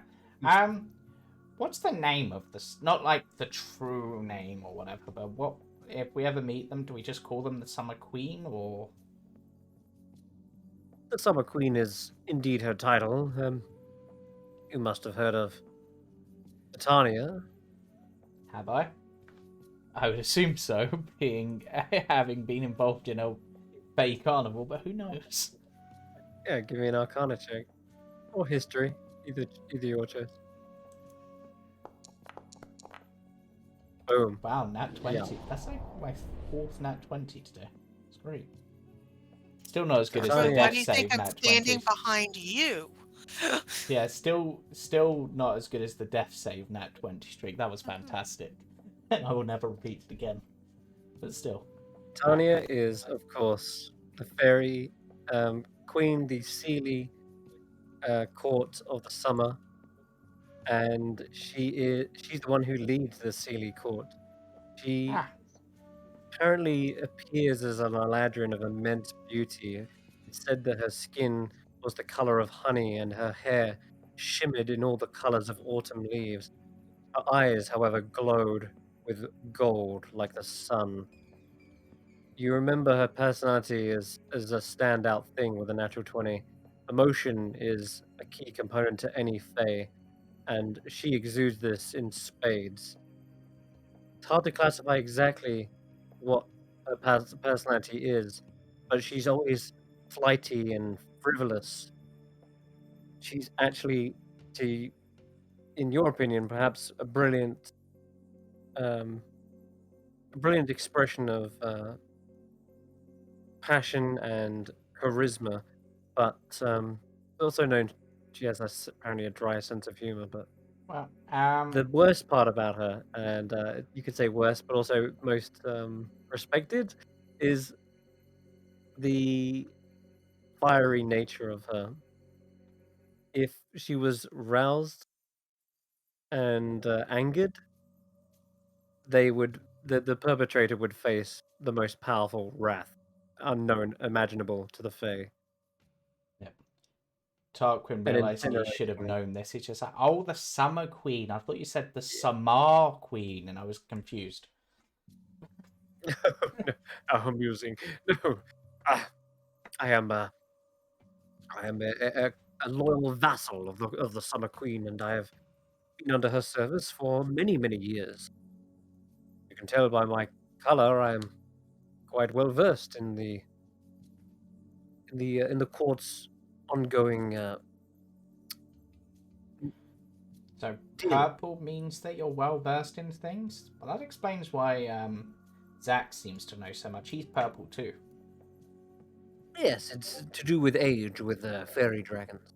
Oh, well, We Xaxx start is. off red, and we grow into orange, yellow, green, and blue, indigo, and then finally in the more mature years, we turn to violet. Ah, so you're very old. Yes, 53, in fact. Wow. I'm like, actually sure I lost track. But anyway, Okay, not a bother. let's go check out this web shooting menace, shall we, Tanwen? Sir Tarquin, do you know what type of spiders are in there? Have you seen it? I mean, we're going to go in no matter what, but it'd be nice to know what we're up against.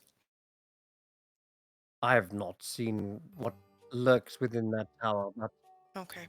it looked abandoned when we crashed into it. I assumed it would have been a safe spot to hide in, but well, we never got to finding out. The poor Wigglewog didn't make it that far. All right. All right. Well, Tarquin, if he doesn't have any more information, then yes, I believe we should go. I think I'm going to put away my bow and grab my quarterstaff, cast Shillelagh, so I can play whack a spider if one gets in there. All right. If one's in there with us. Can you, just as a random question, can you only do Shillelagh on your own stick, or could you do it on someone else's? I forget which Shillelagh. I think only on my own, because I think it's a self spell. Yeah. But I will double check. Give me 1 second.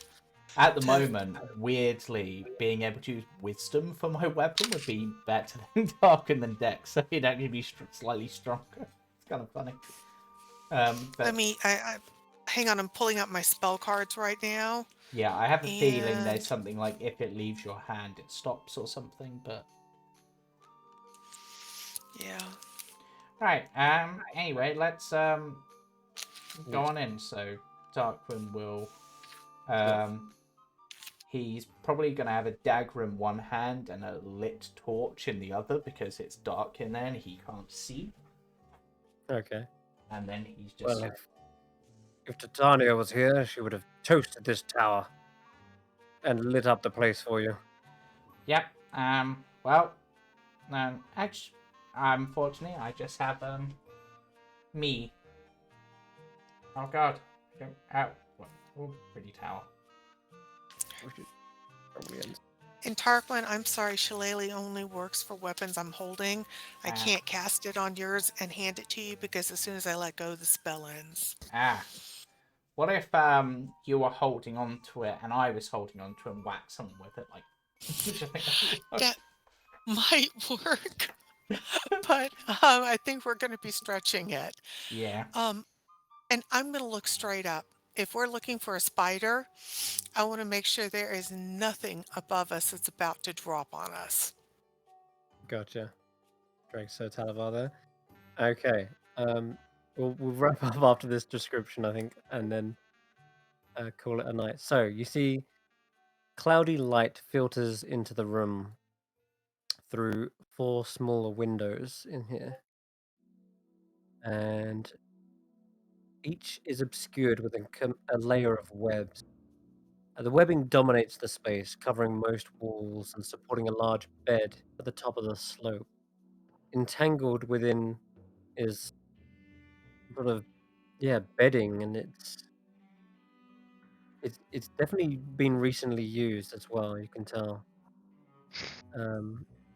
Behind you is the silver bird cage, and Talavar's by the cage, just wearily watching and waiting for something to happen. But it's not until you enter the room that both of you can make me 2 perception checks. We'll end on what you see. Perception. Wow. 10, 12. Okay. Well, I'm gonna give it to Tanwen on the basis that you said I look up, because something up there is in the darkness, in the shadows of the beams.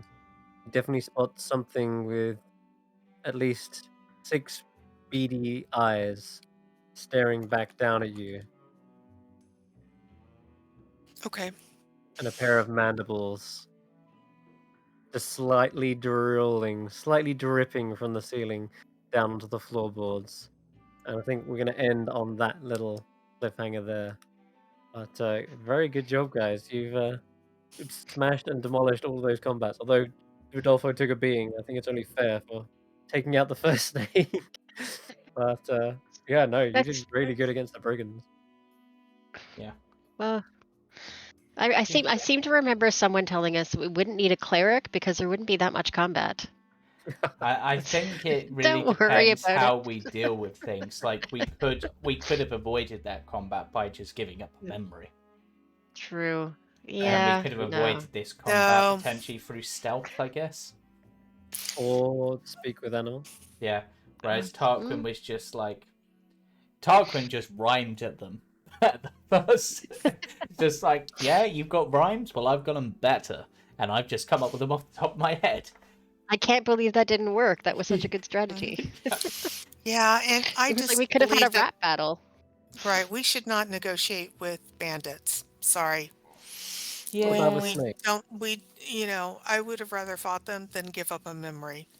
Well, it was Or more give up one of yours. I was trying to just negotiate with them to make them bugger off and leave us alone regardless, so they can just go their way, we'll go our way, and we don't have to give anything to them. But Well, I'm glad that you're the king of the carnival because I failed to get the snail for transport. yeah, Oh, I yeah. The don't king know. of the carnival thing is so good. I don't You know can how just- long these wings will last, but they've been useful so far. Alrighty. Thank you very much for watching and for playing. We'll be tuning in again on same time, same week, next week. And also on Friday for the Earth Elemental Plane campaign. And also on Monday, this Monday, for What Lies Beneath. Yep. Wait, Tune in this then. Monday? Yeah, right.